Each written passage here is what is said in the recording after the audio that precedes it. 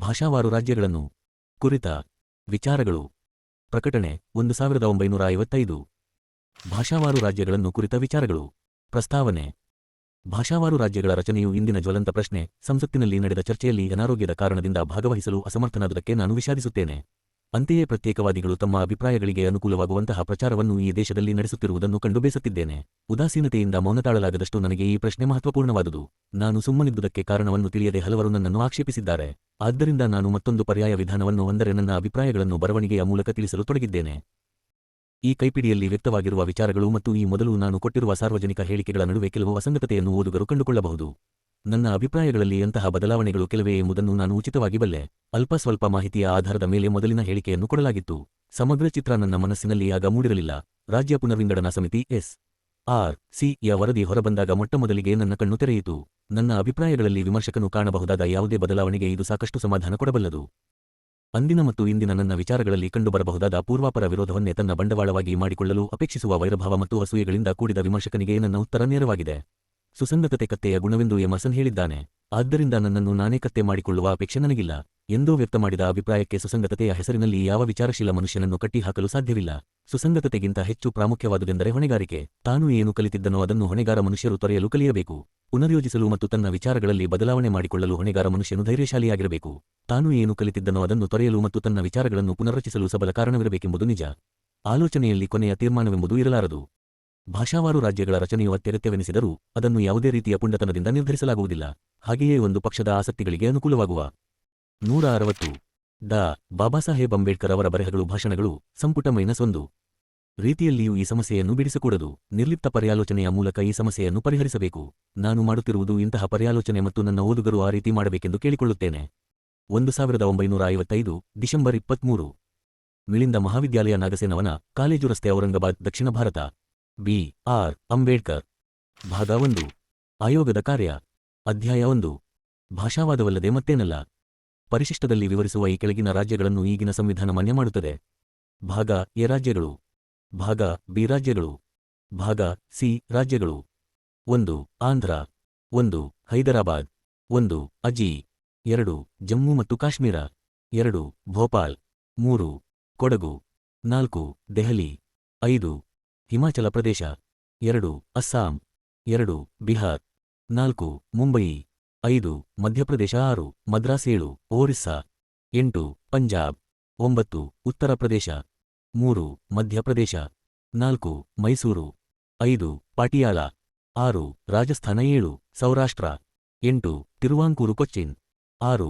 ಕಚ್. 7. ಮಣಿಪುರ. 8. ತ್ರಿಪುರ. 9. ವಿಂಧ್ಯಪ್ರದೇಶ. ಸಂವಿಧಾನದ 3ನೇ ವಿಧಿಯು ಹೊಸ ರಾಜ್ಯಗಳನ್ನು ಸ್ಥಾಪಿಸಲು ಸಂಸತ್ತಿಗೆ ಅಧಿಕಾರ ಕೊಡುತ್ತದೆ.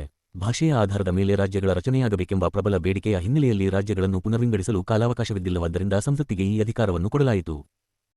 ಭಾಷಾನುಗುಣ ರಾಜ್ಯ ರಚನೆಯ ಬಗೆಗೆ ಬರುತ್ತಿದ್ದ ನಿರಂತರ ಒತ್ತಾಯದ ಕಾರಣದಿಂದಾಗಿ ಈ ಸಮಸ್ಯೆಯ ಪರಿಶೀಲನೆಗೆ ಪ್ರಧಾನಮಂತ್ರಿಗಳು ರಾಜ್ಯ ಪುನರ್ವಿಂಗಡಣಾ ಆಯೋಗವನ್ನು ನೇಮಿಸಿದರು.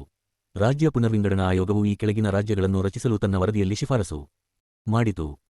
162 ಡಾ. ಬಾಬಾಸಾಹೇಬ್ ಅಂಬೇಡ್ಕರ್ ಅವರ ಬರೆಹಗಳು ಭಾಷಣಗಳು ಸಂಪುಟ -1. ಉದ್ದೇಶಿತ ಹೊಸ ರಾಜ್ಯಗಳು. ರಾಜ್ಯದ ಹೆಸರು. ವಿಸ್ತೀರ್ಣ ಚ ಮೈಲಿಗಳಲ್ಲಿ. ಜನಸಂಖ್ಯೆ ಕೋಟಿಗಳಲ್ಲಿ. ಭಾಷೆ. 1. ಮದ್ರಾಸ್. 2,80,020. ಮಧ್ಯರಾತ್ರಿ 2 ಗಂಟೆ. ತಮಿಳು. 9. ಕೇರಳ. 14,980. ಮಧ್ಯರಾತ್ರಿ 12 ಗಂಟೆ 22 ನಿಮಿಷ. ಮಲಯಾಳಂ. 2. ಕರ್ನಾಟಕ. 72.730. ಮಧ್ಯರಾತ್ರಿ 12 ಗಂಟೆ 50 ನಿಮಿಷ. ಕನ್ನಡ. 4. ಹೈದರಾಬಾದ್. 98,500. ಮಧ್ಯರಾತ್ರಿ 12 ಗಂಟೆ 2 ನಿಮಿಷ. ತೆಲುಗು. 5. ಆಂಧ್ರ. 64,950. ಬೆಳಿಗ್ಗೆ 9 ಗಂಟೆ 6 ನಿಮಿಷ. ತೆಲುಗು. ಮುಂಬಯಿ ವಿದರ್ಭ. 1,51,360. ಬೆಳಗಿನ ಜಾವ 4 ಗಂಟೆ 2 ನಿಮಿಷ. ಸಂಕೀರ್ಣ. 36,890. ಮಧ್ಯರಾತ್ರಿ 12 ಗಂಟೆ 22 ನಿಮಿಷ. ಮರಾಠಿ. 8. ಮಧ್ಯಪ್ರದೇಶ. 9. ರಾಜಸ್ಥಾನ್. 1,71,500. 2.61. ಹಿಂದಿ. 1,32,300. 1.60. ರಾಜಸ್ಥಾನಿ. 10. ಪಂಜಾಬ್. 58,140. 1.72. ಪಂಜಾಬಿ. 11. ಉತ್ತರ ಪ್ರದೇಶ. 1,13,410. ಬೆಳಿಗ್ಗೆ 6 ಗಂಟೆ 32 ನಿಮಿಷ. 12. ಬಿಹಾರ. 66.530 3.83 ಎ 13 ಪಶ್ಚಿಮ ಬಂಗಾಳ 34,590 2.65 ಬಂಗಾಲಿ 14 ಅಸ್ಸಾಂ 89,040 ಮಧ್ಯರಾತ್ರಿ 12:52 ಅಸ್ಸಾಮಿ 15 ಒರಿಸ್ಸಾ 60,140 ಮಧ್ಯರಾತ್ರಿ 1:46 ಓರಿಯಾ 16 ಜಮ್ಮು ಮತ್ತು ಕಾಶ್ಮೀರ 92.780 ಮಧ್ಯರಾತ್ರಿ 12:14 ಕಾಶ್ಮೀರಿ ಇಲ್ಲಿ ರಾಜ್ಯಗಳ ಗಾತ್ರವನ್ನು ಹೋಲಿಸಿ ನೋಡುವುದು ಮುಖ್ಯ. ಜನಸಂಖ್ಯೆಯನ್ನು ಅಳತೆಗೋಲಾಗಿ ಇಟ್ಟುಕೊಂಡಾಗ ಉಂಟಾಗುವ ಪರಿಣಾಮ ಈ ಕೆಳಕಂಡಂತಿರುತ್ತದೆ. ಪ್ರತಿಯೊಂದರಲ್ಲಿಯೂ 1 ರಿಂದ 2 ಕೋಟಿ ಜನಸಂಖ್ಯೆಯುಳ್ಳ 8 ರಾಜ್ಯಗಳಿವೆ. ಪ್ರತಿಯೊಂದರಲ್ಲಿಯೂ 2 ರಿಂದ 4 ಕೋಟಿ ಜನಸಂಖ್ಯೆಯುಳ್ಳ 4 ರಾಜ್ಯಗಳಿವೆ. 4 ಕೋಟಿ ಜನಸಂಖ್ಯೆಗಿಂತ ಹೆಚ್ಚಿಗಿರುವ ಒಂದು ರಾಜ್ಯವಿದೆ. 6 ಕೋಟಿ ಜನಸಂಖ್ಯೆಗಿಂತ ಹೆಚ್ಚಿರುವ ಒಂದು ರಾಜ್ಯವಿದೆ. ಇದರ ಪರಿಣಾಮವು ವಿಪರೀತವಾಗುತ್ತದೆ ಎಂದು ಹೇಳಬೇಕಾದ ಅಗತ್ಯವಿಲ್ಲ. ರಾಜ್ಯದ ಗಾತ್ರವು ಮುಖ್ಯ ವಿಷಯವಲ್ಲವೆಂದು ಹಾಗೂ ಗಣರಾಜ್ಯದಲ್ಲಿ ಸೇರುವ ರಾಜ್ಯಗಳ ಗಾತ್ರದ ಸಮಾನತೆ ಕ್ಷಣಕಾಲವಾದರೂ ಚಿಂತಿಸಬೇಕಾದ ವಿಷಯವಲ್ಲವೆಂದು ಆಯೋಗವು ಯೋಚಿಸುವಂತೆ ಕಾಣುತ್ತದೆ. ಆಯೋಗವು ಮಾಡಿದ ಮೊದಲ ಹಾಗೂ ಅತ್ಯಂತ ಭೀಕರವಾದ ತಪ್ಪು ಇದು. ಸಕಾಲದಲ್ಲಿ ಸರಿಪಡಿಸದಿದ್ದರೆ ಇದು ಭಾರತಕ್ಕೆ ತುಂಬಾ ಹಾನಿ ಮಾಡುವುದು ಖಂಡಿತ. ಅಧ್ಯಾಯ 2 ಭಾಷಾವಾದದ ಅತಿರೇಕ. ವಿವಿಧ ರಾಜ್ಯಗಳ ಸ್ಥಾಪನೆಗೆ ರಾಜ್ಯ ಪುನರ್ವಿಂಗಡಣಾ ಆಯೋಗವು ಶಿಫಾರಸು ಮಾಡಿದೆ. ಆ ಶಿಫಾರಸುಗಳ ಒಂದು ಪರಿಣಾಮವೆಂದರೆ ವಿವಿಧ ರಾಜ್ಯಗಳ ಗಾತ್ರದಲ್ಲಿ ವ್ಯತ್ಯಾಸ. ಇದನ್ನು ಮೊದಲ ಅಧ್ಯಾಯದಲ್ಲಿ ತೋರಿಸಿಕೊಟ್ಟಿದ್ದೇನೆ. ಅಲ್ಲದೆ ಆಯೋಗವು ಮಾಡಿರುವ ಶಿಫಾರಸುಗಳಲ್ಲಿ ಮತ್ತೊಂದು ದೋಷವಿದೆ. ಈ ದೋಷ ಸ್ವಲ್ಪ ಮಟ್ಟಿಗೆ ಮರೆಯಾಗಿದೆಯಾದರೂ ಅದು ಇರುವುದು ನಿಜ. ಉತ್ತರ ಭಾರತವನ್ನು ದಕ್ಷಿಣ ಭಾರತಕ್ಕೆ ಸಂಬಂಧಿಸಿದಂತೆ ಪರಿಗಣಿಸದಿರುವುದರಲ್ಲಿ ಆ ದೋಷವಡಗಿದೆ. ಈ ಕೆಳಗಿನ ಕೋಷ್ಟಕದಿಂದ ಅದು ಸ್ಪಷ್ಟವಾಗುತ್ತದೆ. ದಕ್ಷಿಣದ ರಾಜ್ಯಗಳು ಹೆಸರು ಜನಸಂಖ್ಯೆ ಕೋಟಿಗಳಲ್ಲಿ. ಮಧ್ಯದ ರಾಜ್ಯಗಳು ಹೆಸರು ಜನಸಂಖ್ಯೆ ಕೋಟಿಗಳಲ್ಲಿ. ಉತ್ತರದ ರಾಜ್ಯಗಳು ನಕ್ಷತ್ರ ಚಿಹ್ನೆ ಹೆಸರು ಜನಸಂಖ್ಯೆ ಕೋಟಿಗಳಲ್ಲಿ. ಮದ್ರಾಸ್ ಮಧ್ಯರಾತ್ರಿ 2 ಗಂಟೆ. ಮಹಾರಾಷ್ಟ್ರ ಮಧ್ಯರಾತ್ರಿ 2:20 ಉತ್ತರ ಪ್ರದೇಶ ಕೇರಳ ಮಧ್ಯರಾತ್ರಿ 12:26 ಗುಜರಾತ್ ಮಧ್ಯರಾತ್ರಿ 12:02 ಬಿಹಾರ 35 ಕರ್ನಾಟಕ 0.60 ಸೌರಾಷ್ಟ್ರ 0.9 ಮಧ್ಯಪ್ರದೇಶ ಆಂಧ್ರ ಮಧ್ಯರಾತ್ರಿ 12:06 ಕಚ್ 0.99 ರಾಜಸ್ಥಾನ್ ಹೈದರಾಬಾದ್ ಮಧ್ಯರಾತ್ರಿ 12:02 ಪಂಜಾಬ್ ನಕ್ಷತ್ರ ಚಿಹ್ನೆ. ಭಾಷಾವಾರು ರಾಜ್ಯ ರಚನೆಯ ಹೆಸರಿನಲ್ಲಿ ಭಾರತವನ್ನು ವಿಭಜಿಸುವ ಹಂಚಿಕೆಯನ್ನು ಕಡೆಗಣಿಸಲಾಗದು. ಆಯೋಗವು ಯೋಚಿಸುವಷ್ಟು ಅದು ನಿರಪಾಯಕಾರಿಯಾದುದಲ್ಲ. ಅದು ತುಂಬಾ ವಿಷಪೂರಿತವಾಗಿದೆ. ಈಗಿಂದೀಗಲೇ ಆ ವಿಷವನ್ನು ತೆಗೆದುಹಾಕಲೇಬೇಕು. ಭಾರತೀಯ ಒಕ್ಕೂಟದ ಕಲ್ಪನೆ ಒಂದು ವಿಚಾರವನ್ನು ವ್ಯಕ್ತಮಾಡುತ್ತದೆ. ಅದು ಒಂದು ಸಾಧನೆಯನ್ನು ಸೂಚಿಸಿರುವುದಿಲ್ಲ.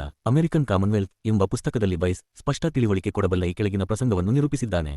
ಅವನು ಹೇಳುವುದು ಹೀಗೆ: ಕೆಲವು ವರ್ಷಗಳ ಹಿಂದೆ ತನ್ನ ವಾರ್ಷಿಕ ಸಮ್ಮೇಳನವೊಂದರಲ್ಲಿ ಸಾರ್ವಜನಿಕ ಪೂಜಾವಿಧಾನವನ್ನು ತಿದ್ದುಪಡಿ ಮಾಡುವ ಕಾರ್ಯದಲ್ಲಿ ಅಮೆರಿಕೆಯ ಪ್ರೊಟೆಸ್ಟೆಂಟ್ ಎಪಿಸ್ಕೋಪಲ್ ಚರ್ಚ್ ಮಗ್ನವಾಗಿತ್ತು. ಸಣ್ಣ ವಾಕ್ಯಗಳ ಪ್ರಾರ್ಥನೆಯ ಜೊತೆಗೆ ಇಡೀ ಜನತೆಗಾಗಿ ಒಂದು ಸಾಮೂಹಿಕ ಪ್ರಾರ್ಥನೆಯನ್ನು ಮಧ್ಯಭಾಗದಲ್ಲಿರುವ ಕೆಲವು ರಾಜ್ಯಗಳನ್ನು ನಾನು ಸೇರಿಸಿದ್ದೇನೆ, ಏಕೆಂದರೆ ಭಾಷೆಯ ಮೂಲಕ ಅವುಗಳಲ್ಲಿ ಪರಸ್ಪರ ಸಂಬಂಧವಿದೆ. 164 ಡಾ ಬಾಬಾಸಾಹೇಬ್ ಅಂಬೇಡ್ಕರ್ ಅವರ ಬರೆಹಗಳು ಭಾಷಣಗಳು ಸಂಪುಟ -1 ಸೇರಿಸುವುದು ಒಳ್ಳೆಯದು ಎಂದು ಯೋಚಿಸಲಾಗಿತ್ತು. ಸುಪ್ರಸಿದ್ಧ ನವ ಇಂಗ್ಲೆಂಡ್ ದೈವಜ್ಞನೊಬ್ಬನು ಓ ದೇವರೇ, ನಮ್ಮ ರಾಷ್ಟ್ರವನ್ನು ಆಶೀರ್ವದಿಸು ಎಂಬ ಪದಗಳನ್ನು ಸೂಚಿಸಿದ. ಅವು ಆ ಮಧ್ಯಾಹ್ನ ಆ ಕ್ಷಣದಲ್ಲಿ ಸ್ವೀಕೃತವಾದವು. ಮಾರನೇ ದಿನ ಆ ವಾಕ್ಯವನ್ನು ಪುನಃ ಪರಿಶೀಲನೆಗೆ ತೆಗೆದುಕೊಳ್ಳಲಾಯಿತು. ರಾಷ್ಟ್ರ ಎಂಬ ಪದಕ್ಕೆ ಅಲ್ಲಿಯ ಸಾಮಾನ್ಯರು ಹಲವು ವಿರೋಧಗಳನ್ನು ವ್ಯಕ್ತಪಡಿಸಿದರು. ಯಾಕೆಂದರೆ ಆ ಪದವು ಅತಿ ನಿಖರವಾದ ರಾಷ್ಟ್ರೀಯ ಏಕತೆಯ ಅರ್ಥವನ್ನು ಕೊಡುತ್ತದೆ ಎಂಬುದು ಅವರ ವಾದವಾಗಿತ್ತು. ಆಗ ಆ ಪದವನ್ನು ಕೈಬಿಟ್ಟು ಓ ದೇವರೇ, ಈ ಸಂಯುಕ್ತ ಸಂಸ್ಥಾನಗಳನ್ನು ಆಶೀರ್ವದಿಸು ಎಂಬ ವಾಕ್ಯವನ್ನು ಅವರು ಸ್ವೀಕರಿಸಿದರು. ತನ್ನನ್ನು ಭಾರತೀಯ ಸಂಯುಕ್ತ ರಾಜ್ಯಗಳು ಎಂದು ಕರೆದುಕೊಳ್ಳಲು ಭಾರತವು ಮಾನಸಿಕವಾಗಿ ಮತ್ತು ನೈತಿಕವಾಗಿ ಅರ್ಹವಾಗಿಲ್ಲ. ಭಾರತವು ಸಂಯುಕ್ತ ರಾಜ್ಯಗಳಾಗಿ ಆಗಲು ನಾವು ಇನ್ನೂ ಬಹಳ ದೂರ ಕ್ರಮಿಸಬೇಕಾಗಿದೆ. ಭಾರತೀಯ ಸಂಯುಕ್ತ ರಾಜ್ಯಗಳಿಂದ ಭಾರತೀಯ ಒಕ್ಕೂಟವು ಬಹಳ ದೂರದಲ್ಲಿದೆ. ಆದರೆ ಉತ್ತರ ಭಾರತವನ್ನು ಬಲಪಡಿಸಿ ದಕ್ಷಿಣ ಭಾರತವನ್ನು ಒಡೆಯುವುದು ಆ ಗುರಿಯನ್ನು ಸಾಧಿಸಲು ಸರಿಯಾದ ಕ್ರಮವಲ್ಲ. ಭಾಗ 2 ಭಾಷಾವಾದದ ಪರಿಮಿತಿಗಳು. ಅಧ್ಯಾಯ 3 ಭಾಷಾವಾರು ರಾಜ್ಯದ ಆಗುಹೋಗುಗಳು. ಒಂದು ರಾಜ್ಯ ಒಂದು ಭಾಷೆ ಎಂಬುದು ಬಹುಮಟ್ಟಿಗೆ ವಿಶ್ವದ ಪ್ರತಿಯೊಂದು ರಾಷ್ಟ್ರದ ಲಕ್ಷಣ. ಜರ್ಮನಿಯ ಸಂವಿಧಾನವನ್ನು ಪರಿಶೀಲಿಸಿ, ಫ್ರಾನ್ಸಿನ ಸಂವಿಧಾನವನ್ನು ಪರಿಶೀಲಿಸಿ, ಇಟಲಿಯ ಸಂವಿಧಾನವನ್ನು ಪರಿಶೀಲಿಸಿ, ಇಂಗ್ಲೆಂಡಿನ ಸಂವಿಧಾನವನ್ನು ಪರಿಶೀಲಿಸಿ ಮತ್ತು ಅಮೆರಿಕೆಯ ಸಂಯುಕ್ತ ಸಂಸ್ಥಾನಗಳ ಸಂವಿಧಾನವನ್ನು ಪರಿಶೀಲಿಸಿ, ಒಂದು ರಾಜ್ಯ ಒಂದು ಭಾಷೆ ಎಂಬುದು ನಿಯಮ. ಈ ನಿಯಮದ ಉಲ್ಲಂಘನೆ ಎಲ್ಲೆಲ್ಲಿ ಆಗಿದೆಯೋ ಅಲ್ಲೆಲ್ಲ ರಾಜ್ಯಕ್ಕೆ ಅಪಾಯ ಒದಗಿದೆ. ಪ್ರಾಚೀನ ಆಸ್ಟ್ರಿಯನ್ ಸಾಮ್ರಾಜ್ಯ ಮತ್ತು ಪ್ರಾಚೀನ ಟರ್ಕಿ ಸಾಮ್ರಾಜ್ಯಗಳು ಸಂಕೀರ್ಣ ರಾಜ್ಯಗಳಿಗೆ ದೃಷ್ಟಾಂತಗಳು. ಅವು ಎಲ್ಲ ಅರ್ಥದಲ್ಲಿಯೂ ಬಹುಭಾಷಾ ರಾಷ್ಟ್ರಗಳಾಗಿದ್ದವು. ಬಹುಭಾಷಾ ರಾಷ್ಟ್ರಗಳಾಗಿದ್ದರಿಂದಲೇ ಅವುಗಳು ಸಿಡಿದು ಹೋದವು. ಭಾರತವು ಸಂಕೀರ್ಣ ರಾಜ್ಯಗಳ ಸಮೂಹವಾಗಿ ಮುಂದುವರೆದರೆ ಅಂತಹ ದುರದೃಷ್ಟದಿಂದ ಅದು ಪಾರಾಗಲಾರದು. ಏಕಭಾಷಾ ರಾಜ್ಯವು ಸ್ಥಿರವಾಗಿರುತ್ತದೆ, ಬಹುಭಾಷಾ ರಾಜ್ಯವು ಅಸ್ಥಿರವಾಗಿರುತ್ತದೆ ಎಂಬುದಕ್ಕೆ. ಭಾಷಾವಾರು ಪ್ರಾಂತ್ಯಗಳು. 165 ಕಾರಣ ಸುಸ್ಪಷ್ಟ. ಒಂದು ರಾಜ್ಯವು ಸುಹೃತ್ ಬಾಂಧವ್ಯ ಭಾವನೆಯ ಆಧಾರದ ಮೇಲೆ ರಚಿತವಾಗಿರುತ್ತದೆ. ಸಂಕ್ಷಿಪ್ತವಾಗಿ ಹೇಳುವುದಾದರೆ ನಾವೆಲ್ಲ ಒಂದು ಎಂಬಂತಹ ಸಾಂಘಿಕ ಚಿತ್ತವೃತ್ತಿಯ ಭಾವನೆ. ಈ ಭಾವನೆಯ ಹಿಡಿತಕ್ಕೆ ಸಿಕ್ಕವರು ತಾವೆಲ್ಲ ಬಂಧುಬಾಂಧವರೆಂದು ಭಾವಿಸುತ್ತಾರೆ. ತಮ್ಮ ತಮ್ಮ ಬಂಧು ಬಳಗದವರ ಬಗ್ಗೆ ಸೌಹಾರ್ದ ಭಾವನೆ, ಬಂಧು ಬಳಗದವರಲ್ಲದವರ ಬಗ್ಗೆ ಅಸಹನ ಭಾವನೆಯೂ ಒಂದೇ ಸಮಯದಲ್ಲಿರುತ್ತವೆ. ಅದು ಹೋಗುತ್ತಾ ಬರುತ್ತಾ ಉಭಯ ಮುಖಗಳಲ್ಲಿ ಕೊರೆಯುವ ಜಾತಿಪ್ರಜ್ಞೆಯ ಭಾವನೆ. ಇದು ಸಜಾತಿ ಪ್ರಜ್ಞೆಯ ಭಾವನೆ. ಈ ಭಾವನೆ ಆರ್ಥಿಕ ಸಾಮಾಜಿಕ ಏರುಪೇರುಗಳನ್ನು ಹಾಗೂ ಗಣನೆಯಿಲ್ಲದೆ ಸ್ವಜನತೆಯನ್ನು ಭದ್ರವಾಗಿ ಬಂಧಿಸುತ್ತದೆ. ವಿಜಾತಿಯವರನ್ನು ದೂರ ಸರಿಸಿರುತ್ತದೆ. ಇದು ಬೇರೆ ಗುಂಪಿನೊಡನೆ ಸೇರದಿರುವ ಪ್ರತ್ಯೇಕತಾ ಭಾವನೆ. ಸೌಹಾರ್ದ ಭಾವನೆಯ ಅಸ್ತಿತ್ವ ಸ್ಥಿರವಾದ ಹಾಗೂ ಜನತಂತ್ರಾತ್ಮಕ ರಾಷ್ಟ್ರದ ಬುನಾದಿ. ಭಾಷಾವಾರು ರಾಜ್ಯವು ಅವಶ್ಯಕವೆಂಬುದಕ್ಕೆ ಇದು ಒಂದು ಕಾರಣ. ಒಂದು ರಾಜ್ಯವು ಏಕ ಭಾಷಾತ್ಮಕವಾಗಿರಬೇಕೆಂಬುದಕ್ಕೆ ಇತರ ಕಾರಣಗಳೂ ಉಂಟು. ಒಂದು ರಾಜ್ಯ, ಒಂದು ಭಾಷೆ, ನಿಯಮವು ಏಕೆ ಅಗತ್ಯ ಎಂಬುದಕ್ಕೆ ಬೇರೆ ಎರಡು ಕಾರಣಗಳುಂಟು. ಒಂದು ರಾಷ್ಟ್ರದ ಪ್ರಜೆಗಳ ನಡುವೆ ಸೌಹಾರ್ದ ಭಾವನೆಯಿಲ್ಲದಿದ್ದರೆ ಪ್ರಜಾತಂತ್ರವು ಘರ್ಷಣೆಯಿಲ್ಲದೆ ನಡೆಯದು ಎಂಬುದು ಒಂದು ಕಾರಣ.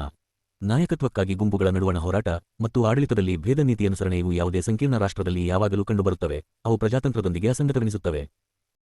ಸಂಕೀರ್ಣ ರಾಷ್ಟ್ರವೊಂದರಲ್ಲಿ ಪ್ರಜಾತಂತ್ರದ ವಿಫಲತೆಗೆ ಅತ್ಯುತ್ತಮ ಉದಾಹರಣೆಯೆಂದರೆ ಇಂದಿನ ಮುಂಬಯಿ ರಾಜ್ಯ. ಸಂಕೀರ್ಣ ರಾಜ್ಯವೊಂದು ಹೇಗೆ ಅಭಿವೃದ್ಧಿ ಹೊಂದಬಲ್ಲದು ಎಂಬುದನ್ನು ಅರಿತು ಅನುಭವ ಪಡೆಯಲು ಇಂದಿನ ಮುಂಬಯಿ ರಾಜ್ಯವು ಹೀಗೆ ಉಳಿಯಬೇಕು ಎಂದು ರಾಜ್ಯ ಮನರ್ವಿಂಗಡನಾ ಸಮಿತಿ ಸೂಚಿಸಿದೆ. ಇಂತಹ ಸೂಚನೆಯಿಂದ ನಾನು ದಿಗ್ಭ್ರಮೆಗೊಂಡಿದ್ದೇನೆ. ಕಳೆದ 20 ವರ್ಷಗಳಿಂದ ಸಂಕೀರ್ಣ ರಾಜ್ಯವಾಗಿ ಮುಂಬಯಿ ಪರಿಸ್ಥಿತಿ ಏನೆಂಬುದನ್ನು ಗಮನಿಸಿಯೂ ಮತ್ತು ಮರಾಠಿಗರು ಮತ್ತು ಗುಜರಾತಿಗಳ ನಡುವೆ ಇರುವ ತೀವ್ರತರ ಹಗೆತನವನ್ನು ಕಂಡು ಇಂತಹ ಅರ್ಥಹೀನ ಸಲಹೆಯನ್ನು ಕೇವಲ ತಿಳಿಗೇಡಿ ಅಥವಾ ಮರೆಗುಳಿ ವ್ಯಕ್ತಿಯು ಕೊಡಬಹುದು. ಸಂಕೀರ್ಣ ರಾಜ್ಯದಲ್ಲಿ ಜನತಂತ್ರದ ವಿಫಲತೆಗೆ ಮತ್ತೊಂದು ಉದಾಹರಣೆಯೆಂದರೆ ಹಿಂದಿನ ಮದ್ರಾಸ್ ರಾಜ್ಯ. ಸಂಯುಕ್ತ ಭಾರತದ ಸಂಕೀರ್ಣ ರಾಷ್ಟ್ರ ಸ್ಥಾಪನೆ ಮತ್ತು ಭಾರತವೆಂಬ ಏಕರಾಷ್ಟ್ರದಲ್ಲೂ ಭಾರತ, ಪಾಕಿಸ್ತಾನಗಳೆಂಬ ಎರಡು ರಾಜ್ಯಗಳು ಅವಶ್ಯಕ ವಿಭಜನೆಯು ಸಂಕೀರ್ಣ ರಾಷ್ಟ್ರವೊಂದರಲ್ಲಿ ಜನತಂತ್ರವಿರುವುದು ಅಸಾಧ್ಯವೆಂಬುದಕ್ಕೆ ಮತ್ತಿತರ ಉದಾಹರಣೆಗಳು. ಒಂದು ರಾಜ್ಯ, ಒಂದು ಭಾಷೆ, ನಿಯಮವನ್ನು ಅನುಸರಿಸುವುದು ಅಗತ್ಯ ಎಂಬುದಕ್ಕೆ ಮತ್ತೊಂದು ಕಾರಣ ಜನಾಂಗೀಯ ಮತ್ತು ಸಾಂಸ್ಕೃತಿಕ ಘರ್ಷಣೆಗಳಿಗೆ ಇದೊಂದೇ ಪರಿಹಾರವೆಂಬುದು. ತಮಿಳರು ಆಂಧ್ರರನ್ನು, ಆಂಗ್ಲರು ತಮಿಳರನ್ನು ಏಕೆ ದ್ವೇಷಿಸುತ್ತಾರೆ? ಹೈದರಾಬಾದಿನಲ್ಲಿರುವ ಆಂಧ್ರರು ಮರಾಠಿಗರನ್ನು, ಮರಾಠಿಗರು ಆಂಧ್ರರನ್ನು ಏಕೆ ದ್ವೇಷಿಸುತ್ತಾರೆ? ಗುಜರಾತಿಗಳು ಮರಾಠಿಗರನ್ನು, ಮರಾಠಿಗಳು ಗುಜರಾತಿಗಳನ್ನು ಏಕೆ ದ್ವೇಷಿಸುತ್ತಾರೆ? ಇದಕ್ಕೆ ಉತ್ತರ ತುಂಬಾ ಸರಳ. ಇಬ್ಬರ ನಡುವೆ ಯಾವುದೇ ಸ್ವಾಭಾವಿಕ ವೈರವಿದೆ ಎಂಬುದು ಇದಕ್ಕೆ ಕಾರಣವಲ್ಲ. ಅವರನ್ನು ಅಕ್ಕಪಕ್ಕದಲ್ಲಿ ಕುಳ್ಳಿರಿಸಿ. ಆಲ್ ದ ಬಾಬಾಸಾಹೇಬ್ ಅಂಬೇಡ್ಕರ್ ಅವರ ಬರೆಹಗಳು, ಭಾಷಣಗಳು, ಸಂಪುಟ -1. ಸರ್ಕಾರದಂತಹ ಸಾಮಾನ್ಯ ಸಹಭಾಗಿ ಚಿತ್ರದಲ್ಲಿ ಭಾಗವಹಿಸಲು ಒತ್ತಾಯಿಸುವಂತಹ ವಿಷಯವೇ ದ್ವೇಷಕ್ಕೆ ಕಾರಣ. ಇದಕ್ಕೆ ಮತ್ತಾವ ಪರಿಹಾರವಿಲ್ಲ. ಎಲ್ಲಿಯವರೆಗೆ ಇವರು ಕಡ್ಡಾಯವಾಗಿ ರಾಜಕೀಯ ರಂಗದಲ್ಲಿ ಅಕ್ಕಪಕ್ಕದಲ್ಲಿರುವ ಸ್ಥಿತಿ ಉಳಿದಿರುತ್ತದೆಯೋ ಅಲ್ಲಿಯವರೆಗೆ ಇಬ್ಬರ ನಡುವೆ ಶಾಂತಿ ಇರಲಾರದು. ಕೆನಡಾ, ಸ್ವಿಟ್ಜರ್ಲೆಂಡ್ ಮತ್ತು ದಕ್ಷಿಣ ಆಫ್ರಿಕಾ ದೇಶಗಳ ಉದಾಹರಣೆಗಳನ್ನು ಉಲ್ಲೇಖಿಸುವ ಜನರು ಇದ್ದಾರೆ. ಇಂತಹ ದ್ವಿಭಾಷಾ ರಾಷ್ಟ್ರಗಳು ಇವೆ ಎಂಬುದು ನಿಜ. ಆದರೆ ಕೆನಡಾ, ಸ್ವಿಟ್ಜರ್ಲೆಂಡ್ ಮತ್ತು ದಕ್ಷಿಣ ಆಫ್ರಿಕಾಗಳ ಜಾಯಮಾನ ಅಂತಹ ಪ್ರವೃತ್ತಿಗಳಿಗಿಂತ ಭಾರತದ ಪ್ರತಿಭೆ, ಜಾಯಮಾನಗಳು ವಿಭಿನ್ನವಾಗಿವೆ ಎಂಬುದನ್ನು ಮರೆಯಲಾಗದು. ಕೂಡಿಸುವುದು ಸ್ವಿಟ್ಜರ್ಲೆಂಡ್, ದಕ್ಷಿಣ ಆಫ್ರಿಕಾ ಮತ್ತು ಕೆನಡಾಗಳ ಪ್ರವೃತ್ತಿ, ಒಡೆಯುವುದು ಭಾರತದ ಪ್ರವೃತ್ತಿ. ಅವರನ್ನೆಲ್ಲ ಇಲ್ಲಿಯವರೆಗೆ ಒಟ್ಟಿಗೆ ಹಿಡಿದಿರಲಾಗಿರುವ ಸಂಗತಿಯು ವಸ್ತುಗಳ ಸಹಜಗತಿಗೆ ಅನುಗುಣವಾಗಿಲ್ಲ. ಅವರಿಬ್ಬರೂ ಕಾಂಗ್ರೆಸ್ ಶಿಸ್ತಿನಿಂದ ಬಂಧಿತರಾಗಿದ್ದಾರೆ ಎಂಬ ಸತ್ಯ ಸಂಗತಿ ಇದಕ್ಕೆ ಕಾರಣ. ಆದರೆ ಕಾಂಗ್ರೆಸ್ ಎಲ್ಲಿಯವರೆಗೆ ಉಳಿಯಬಲ್ಲದು? ಕಾಂಗ್ರೆಸ್ ಎಂದರೆ ಪಂಡಿತ ನೆಹರು, ಪಂಡಿತ ನೆಹರು ಅಂದರೆ ಕಾಂಗ್ರೆಸ್. ಆದರೆ ಪಂಡಿತ ನೆಹರು ಚಿರಂಜೀವಿಯೇ? ಈ ಪ್ರಶ್ನೆಗಳತ್ತ ಗಮನ ಕೊಡುವ ಯಾರಾದರೂ ಕಾಂಗ್ರೆಸ್ ಆಚಂದ್ರಾರ್ಕ ಉಳಿಯಲಾರದು ಎಂಬುದನ್ನು ಮನಗಾಣುತ್ತಾರೆ. ಒಂದು ದಿನ ಕಾಂಗ್ರೆಸ್ಸಿಗೆ ಕೊನೆ ಬರಲೇಬೇಕು. ಮುಂದಿನ ಚುನಾವಣೆಯೊಳಗೆ ಅದು ಕೊನೆಗಾಣಬಹುದು. ಹಾಗೆ ಆದಾಗ ಮುಂಬಯಿ ರಾಜ್ಯದಲ್ಲಿ ಆಡಳಿತ ನಡೆಯುವುದಕ್ಕೆ ಬದಲಾಗಿ ಅಂತರ್ಯುದ್ಧ ನಡೆಯುವುದನ್ನು ಕಾಣಬಹುದು. ಆದ್ದರಿಂದ ಎರಡು ಕಾರಣಗಳಿಂದಾಗಿ ಎಂದರೆ ಜನತಂತ್ರಕ್ಕೆ ಮಾರ್ಗವನ್ನು ಸುಲಭಗೊಳಿಸಲು ಮತ್ತು ಜನಾಂಗೀಯ ಮತ್ತು ಸಾಂಸ್ಕೃತಿಕ ಬಿಕ್ಕಟ್ಟನ್ನು ನಿವಾರಿಸಲು ನಮಗೆ ಭಾಷಾವಾರು ರಾಜ್ಯಗಳು ಬೇಕು. ಭಾಷಾವಾರು ರಾಜ್ಯಗಳನ್ನು ರಚಿಸಲು ಭಾರತವು ಹಿಡಿದ ಹಾದಿ ಸೂಕ್ತವಾದುದು. ಎಲ್ಲಾ ರಾಷ್ಟ್ರಗಳು ಅನುಸರಿಸುವ ಮಾರ್ಗ ಅದೇ. ಭಾಷಾನುಗುಣವಾದ ಇತರ ರಾಷ್ಟ್ರಗಳು ಪ್ರಾರಂಭದಿಂದಲೂ ಹಾಗೇ ಆಗಿರುತ್ತವೆ. ಭಾರತದ ಬಗ್ಗೆ ಹೇಳುವುದಾದರೆ ಆ ಗುರಿಯನ್ನು ಮುಟ್ಟಲು ಅದು ತಾನೇ ಹಿಂದೆ ನಡೆಯಬೇಕಾಗುತ್ತದೆ. ಆದರೆ ಈ ದೇಶ ನಡೆಯಬೇಕೆಂದಿರುವ ದಾರಿ ಈಗಾಗಲೇ ಚೆನ್ನಾಗಿ ಸವೆದ ದಾರಿ. ಅದು ಇತರ ರಾಷ್ಟ್ರಗಳು ಅನುಸರಿಸಿದ ಹಾದಿ. ಭಾಷಾವಾರು ರಾಜ್ಯದ ಅನುಕೂಲತೆಗಳನ್ನು ಹೇಳಿದ ನಂತರ ಅದರ ಅಪಾಯಗಳನ್ನು ನಾನು ಪ್ರಸ್ತಾಪಿಸಲೇಬೇಕು. ತನ್ನ ಪ್ರಾದೇಶಿಕ ಭಾಷೆಯ ಅಧಿಕೃತ ರಾಜ್ಯ ಭಾಷೆಯಾಗಿರುವ ಭಾಷಾವಾರು ರಾಜ್ಯವು ಸುಲಭವಾಗಿ ಒಂದು ಸ್ವತಂತ್ರ ರಾಷ್ಟ್ರವಾಗಿ ಬೆಳೆಯಬಹುದು. ಸ್ವತಂತ್ರ ರಾಜ್ಯ ಹಾಗೂ ಸ್ವತಂತ್ರ ರಾಷ್ಟ್ರಗಳ ನಡುವಣ ದಾರಿ ಬಹಳ ಕಿರಿದಾದುದು. ಹೀಗಾದರೆ ನಮ್ಮ ಭಾರತ ಆಧುನಿಕ ಭಾರತವಾಗಿ ಉಳಿಯಲಾರದು. ಪರಸ್ಪರ ವೈರ ಮತ್ತು ಯುದ್ಧಗಳಲ್ಲಿ ಮುಳುಗಿರುವ ಅನೇಕ ದೇಶಗಳನ್ನೊಳಗೊಂಡ ಮಧ್ಯಕಾಲೀನ ಭಾರತವಾಗಿ ಅದು ಪರಿಣಮಿಸುತ್ತದೆ. ಭಾಷಾವಾರು ರಾಜ್ಯಗಳ ರಚನೆಯಲ್ಲಿಯೇ ಈ ಅಪಾಯವಡಗಿದೆ ಎಂಬುದು ಸುಸ್ಪಷ್ಟ. ಭಾಷಾವಾರು ಪ್ರಾಂತ್ಯಗಳು 167. ಆದರೆ ರಾಜ್ಯಗಳನ್ನು ರಚಿಸದಿದ್ದರೂ ಅದೇ ರೀತಿಯ ಅಪಾಯವಿರುತ್ತದೆ. ವಿವೇಕಶೀಲನು, ದೃಢ ಮನೋಭಾವದವನೂ ಆದ ರಾಜನೀತಿಜ್ಞನು ಮೊದಲನೆಯ ಅಪಾಯವನ್ನು ತಪ್ಪಿಸಬಲ್ಲ. ಸಂಕೀರ್ಣ ರಾಜ್ಯದ ಅಪಾಯಗಳು ಹಿರಿದಾಗಿವೆ. ರಾಜನೀತಿಜ್ಞನು ಎಂತಹ ಹಿರಿಮೆಯುಳ್ಳವನಾಗಿದ್ದರೂ ಆ ಅಪಾಯಗಳು ಅವನ ನಿಯಂತ್ರಣಕ್ಕೆ ಸಿಕ್ಕಲಾರವು. ಈ ಅಪಾಯವನ್ನು ಹೇಗೆ ಎದುರಿಸಬಹುದು? ಈ ಅಪಾಯವನ್ನು ಎದುರಿಸಲು ನಾನು ಒಂದೇ ಒಂದು ಉಪಾಯವನ್ನು ಯೋಚಿಸಬಲ್ಲೆ. ಪ್ರಾದೇಶಿಕ ಭಾಷೆಯು ರಾಜ್ಯದ ಅಧಿಕೃತ ಭಾಷೆಯಾಗಿರಕೂಡದೆಂದು ರಾಜ್ಯಾಂಗ ರಚನೆಯಲ್ಲಿ ಅವಕಾಶ ಮಾಡುವುದೇ ಆ ಉಪಾಯ. ರಾಷ್ಟ್ರದ ಅಧಿಕೃತ ಭಾಷೆ ಹಿಂದಿಯಾಗಿರಬೇಕು ಮತ್ತು ಈ ಉದ್ದೇಶ ಸಾಧನೆಗೆ ಭಾರತವು ಅರ್ಹವಾಗುವವರೆಗೆ ಇಂಗ್ಲಿಷ್ ಅಧಿಕೃತ ಭಾಷೆಯಾಗಿ ಉಳಿಯಬೇಕು. ಭಾರತೀಯರು ಇದನ್ನು ಒಪ್ಪಿಕೊಳ್ಳುತ್ತಾರೆಯೇ? ಅವರು ಒಪ್ಪಿಕೊಳ್ಳದಿದ್ದಲ್ಲಿ ಭಾಷಾವಾರು ರಾಜ್ಯಗಳು ಬಹುಸುಲಭವಾಗಿ ಗಂಡಾಂತರಕಾರಿಯಾಗಬಲ್ಲವು. ಒಂದು ಭಾಷೆ ಜನರನ್ನು ಒಂದುಗೂಡಿಸಬಲ್ಲದು. ಎರಡು ಭಾಷೆಗಳು ಜನರನ್ನು ಒಡೆಯುವುದು ಖಂಡಿತ. ಇದು ಕಠೋರ ನಿಯಮ. ಸಂಸ್ಕೃತಿಯು ಭಾಷೆಯಿಂದ ರಕ್ಷಿತವಾಗಿರುತ್ತದೆ. ಭಾರತೀಯರು ಒಂದುಗೂಡಿ ಒಂದು ಸಾಮಾನ್ಯ ಸಂಸ್ಕೃತಿಯನ್ನು ಬೆಳೆಸುವ ಆಶಯ ಹೊಂದಿರುವುದರಿಂದ ಹಿಂದಿಯನ್ನು ತಮ್ಮ ಭಾಷೆಯನ್ನಾಗಿ ಸ್ವೀಕರಿಸುವುದು ಎಲ್ಲ ಭಾರತೀಯರ ಆದ್ಯ ಕರ್ತವ್ಯ. ಭಾಷಾವಾರು ರಾಜ್ಯದ ಅವಿಭಾಜ್ಯ ಅಂಗವೆಂಬುದಾಗಿ ಈ ಸಲಹೆಯನ್ನು ಯಾವುದೇ ಭಾರತೀಯನು ಒಪ್ಪಿಕೊಳ್ಳದಿದ್ದಲ್ಲಿ ಭಾರತೀಯನಾಗಿರಲು ಆತನಿಗೆ ಹಕ್ಕಿಲ್ಲ. ಆತನು 100ಕ್ಕೆ 100 ಮರಾಠಿಗನಾಗಿರಬಹುದು, 100ಕ್ಕೆ 100 ತಮಿಳನಾಗಿರಬಹುದು ಅಥವಾ 100ಕ್ಕೆ 100 ಗುಜರಾತಿಯಾಗಿರಬಹುದು. ಭೌಗೋಳಿಕ ಅರ್ಥದಲ್ಲಿ ಇದ್ದರೂ ನಿಜವಾದ ಅರ್ಥದಲ್ಲಿ ಆತನು ಭಾರತೀಯನಾಗಿರಲಾರ. ನನ್ನ ಸಲಹೆಯನ್ನು ಒಪ್ಪಿಕೊಳ್ಳದಿದ್ದರೆ ಭಾರತವು ಭಾರತವಾಗಿ ಉಳಿಯಲಾರದು. ಅದು ಪರಸ್ಪರ ವೈರ ಮತ್ತು ಯುದ್ಧಗಳಲ್ಲಿ ನಿರತರಾಗಿರುವ ವಿವಿಧ ರಾಷ್ಟ್ರಗಳ ಒಂದು ಗುಂಪಾಗಿರುತ್ತದೆ ಅಷ್ಟೇ. ಎಲೈ ಭಾರತೀಯರೇ, ನೀವು ಎಂದೆಂದು ಬೇರೆ ಬೇರೆ ಇರುತ್ತೀರಿ ಮತ್ತು ನೀವು ಯಾವಾಗಲೂ ಗುಲಾಮರಾಗಿರುತ್ತೀರಿ ಎಂದು ದೇವರು ಭಾರತ ಮತ್ತು ಭಾರತೀಯರ ಮೇಲೆ ಕ್ರೂರ ಶಾಪವನ್ನು ಹೇರಿದಂತೆ ತೋರುತ್ತದೆ. ಭಾರತವು ಪಾಕಿಸ್ತಾನದಿಂದ ಪ್ರತ್ಯೇಕಿಸಲ್ಪಟ್ಟಿದ್ದಕ್ಕೆ ನನಗೆ ಸಂತೋಷವಾಗಿದೆ. ಹಾಗೆ ಹೇಳಬೇಕೆಂದರೆ ನಾನು ಪಾಕಿಸ್ತಾನ ತತ್ವ ಪ್ರತಿವಾದಕ. ನಾನು ದೇಶ ವಿಭಜನೆಯನ್ನು ಸಮರ್ಥಿಸಿದೆ, ಏಕೆಂದರೆ ವಿಭಜನೆಯ ಮೂಲಕ ಮಾತ್ರ ಹಿಂದೂಗಳು ಸ್ವತಂತ್ರರಾಗುವುದು ಮಾತ್ರವಲ್ಲದೆ ಸ್ವಾಧೀನರೂ ಆಗುತ್ತಾರೆ ಎಂದು ನಾನು ಭಾವಿಸಿದೆ. ಒಂದೇ ರಾಷ್ಟ್ರದಲ್ಲಿ ಭಾರತ ಮತ್ತು ಪಾಕಿಸ್ತಾನಗಳು ಕೂಡಿ ಇರುತ್ತಿದ್ದರೆ ಸ್ವತಂತ್ರರಾಗಿದ್ದರೂ ಕೂಡ ಹಿಂದೂಗಳು ಮುಸಲ್ಮಾನರ ಕರುಣೆಯಿಂದ ಜೀವಿಸಿರಬೇಕಾಗುತ್ತಿತ್ತು. ಹಿಂದೂಗಳ ದೃಷ್ಟಿಯಿಂದ ಭಾರತವು ಸ್ವತಂತ್ರವಾಗಿದ್ದರೂ ಹಿಂದೂಗಳ ದೃಷ್ಟಿಯಲ್ಲಿ ಅದು ಸ್ವಾಯತ್ತ ಭಾರತವಾಗುತ್ತಿರಲಿಲ್ಲ. ಅದು ಎರಡು ರಾಷ್ಟ್ರಗಳಿಂದ ಆಳಲ್ಪಟ್ಟ ಒಂದು ದೇಶದ ಸರ್ಕಾರವಾಗುತ್ತಿತ್ತು. ಈ ಎರಡರಲ್ಲಿ ಹಿಂದೂ ಮಹಾಸಭೆ ಮತ್ತು ಜನಸಂಘಗಳಿದ್ದರೂ ಕೂಡ ಮುಸಲ್ಮಾನರು ಆಳರಸರಾಗುತ್ತಿದ್ದರೆಂಬುದರಲ್ಲಿ ಸಂಶಯವಿಲ್ಲ. ತನ್ನ ಶಾಪವನ್ನು ಪರಿಹರಿಸಿ ಭಾರತವು ಒಂದು ಮಹಾನ್ ಹಾಗೂ ಸಂಪದ್ಭರಿತ ರಾಷ್ಟ್ರವಾಗುವುದಕ್ಕೆ ಅವಕಾಶ ಮಾಡಿಕೊಡಲು ದೇವರು ಇಚ್ಛಿಸಿದ್ದಾನೆ ಎಂದು ದೇಶ ವಿಭಜನೆಯಾದಾಗ ನಾನು ಭಾವಿಸಿದೆ. 168 ಡಾ. ಬಾಬಾಸಾಹೇಬ್ ಅಂಬೇಡ್ಕರ್ ಅವರ ಬರೆಹಗಳು, ಭಾಷಣಗಳು, ಸಂಪುಟ -1. ಆದರೆ ಆ ಶಾಪ ಮತ್ತೆ ನಮ್ಮ ಮೇಲೆ ಎರಗಬಹುದೆಂಬ ಭೀತಿ ನನಗಿದೆ.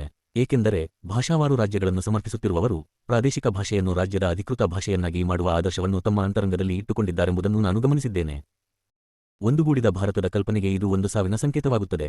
ಪ್ರಾದೇಶಿಕ ಭಾಷೆಗಳು ಅಧಿಕೃತ ಭಾಷೆಗಳಾದಾಗ ಭಾರತವನ್ನು ಒಂದು ಏಕೀಕೃತ ದೇಶವನ್ನಾಗಿ ಮಾಡುವ, ಭಾರತೀಯರನ್ನು ಮೊದಲು ಕಡೆಗೂ ಭಾರತೀಯರನ್ನಾಗಿ ಮಾಡುವ ಆದರ್ಶ ಮಾಯವಾಗುತ್ತದೆ. ಇದರಿಂದ ಪಾರಾಗುವ ಏಕೈಕ ಉಪಾಯವನ್ನು ಸೂಚಿಸುವುದನ್ನು ಬಿಟ್ಟು ಮತ್ತೇನನ್ನು ನಾನು ಮಾಡಲಾರೆ. ಅದನ್ನು ಪರಿಗಣಿಸುವುದು ಭಾರತೀಯರಿಗೆ ಬಿಟ್ಟದ್ದು. ಅಧ್ಯಾಯ 4. ಒಂದು ಭಾಷೆಗೆ ಒಂದು ರಾಜ್ಯವಿರಲೇಬೇಕೆ? ಭಾಷಾವಾರು ರಾಜ್ಯವೆಂದರೆ ಏನರ್ಥ? ಒಂದು ಭಾಷೆಯನ್ನು ಮಾತನಾಡುವ ಎಲ್ಲ ಜನರನ್ನು ಒಂದು ರಾಜ್ಯದ ಹದ್ದುಬಸ್ತಿನಲ್ಲಿ ತರಬೇಕು ಎಂಬ ಅರ್ಥ ಅದಕ್ಕೆ ಇರಬಹುದು. ಪ್ರತಿಯೊಂದು ರಾಜ್ಯವು ಒಂದು ಭಾಷೆಯನ್ನಾಡುವ ಎಲ್ಲ ಜನರನ್ನು ತನ್ನ ಹದ್ದುಬಸ್ತಿನಲ್ಲಿ ಒಳಗೊಂಡಿರುವುದಾದರೆ ಒಂದು ಭಾಷೆಯನ್ನಾಡುವ ಜನರನ್ನು ಹಲವು ರಾಜ್ಯಗಳಲ್ಲಿ ವಿಂಗಡಿಸಬಹುದು ಎಂಬ ಅರ್ಥವೂ ಅದಕ್ಕಿರಬೇಕಾಗುತ್ತದೆ. ಯಾವುದು ಸರಿಯಾದ ಅರ್ಥ? ಒಂದು ಭಾಷೆಯನ್ನು ಮಾತನಾಡುವ ಜನರಿಗೆಲ್ಲ ಏಕೈಕ ರಾಜ್ಯ ರಚಿಸಬೇಕೆಂಬ ಒಂದು ನಿಯಮವನ್ನು ಪಾಲಿಸುವ ನಿಲುವನ್ನು ಆಯೋಗ ತಳೆಯಿತು. ಅಸಾಧ್ಯವಾಗುತ್ತದೆ. ಈ ವ್ಯತ್ಯಾಸವು ಎಷ್ಟು ಅಪಾಯಕಾರಿಯಾದುದೆಂಬುದನ್ನು ಆಯೋಗವು ಅರಿತಿಲ್ಲ. ಅಂತಹ ವ್ಯತ್ಯಾಸವು ಅಮೆರಿಕೆಯ ಸಂಯುಕ್ತ ಸಂಸ್ಥಾನಗಳಲ್ಲಿಯೂ ಇದೆ ಎಂಬುದು ನಿಜ. ಆದರೆ ಅದರಿಂದ ಆಗಬಹುದಾದ ಅನರ್ಥಗಳನ್ನು ಸಂಯುಕ್ತ ಸಂಸ್ಥಾನಗಳ ಸಂವಿಧಾನದಲ್ಲಿರುವ ನಿಯಮ ನಿಬಂಧನೆಗಳು ತಡೆದಿವೆ. ವರದಿಗೆ ಕೋಷ್ಟಕ 2 ನೋಡಿ. ತಮ್ಮ ಅಸಮ್ಮತಿ ಸೂಚಿಸಿದಾಗ ಸಂಯುಕ್ತ ಸಂಸ್ಥಾನಗಳ ರಾಜ್ಯಾಂಗ ರಚನೆಯಲ್ಲಿರುವ ಅಂತಹ ಒಂದು ರಕ್ಷಣೋಪಾಯವನ್ನು ಶ್ರೀ ಪಣಿಕರ್ ಅವರು ಪ್ರಸ್ತಾಪಿಸಿದ್ದಾರೆ. ಅವರ ವರದಿಯಿಂದ ಆಯ್ದ ಭಾಗ ಹೀಗಿದೆ: ಒಂದು ಗಣತಂತ್ರವು ಸಾರ್ಥಕವಾಗಿ ಕಾರ್ಯನಿರ್ವಹಿಸಲು ಅದರ ಪ್ರತ್ಯೇಕ ಭಾಗಗಳು ಶಕ್ಯವಿದ್ದಷ್ಟು ಭಾಷಾವಾರು ಪ್ರಾಂತ್ಯಗಳು OLF ಸಮನಾದ ಪ್ರಮಾಣದಲ್ಲಿರುವುದು ಅತ್ಯವಶ್ಯಕವೆಂದು ನಾನು ಪರಿಗಣಿಸುತ್ತೇನೆ. ವಿಪರೀತ ವ್ಯತ್ಯಾಸವು ಸಂಶಯ ಹಾಗೂ ತಿರಸ್ಕಾರ ಭಾವನೆ ಹುಟ್ಟಿಸುವುದರಲ್ಲಿದೆ ಗಣತಂತ್ರದ ರಚನೆಯನ್ನೇ ಒಡೆಯಲು ಸಾಧ್ಯವಿರುವ ಶಕ್ತಿಗಳನ್ನು ಉತ್ಪತ್ತಿ ಮಾಡುತ್ತದೆ. ಇದರಿಂದ ಅಂತಹ ವ್ಯತ್ಯಾಸವು ದೇಶದ ಐಕ್ಯಮತ್ಯಕ್ಕೆ ಅಪಾಯವಾಗಿ ಪರಿಣಮಿಸುತ್ತದೆ. ಎಲ್ಲಾ ಕಡೆಯೂ ಇದನ್ನು ಸ್ಪಷ್ಟವಾಗಿ ಗ್ರಹಿಸಲಾಗಿದೆ. ಅನೇಕ ಗಣತಂತ್ರ ಸಂವಿಧಾನಗಳಲ್ಲಿ ಜನಸಂಖ್ಯೆ ಮತ್ತು ಸಂಪನ್ಮೂಲಗಳಿಗೆ ಸಂಬಂಧಿಸಿದಂತೆ ವ್ಯಾಪಕ ವ್ಯತ್ಯಾಸವು ಇದ್ದರೂ ದೊಡ್ಡ ರಾಜ್ಯಗಳ ಪ್ರಭಾವ ಮತ್ತು ಅಧಿಕಾರವನ್ನು ಮಿತಿಗೊಳಿಸಲು ಎಚ್ಚರವಹಿಸಲಾಗಿದೆ. ಈ ರೀತಿ ಅಮೆರಿಕೆಯ ಸಂಯುಕ್ತ ಸಂಸ್ಥಾನಗಳಲ್ಲಿ ಜನಸಂಖ್ಯೆ ಮತ್ತು ಸಂಪನ್ಮೂಲಗಳಲ್ಲಿ ವ್ಯಾಪಕ ವ್ಯತ್ಯಾಸವಿರುವ ರಾಜ್ಯಗಳಿವೆ. ಉದಾಹರಣೆಗೆ ನ್ಯೂಯಾರ್ಕ್ ರಾಜ್ಯದ ಜನಸಂಖ್ಯೆ ನಿವಾಡ ರಾಜ್ಯದ ಜನಸಂಖ್ಯೆಗಿಂತ ಅನೇಕ ಪಟ್ಟು ಹೆಚ್ಚಾಗಿದೆ. ಹೀಗಿದ್ದರೂ ಪ್ರತಿಯೊಂದು ರಾಜ್ಯಕ್ಕೂ ಸೆನೆಟಿನಲ್ಲಿ ಸರಿಸಮಾನ ಪ್ರಾತಿನಿಧ್ಯ ದೊರಕುವಂತೆ ರಾಜ್ಯಾಂಗ ರಚನೆಯಲ್ಲಿ ಅವಕಾಶ ಮಾಡಲಾಗಿದೆ. ಈ ಅಂಶಕ್ಕೆ ಸಂಬಂಧಿಸಿದಂತೆಯೇ ಸೋವಿಯತ್ ಯೂನಿಯನ್ ಮತ್ತು ಹಳೆಯ ಜರ್ಮನಿಗಳ ಉದಾಹರಣೆ ಕೊಡುತ್ತಾರೆ. ಅವರು ಹೇಳುವುದು ಹೀಗಿದೆ: ಸೋವಿಯತ್ ಯೂನಿಯನ್ನಿನಲ್ಲಿ ಕೂಡ ಪ್ರಧಾನ ರಷ್ಯಾದ ಜನಸಂಖ್ಯೆ ದೊಡ್ಡದು. ಸಂಯುಕ್ತ ರಾಷ್ಟ್ರದ ಇತರ ಎಲ್ಲಾ ಭಾಗಗಳ ಒಟ್ಟು ಜನಸಂಖ್ಯೆಗಿಂತಲೂ ಅದು ಅಧಿಕವಾಗಿದೆ. ಪ್ರಧಾನ ಭಾಗವಾದ ರಷ್ಯವು ಸಂಯುಕ್ತ ರಾಷ್ಟ್ರದ ಇತರ ಭಾಗಗಳ ಮೇಲೆ ಅಧಿಕಾರ ನಡೆಸಲಾಗದಂತೆ ರಾಷ್ಟ್ರಗಳ ಸದನದಲ್ಲಿ ಹೋಮ್ ಆಫ್ ನ್ಯಾಷನ್ಯಾಲಿಟೀಸ್ ಕಟ್ಟುಕಟ್ಟಳೆಯಿದೆ. ಬಿಸ್ಮಾರ್ಕನ ರೈಕ್ ನಲ್ಲಿಯೂ ಜನಸಂಖ್ಯೆಯು ದೃಷ್ಟಿಯಿಂದ ಪ್ರತ್ಯಾಕ್ಕೆ ಪ್ರಧಾನ ಸ್ಥಾನವಿದ್ದರೂ ರಿಯಕ್ಸ್ವಿಟ್ ಅಥವಾ ರಾಷ್ಟ್ರದ ಪ್ರತಿನಿಧಿ ಸಭೆಯಲ್ಲಿ ಅದಕ್ಕೆ ಸಲ್ಲಬೇಕಾದುದಕ್ಕಿಂತಲೂ 1/3 ಭಾಗಕ್ಕಿಂತ ಕಡಿಮೆ ಪ್ರಾತಿನಿಧ್ಯವನ್ನು ಕೊಡಲಾಗಿತ್ತು. ಅಲ್ಲದೆ ಆ ವ್ಯವಸ್ಥೆಯ ಕಾಯಂ ಅಧ್ಯಕ್ಷತೆಯನ್ನು ಬಳ್ಳೇರಿಯಾಕ್ಕೆ ಬಿಡಲಾಗಿತ್ತು. ಇದರಿಂದ ಒಂದು ಮಾತು ಸ್ಪಷ್ಟವಾಗುತ್ತದೆ: ಪ್ರತ್ಯಾದಲ್ಲಿ ರಾಜಕೀಯ, ಸೈನಿಕ ಮತ್ತು ಆರ್ಥಿಕ ಅಧಿಕಾರ ಕೇಂದ್ರೀಕೃತವಾಗಿದ್ದರೂ ಸಂಯುಕ್ತ ರಾಷ್ಟ್ರದ ಹಿತದೃಷ್ಟಿಯಿಂದ ಸಣ್ಣ ಸಣ್ಣ ರಾಜ್ಯಗಳಿಗೆ ಹೆಚ್ಚಿನ ಅಧಿಕಾರ ಸಿಗುವಂತೆ ನೋಡಿಕೊಳ್ಳುವುದು ಅವಶ್ಯವೆನಿಸಿದ್ದಿತು. ರೈಕ್ಸ್ಟಾಗ್ ಲೋಕಸಭೆ ಹೌಸ್ ಆಫ್ ಪೀಪಲ್ ಗಿಂತ ರಿಶ್ವತ್ ಅಥವಾ ರಾಜ್ಯ ಪರಿಷತ್ತಿಗೆ ಹೆಚ್ಚಿನ ಅಧಿಕಾರಗಳನ್ನು ಕೊಟ್ಟು ಪ್ರತ್ಯ ಅಲ್ಪಸಂಖ್ಯಾತವಾಗುವಂತೆ ಮಾಡಲಾಗಿದ್ದಿತು. ಅಸಮಾನ ಪ್ರಾತಿನಿಧ್ಯದಿಂದುಂಟಾಗುವ ಅಪಾಯಗಳನ್ನು ತಪ್ಪಿಸಲು ಅಮೆರಿಕೆಯ ಸಂಯುಕ್ತ ಸಂಸ್ಥಾನಗಳ ಸಂವಿಧಾನದಲ್ಲಿ ಒದಗಿಸಿರುವ ಮತ್ತೊಂದು ರಕ್ಷಣೆಯ ಬಗ್ಗೆ ಶ್ರೀ ಪಣಿಕರ್ ಅವರು ಪ್ರಸ್ತಾಪಿಸಿಲ್ಲ. ನಮ್ಮ ಸಂವಿಧಾನದನ್ವಯ ಅಧಿಕಾರದಲ್ಲಿ 2 ಸದನಗಳು ಸಮಾನವಲ್ಲ. ಆದರೆ ಸಂಯುಕ್ತ ಸಂಸ್ಥಾನಗಳ ಸಂವಿಧಾನದಲ್ಲಿನ ಪರಿಸ್ಥಿತಿ ತೀರ ಭಿನ್ನವಾಗಿದೆ. ಅಲ್ಲಿ 2 ಸದನಗಳು ಅಧಿಕಾರದಲ್ಲಿ ಪರಸ್ಪರ ಸಮನಾಗಿವೆ. ಹಣಕಾಸಿನ ಬಿಲ್ಗಳಿಗೂ ಸೆನೆಟಿನ ಅನುಮತಿ ಅಗತ್ಯ. ಭಾರತದಲ್ಲಿ ಹೀಗಿಲ್ಲ. ಜನಸಂಖ್ಯೆಯ ನಡುವಣ ಭಿನ್ನ ಭೇದಗಳಲ್ಲಿ ಇದು ಬಹಳ ವ್ಯತ್ಯಯವನ್ನು ಉಂಟುಮಾಡುತ್ತದೆ. ಜನಸಂಖ್ಯೆಯಲ್ಲಿ ಮತ್ತು ಅಧಿಕಾರದಲ್ಲಿ ರಾಜ್ಯಗಳ ನಡುವೆ ಇರುವ ಈ ಭಿನ್ನಭೇದವು ದೇಶವನ್ನು ಬಲಿ ತೆಗೆದುಕೊಳ್ಳುವುದು ಖಂಡಿತ. ಇದಕ್ಕೆ ವಿರುದ್ಧವಾಗಿ ತಕ್ಕ ಪರಿಹಾರವನ್ನು ಅಳವಡಿಸುವುದು ಅತ್ಯಂತ ಅಗತ್ಯ. ಅಧ್ಯಾಯ 5. ಉತ್ತರ ಮತ್ತು ದಕ್ಷಿಣಗಳ ನಡುವೆ. ಉತ್ತರ ಪ್ರದೇಶ ಮತ್ತು ಬಿಹಾರಗಳನ್ನು ಹಾಗೆಯೇ ಉಳಿಸಿಕೊಂಡದ್ದು ಮಾತ್ರವಲ್ಲದೆ ಆಯೋಗವು ಹೊಸದಾದ ಹಾಗೂ ಹೆಚ್ಚು ದೊಡ್ಡದಾದ ಮಧ್ಯಪ್ರದೇಶ ಮತ್ತು ರಾಜಸ್ಥಾನಗಳನ್ನು ಅವುಗಳ ಜೊತೆಗೆ ಸೇರಿಸಿದೆ. ಈ ಮೂಲಕ ಆಯೋಗವು ಮಾಡಿದ್ದು ಕೇವಲ ರಾಜ್ಯಗಳ ನಡುವಣ ವ್ಯತ್ಯಾಸವಲ್ಲ, ಅದು ಉತ್ತರ ಮತ್ತು ದಕ್ಷಿಣಗಳ ನಡುವೆ ಒಂದು ಹೊಸ ಸಮಸ್ಯೆಯನ್ನೇ ಸೃಷ್ಟಿಸಿದೆ. ಉತ್ತರ ಭಾರತ ಹಿಂದಿ ಮಾತನಾಡುವ ಪ್ರದೇಶ, ದಕ್ಷಿಣ ಭಾರತ ಹಿಂದಿ ಮಾತನಾಡುವ ಪ್ರದೇಶ. ಹಿಂದಿ ಮಾತನಾಡುವ ಜನಸಂಖ್ಯೆಯ ಗಾತ್ರವೆಷ್ಟು ಎಂಬುದನ್ನು ಅನೇಕ ಜನ ತಿಳಿಯರು. ಭಾರತದ ಒಟ್ಟು ಜನಸಂಖ್ಯೆಯ ಸುಮಾರು 48%. ಉತ್ತರವನ್ನು ಬಲಪಡಿಸುವುದರಲ್ಲೂ ಮತ್ತು ದಕ್ಷಿಣವನ್ನು ಒಡೆಯುವುದರಲ್ಲಿಯೂ ಆಯೋಗದ ಪರಿಶ್ರಮವು ಪರ್ಯವಸಾನವಾಗುತ್ತದೆ ಎಂದು ಈ ವಾಸ್ತವಾಂಶವನ್ನು ಗಮನಿಸುವ ಯಾರಾದರೂ ಹೇಳಲು ಹಿಂಜರಿಯಲಾರರು. ಉತ್ತರದ ಪ್ರಭುತ್ವವನ್ನು ದಕ್ಷಿಣ ಸಹಿಸಿಕೊಳ್ಳಬಲ್ಲದೆ. ಕಾಂಗ್ರೆಸ್ ಪಕ್ಷದ ಸಭೆಯೊಂದರಲ್ಲಿ ಕರಡು ಸಂವಿಧಾನದ ಪರಿಶೀಲನೆ ನಡೆದಾಗ ಹಿಂದಿಯನ್ನು ರಾಷ್ಟ್ರಭಾಷೆಯನ್ನಾಗಿ ಸ್ವೀಕರಿಸುವ ಸಮಸ್ಯೆ ಚರ್ಚೆಗೆ ಬಂದಿತು. ಆಗ ಏನಾಯಿತು ಎಂಬುದನ್ನು ನಾನು ಈಗ ಬಹಿರಂಗಪಡಿಸಿದರೆ ಬಹುಶಃ ರಹಸ್ಯಭಂಗ ಮಾಡಿದಂತಾಗದು. ಈ ಸಮಸ್ಯೆಗೆ ಸಂಬಂಧಿಸಿದಂತೆ ಇರುವ 115ನೇ ವಿಧಿಯಷ್ಟು ವಿವಾದಾಸ್ಪದವಾದ ಮತ್ತೊಂದು ಯಾವ ವಿಧಿಯೂ ಇಲ್ಲವೆಂಬುದು ಸಾಬೀತಾಯಿತು. ಇದಕ್ಕಿಂತ ಹೆಚ್ಚು ಕಾವನ್ನುಂಟು ಮಾಡಿದ ವಿಧಿ ಮತ್ತೊಂದಿರಲಿಲ್ಲ. ಈ ದೀರ್ಘ ಚರ್ಚೆಯ ಅನಂತರ ಸಮಸ್ಯೆಯ ಬಗ್ಗೆ ಮತ ತೆಗೆದುಕೊಂಡಾಗ ಅದರ ಪರವಾಗಿ 78 ಮತ್ತು ವಿರೋಧವಾಗಿ 78 ಮತಗಳು ಬಂದವು. ಈ ಗಂಟನ್ನು ಬಿಡಿಸಲಾಗಲಿಲ್ಲ. ಬಹಳ ಸಮಯದ ನಂತರ ಪಕ್ಷದ ಸಭೆಯಲ್ಲಿ ಈ ಸಮಸ್ಯೆಯ ಬಗ್ಗೆ ಮತ ತೆಗೆದುಕೊಂಡಾಗ ಹಿಂದಿಗೆ ವಿರುದ್ಧವಾಗಿ 77 ಹಾಗೂ ಪರವಾಗಿ 78 ಮತಗಳು ಬಂದವು. ಹಿಂದಿಯು ಏಕೈಕ ಮತದಿಂದ ರಾಷ್ಟ್ರಭಾಷೆಯಾಗಿ ತನ್ನ ಸ್ಥಾನವನ್ನು ಗಿಟ್ಟಿಸಿಕೊಂಡಿತು. ನಾನು ಈ ವಾಸ್ತವಾಂಶಗಳನ್ನು ನನ್ನ ಸ್ವಂತ ತಿಳಿವಳಿಕೆಯಿಂದ ಹೇಳುತ್ತಿದ್ದೇನೆ. ಕರಡು ಸಮಿತಿಯ ಅಧ್ಯಕ್ಷನಾಗಿ ಕಾಂಗ್ರೆಸ್ ಪಕ್ಷದ ಅಂತರಂಗದ ಸಭೆಯಲ್ಲಿ ನನಗೆ ಸಹಜವಾಗಿ ಪ್ರವೇಶವಿದ್ದಿತು. ಉತ್ತರದವರ ಬಗ್ಗೆ ದಕ್ಷಿಣದವರಿಗೆ ಅದೆಷ್ಟು ಅಸಹನೆ ಇದೆ ಎಂಬುದನ್ನು ಈ ವಾಸ್ತವಾಂಶಗಳು ತಿಳಿಸುತ್ತವೆ. ಉತ್ತರವು ಬಲಶಾಲಿಯಾಗಿ ಉಳಿದು ದಕ್ಷಿಣವು ಒಡೆದಾಗ ಮತ್ತು ಭಾರತೀಯ ರಾಜಕಾರಣದ ಮೇಲೆ ಅಳತೆಗೆಟ್ಟ ಪ್ರಭಾವವನ್ನು ಬೀರುವ ಪ್ರವೃತ್ತಿಯನ್ನು ನೋಡಿ. ಭೂಪಟ 1. ಉತ್ತರವು ಮುಂದುವರಿಸಿದಾಗ ಈ ಅಸಹನೆ ದ್ವೇಷವಾಗಿ ಬೆಳೆಯಬಹುದು. ಸಂಗತಿ ಕೇಂದ್ರದಲ್ಲಿ ಅಂತಹ ವಿಪರೀತ ಪ್ರಭಾವವನ್ನು ಬೀರಲು ಒಂದು ರಾಜ್ಯವನ್ನು ಬಿಡುವುದು ಅಪಾಯಕಾರಿ. ಪ್ರಸಂಗದ ಈ ಅಂಶದ ಕಡೆ ಶ್ರೀ ಪಣಿಕರ್ ಅವರು ನಮ್ಮ ಗಮನ ಸೆಳೆದಿದ್ದಾರೆ. ತಮ್ಮ ಭಿನ್ನಾಭಿಪ್ರಾಯ ವರದಿಯಲ್ಲಿ ಅವರು ಹೀಗೆ ಹೇಳಿದ್ದಾರೆ. ಭಾಷಾವಾರು ಪ್ರಾಂತ್ಯಗಳು 171. ವಿವಿಧ ಭಾಗಗಳ ಸಮಾನತೆಯ ಸಂಯುಕ್ತ ತತ್ವವನ್ನು ಕೈಬಿಡುವುದರ ಮೂಲಕ ಉಂಟಾದ ಈಗಿನ ಅಸಾಮಂಜಸ್ಯದ ಪರಿಣಾಮವೆಂದರೆ ಉತ್ತರ ಪ್ರದೇಶದ ಹೊರಗಿನ ಎಲ್ಲಾ ರಾಜ್ಯಗಳಲ್ಲಿ ಅಪನಂಬಿಕೆ ಮತ್ತು ಜಿಗುಪ್ಪ ಭಾವನೆಗಳ ಉದಯ. ದಕ್ಷಿಣ ರಾಜ್ಯಗಳಲ್ಲಿ ಮಾತ್ರವಲ್ಲದೆ ಪಂಜಾಬ್, ಬಂಗಾಳ ಮತ್ತು ಇತರ ಕಡೆಗಳಲ್ಲಿ ಅಖಿಲ ಭಾರತೀಯ ವ್ಯವಹಾರಗಳಲ್ಲಿ ಉತ್ತರ ಪ್ರದೇಶದ ಪ್ರಭುತ್ವಕ್ಕೆ ಈಗಿನ ಸರ್ಕಾರದ ರಚನೆಯು ಎಡೆಮಾಡಿಕೊಟ್ಟಿದೆ ಎಂಬ ಅಭಿಪ್ರಾಯವನ್ನು ಆಯೋಗದ ಮುಂದೆ ವ್ಯಕ್ತಮಾಡಲಾಯಿತು. ಈ ಭಾವನೆ ಇರುವುದನ್ನು ಯಾರೂ ಅಲ್ಲಗೆಳೆಯಲಾರರು. ಅಂತಹ ಭಾವನೆಗಳನ್ನು ಇರಲು ಬಿಟ್ಟರೆ ಮತ್ತು ಅದಕ್ಕೆ ಪರಿಹಾರಗಳನ್ನು ಹುಡುಕಿ ಈಗಲೇ ಕಂಡುಕೊಳ್ಳದಿದ್ದರೆ ನಮ್ಮ ಏಕತೆಗೆ ಅದು ಅಪಾಯಕಾರಿಯಾಗಿ ಪರಿಣಮಿಸುತ್ತದೆಂಬುದನ್ನು ಅಲ್ಲಗೆಳೆಯಲಾಗದು. ಉತ್ತರ ಮತ್ತು ದಕ್ಷಿಣಗಳ ನಡುವೆ ವ್ಯಾಪಕ ವ್ಯತ್ಯಾಸವಿದೆ. ಉತ್ತರವು ಸಂಪ್ರದಾಯಬದ್ಧವಾಗಿದೆ, ದಕ್ಷಿಣವು ಪ್ರಗತಿಶೀಲವಾಗಿದೆ. ಉತ್ತರವು ಮೂಢನಂಬಿಕೆಗಳಿಂದ ತುಂಬಿದೆ, ದಕ್ಷಿಣವು ವಿಚಾರಶೀಲವಾಗಿದೆ. ಶೈಕ್ಷಣಿಕವಾಗಿ ದಕ್ಷಿಣವು ಮುಂದುವರೆದಿದೆ, ಉತ್ತರವು ಹಿಂದುಳಿದಿದೆ. ದಕ್ಷಿಣ ಸಂಸ್ಕೃತಿಯು ಆಧುನಿಕವಾಗಿದೆ, ಉತ್ತರದ ಸಂಸ್ಕೃತಿಯು ಹಳೆಯದಾಗಿದೆ. ಸ್ವತಂತ್ರ ಸ್ವಾಯತ್ತ ಭಾರತದ ಪ್ರಥಮ ಪ್ರಧಾನಿಯಾಗಿ ಬ್ರಾಹ್ಮಣನೊಬ್ಬನು ಆಯ್ಕೆಯಾದ ಘಟನೆಯನ್ನು ಮಹೋತ್ತರವಾಗಿ ಆಚರಿಸಲು ಕಾಶಿಯ ಬ್ರಾಹ್ಮಣರು 1947 ಆಗಸ್ಟ್ 15ರಂದು ಯಜ್ಞ ಮಾಡಿದಾಗ ಪ್ರಧಾನಿ ನೆಹರು ಅವರು ಆ ಯಜ್ಞದಲ್ಲಿ ಉಪಸ್ಥಿತರಿರಲಿಲ್ಲವೇ? ಆ ಬ್ರಾಹ್ಮಣರು ತೊಟ್ಟ ಯಜ್ಞ ದಂಡವನ್ನು ಹಿಡಿಯಲಿಲ್ಲವೇ ಮತ್ತು ಅವರು ತಂದಿದ್ದ ಗಂಗಾಜಲವನ್ನು ಕುಡಿಯಲಿಲ್ಲವೇ? ತಮ್ಮ ಸತ್ತ ಗಂಡಂದಿರ ಹೆಣಗಳೊಂದಿಗೆ ಚಿತೆಯೇರಿ ತಮ್ಮನ್ನು ತಾವೇ ಸುಟ್ಟುಕೊಳ್ಳುವಂತೆ ಅದೆಷ್ಟು ಜನ ಹೆಂಗಸರ ಮೇಲೆ ಇತ್ತೀಚಿನ ದಿನಗಳಲ್ಲಿ ಸತಿ ಹೋಗಲು ಬಲಾತ್ಕಾರ ನಡೆದಿಲ್ಲ? ರಾಷ್ಟ್ರಾಧ್ಯಕ್ಷರು ಕಾಶಿಗೆ ಹೋಗಿ ಬ್ರಾಹ್ಮಣರನ್ನು ಪೂಜಿಸಿ ಅವರ ಕಾಲನ್ನು ತೊಳೆದು ಆ ನೀರನ್ನು ಕುಡಿಯಲಿಲ್ಲವೇ? ಸತಿ ಪದ್ಧತಿ ಮತ್ತು ಬೆತ್ತಲೆ ಅಥವಾ ಸಾಧುಗಳನ್ನು ಉತ್ತರ ಇನ್ನೂ ಉಳಿಸಿಕೊಂಡಿದೆ. ಕಳೆದ ಹರಿದ್ವಾರ ಜಾತ್ರೆಯಲ್ಲಿ ನಾಗಾ ಸಾಧುಗಳು ಎಂತಹ ಅನಾಹುತ ಮಾಡಿದರು? ಅವರ ವಿರುದ್ಧ ಉತ್ತರ ಪ್ರದೇಶದಲ್ಲಿ ಯಾರಾದರೂ ಪ್ರತಿಭಟಿಸಿದರೆ ಉತ್ತರದ ಆಳ್ವಿಕೆಯನ್ನು ದಕ್ಷಿಣ ಅದು ಹೇಗೆ ಸಹಿಸಿಕೊಳ್ಳಬಲ್ಲದು? ಉತ್ತರದಿಂದ ಕಳಚಿಕೊಳ್ಳುವ ದಕ್ಷಿಣದ ಅಪೇಕ್ಷೆಯ ಕುರುಹುಗಳು ಈಗಾಗಲೇ ಕಂಡುಬರುತ್ತಿವೆ. ರಾಜ್ಯ ಪುನರ್ವಿಂಗಡಣಾ ಆಯೋಗದ ಶಿಫಾರಸುಗಳ ಮೇಲೆ ಶ್ರೀ ರಾಜಗೋಪಾಲಾಚಾರಿಯವರು ಒಂದು ಹೇಳಿಕೆ ಕೊಟ್ಟಿದ್ದಾರೆ. ಅದು ಟೈಮ್ಸ್ ಆಫ್ ಇಂಡಿಯಾ ಪತ್ರಿಕೆಯ 1955 ನವೆಂಬರ್ 27ರಂದು ಪ್ರಕಟವಾಗಿದೆ. ಅವರ ಹೇಳಿಕೆ ಹೀಗಿದೆ: ರಾಜ್ಯ ಪುನರ್ವಿಂಗಡಣಾ ಆಯೋಗದ ಕಾರ್ಯತಂತ್ರಗಳನ್ನು ಮುಂದಿನ 15 ವರ್ಷಗಳವರೆಗೆ ತಡೆಹಿಡಿಯುವುದು ಅಸಾಧ್ಯವೆನಿಸಿದರೆ ಭಾರತವನ್ನು ಕೇಂದ್ರವು ಒಂದು ಏಕರಾಷ್ಟ್ರವನ್ನಾಗಿ ಏಳುವುದೇ ಇದಕ್ಕೆ ಏಕೈಕ ಪರ್ಯಾಯ. ಪ್ರಾದೇಶಿಕ ಕಮಿಷನರುಗಳ ಮೇಲ್ವಿಚಾರಣೆಯಲ್ಲಿ ಜಿಲ್ಲಾಧಿಕಾರಿಗಳು ಮತ್ತು ಜಿಲ್ಲಾ ಬೋರ್ಡುಗಳೊಡನೆ ಕೇಂದ್ರ ಸರ್ಕಾರವು ನೇರವಾಗಿ ಆಳ್ವಿಕೆ ನಡೆಸುವುದು. ನಕ್ಷತ್ರ ಚಿಹ್ನೆ ಐತಿಹಾಸಿಕ ಪರಿಣಾಮಗಳಿಂದ ಉಂಟಾದ ಸ್ಥಿತಿಗತಿಗಳ ಹಿನ್ನೆಲೆಯನ್ನು ಬಿಟ್ಟು ದಿವಾನಖಾನೆಯಲ್ಲಿ ಕುಳಿತು ಕಲ್ಪಿಸಿಕೊಂಡ ಮೇರೆಗಳು ಮತ್ತು ವಿಭಾಗಗಳ ಬಗ್ಗೆ ಆಗುವ ವಿವಾದಕ್ಕೆ ರಾಷ್ಟ್ರೀಯ ಶಕ್ತಿಯನ್ನು ಬಾಬಾಸಾಹೇಬ್ ಅಂಬೇಡ್ಕರ್ ಅವರ ಬರೆಹಗಳು ಭಾಷಣಗಳು ಸಂಪುಟ -1 ಹಾಳು ಮಾಡುವುದು ಅತ್ಯಂತ ಹೇಯ ಅಪರಾಧ. ನನ್ನ ಸಾಮಾನ್ಯ ನಂಬುಗೆಗಳನ್ನು ಒತ್ತಟ್ಟಿಗಿಟ್ಟು ಹೇಳಬೇಕಾದರೆ ದೇಶದ ದಕ್ಷಿಣ ಪ್ರದೇಶದ ರಾಜಕೀಯ ಮಹತ್ವವನ್ನು ಉಳಿಸಬೇಕಾದರೆ ಒಂದು ಬೃಹತ್ ದಕ್ಷಿಣ ರಾಜ್ಯ ರಚನೆ ಅತ್ಯಗತ್ಯವೆಂಬುದು ನನ್ನ ಭಾವನೆ. ದಕ್ಷಿಣವನ್ನು ತಮಿಳುನಾಡು, ಮಲಯಾಳ ಮತ್ತು ಇತರ ಸಣ್ಣ ಸಣ್ಣ ಪ್ರದೇಶಗಳನ್ನಾಗಿ ಕತ್ತರಿಸುವುದು ಪ್ರತಿಯೊಂದರ ದುರ್ಬಲತೆಯಲ್ಲಿ ಪರ್ಯವಸಾನವಾಗುವುದರ ಜೊತೆಗೆ ಇದರ ಅಂತಿಮ ಪರಿಣಾಮವೆಂದರೆ ಇಡೀ ಭಾರತ ದೇಶವೇ ಇನ್ನೂ ಹೆಚ್ಚು ದುರ್ಬಲವಾಗುವುದು. ಶ್ರೀ ರಾಜಗೋಪಾಲಾಚಾರಿಯವರು ತಮ್ಮ ಮನಸ್ಸನ್ನು ಪೂರ್ಣವಾಗಿ ಬಿಚ್ಚಿ ಹೇಳಿಲ್ಲ. ಅವರು ದೇಶದ ಗವರ್ನರ್ ಆಗಿದ್ದಾಗ ಮತ್ತು ನಾನು ಕಾಯಿದೆ ಸಚಿವನಾಗಿ ಕರಡನ್ನು ಸಿದ್ಧಪಡಿಸುತ್ತಿದ್ದಾಗ ಅವರು ನನಗೆ ಪೂರ್ಣವಾಗಿ ಹಾಗೂ ವ್ಯಕ್ತರೂಪದಲ್ಲಿ ತಮ್ಮ ಮನಸ್ಸಿನಲ್ಲಿರುವುದನ್ನು ತಿಳಿಸಿದ್ದರು. ಅಂದು ರೂಢಿಯ 0 ದರ್ಶನಕ್ಕಾಗಿ ನಾನು ರಾಜಗೋಪಾಲಾಚಾರಿಯವರಲ್ಲಿಗೆ ಹೋಗುತ್ತಿದ್ದ. ಅಂತಹ ಸಂದರ್ಶನವೊಂದರಲ್ಲಿ ಸಂವಿಧಾನ ಸಭೆಯು ರೂಪಿಸುತ್ತಿದ್ದ ಒಂದು ರೀತಿಯ ಸಂವಿಧಾನದ ಬಗ್ಗೆ ಮಾತನಾಡುತ್ತಾ ಶ್ರೀ ರಾಜಗೋಪಾಲಾಚಾರಿಯವರು, ನೀವು ತುಂಬಾ ದೊಡ್ಡ ತಪ್ಪು ಮಾಡುತ್ತಿದ್ದೀರಿ. ಇಡೀ ಭಾರತಕ್ಕೆ ಎಲ್ಲಾ ಪ್ರದೇಶಗಳಿಗೂ ಸಮಾನ ಪ್ರಾತಿನಿಧ್ಯವಿರುವ ಒಂದೇ ಗಣರಾಜ್ಯವಿರಬೇಕೆಂಬುದು ವ್ಯಾವಹಾರಿಕವಲ್ಲ. ಅಂತಹ ಗಣರಾಜ್ಯದಲ್ಲಿ ಭಾರತದ ಪ್ರಧಾನಿ ಹಾಗೂ ರಾಷ್ಟ್ರಾಧ್ಯಕ್ಷರಿಬ್ಬರು ಯಾವಾಗಲೂ ಹಿಂದಿ ಮಾತನಾಡುವ ಪ್ರದೇಶದವರೇ ಆಗಿರುತ್ತಾರೆ. ನೀವು 2 ಗಣತಂತ್ರಗಳನ್ನು ರೂಪಿಸಬೇಕು. ಒಂದು ಉತ್ತರ ಭಾರತದ ಗಣತಂತ್ರ, ಮತ್ತೊಂದು ದಕ್ಷಿಣ ಭಾರತದ ಗಣತಂತ್ರ. ಅವೆರಡನ್ನೂ ಸೇರಿಸಿ ಒಂದು ಸಂಯುಕ್ತ ಗಣತಂತ್ರವನ್ನು ರೂಪಿಸಬೇಕು. ಅದರಲ್ಲಿ 3 ವಿಷಯಗಳ ಬಗ್ಗೆ ವಿಧಾನ ಪ್ರತಿಕ್ರಿಯೆ ನಡೆಯಬೇಕು. ಅಲ್ಲದೆ ಅದರಲ್ಲಿ 2 ಗಣತಂತ್ರಗಳಿಗೂ ಸಮಾನ ಪ್ರಾತಿನಿಧ್ಯವಿರಬೇಕು. ಇವು ಶ್ರೀ ರಾಜಗೋಪಾಲಾಚಾರಿಯವರ ನಿಜವಾದ ವಿಚಾರಗಳು. ಒಬ್ಬ ಕಾಂಗ್ರೆಸ್ಸಿಗರ ಹೃದಯದಂತರಾಳದಿಂದ ಬಂದಂತಹ ಈ ವಿಚಾರಗಳು ನನ್ನ ಕಣ್ಣು ತೆರೆಸುವಂತಾದವು. ಭಾರತ ಉತ್ತರ ಮತ್ತು ದಕ್ಷಿಣ ಭಾಗಗಳಾಗಿ ಒಡೆಯುವ ಭವಿಷ್ಯವನ್ನು ನುಡಿದ ಒಬ್ಬ ಪ್ರವರ್ತಕರೆಂದು ಅವರನ್ನು ನಾನು ಈಗ ಪರಿಗಣಿಸುತ್ತೇನೆ. ಶ್ರೀ ರಾಜಗೋಪಾಲಾಚಾರಿಯವರ ಭವಿಷ್ಯವಾಣಿಯನ್ನು ಸುಳ್ಳಾಗಿಸಲು ನಾವು ಎಲ್ಲಾ ಕ್ರಮಗಳನ್ನು ತೆಗೆದುಕೊಳ್ಳಬೇಕು. ಅಮೆರಿಕೆಯ ಸಂಯುಕ್ತ ಸಂಸ್ಥಾನಗಳಲ್ಲಿ ಉತ್ತರ ಮತ್ತು ದಕ್ಷಿಣಗಳ ನಡುವೆ ಅಂತರ್ಯುದ್ಧ ನಡೆದದ್ದನ್ನು ನಾವು ಮರೆಯಬಾರದು. ಭಾರತದಲ್ಲಿಯೂ ಉತ್ತರ ಮತ್ತು ದಕ್ಷಿಣಗಳ ನಡುವೆ ಅಂತರ್ಯುದ್ಧ ನಡೆಯಬಹುದು. ಅಂತಹ ಘರ್ಷಣೆಗೆ ಕಾಲವು ಹಲವು ನೆಲೆಗಳನ್ನು ಒದಗಿಸುತ್ತವೆ. ಉತ್ತರ ಮತ್ತು ದಕ್ಷಿಣಗಳ ನಡುವೆ ವ್ಯಾಪಕವಾದ ಸಾಂಸ್ಕೃತಿಕ ವ್ಯತ್ಯಾಸಗಳಿವೆ. ಆ ಸಾಂಸ್ಕೃತಿಕ ವ್ಯತ್ಯಾಸಗಳು ತೀವ್ರತರವಾಗಿ ಹತ್ತಿ ಉರಿಯುತ್ತಿವೆ ಎಂಬುದನ್ನು ನಾವು ಮರೆಯಬಾರದು. ಉತ್ತರವನ್ನು ಬಲಪಡಿಸಿ ದಕ್ಷಿಣವನ್ನು ಒಡೆಯುವ ತಮ್ಮ ಪ್ರಯತ್ನದಲ್ಲಿ ತಾವು ಭಾಷಾ ಸಮಸ್ಯೆಯೊಡನೆ ಮಾತ್ರ ವ್ಯವಹರಿಸುತ್ತಿಲ್ಲ, ರಾಜಕೀಯ ಸಮಸ್ಯೆಯೊಡನೆಯೂ ವ್ಯವಹರಿಸುತ್ತಿದ್ದೇನೆ ಎಂಬುದನ್ನು ಆಯೋಗದವರು ಅರಿಯದಾದರು. ಅಂತಹ ಘಟನೆ ನಡೆಯುತ್ತಿರುವುದನ್ನು ತಪ್ಪಿಸಲು ಈಗಿಂದೀಗಲೇ ಸೂಕ್ತ ಕ್ರಮಗಳನ್ನು ತೆಗೆದುಕೊಳ್ಳಬೇಕು. ಆ ಕ್ರಮವಾವುದು? ಭಾಗ 3 ಪರಿಹಾರ. ಅಧ್ಯಾಯ 6 ಉತ್ತರದ ವಿಭಜನೆ.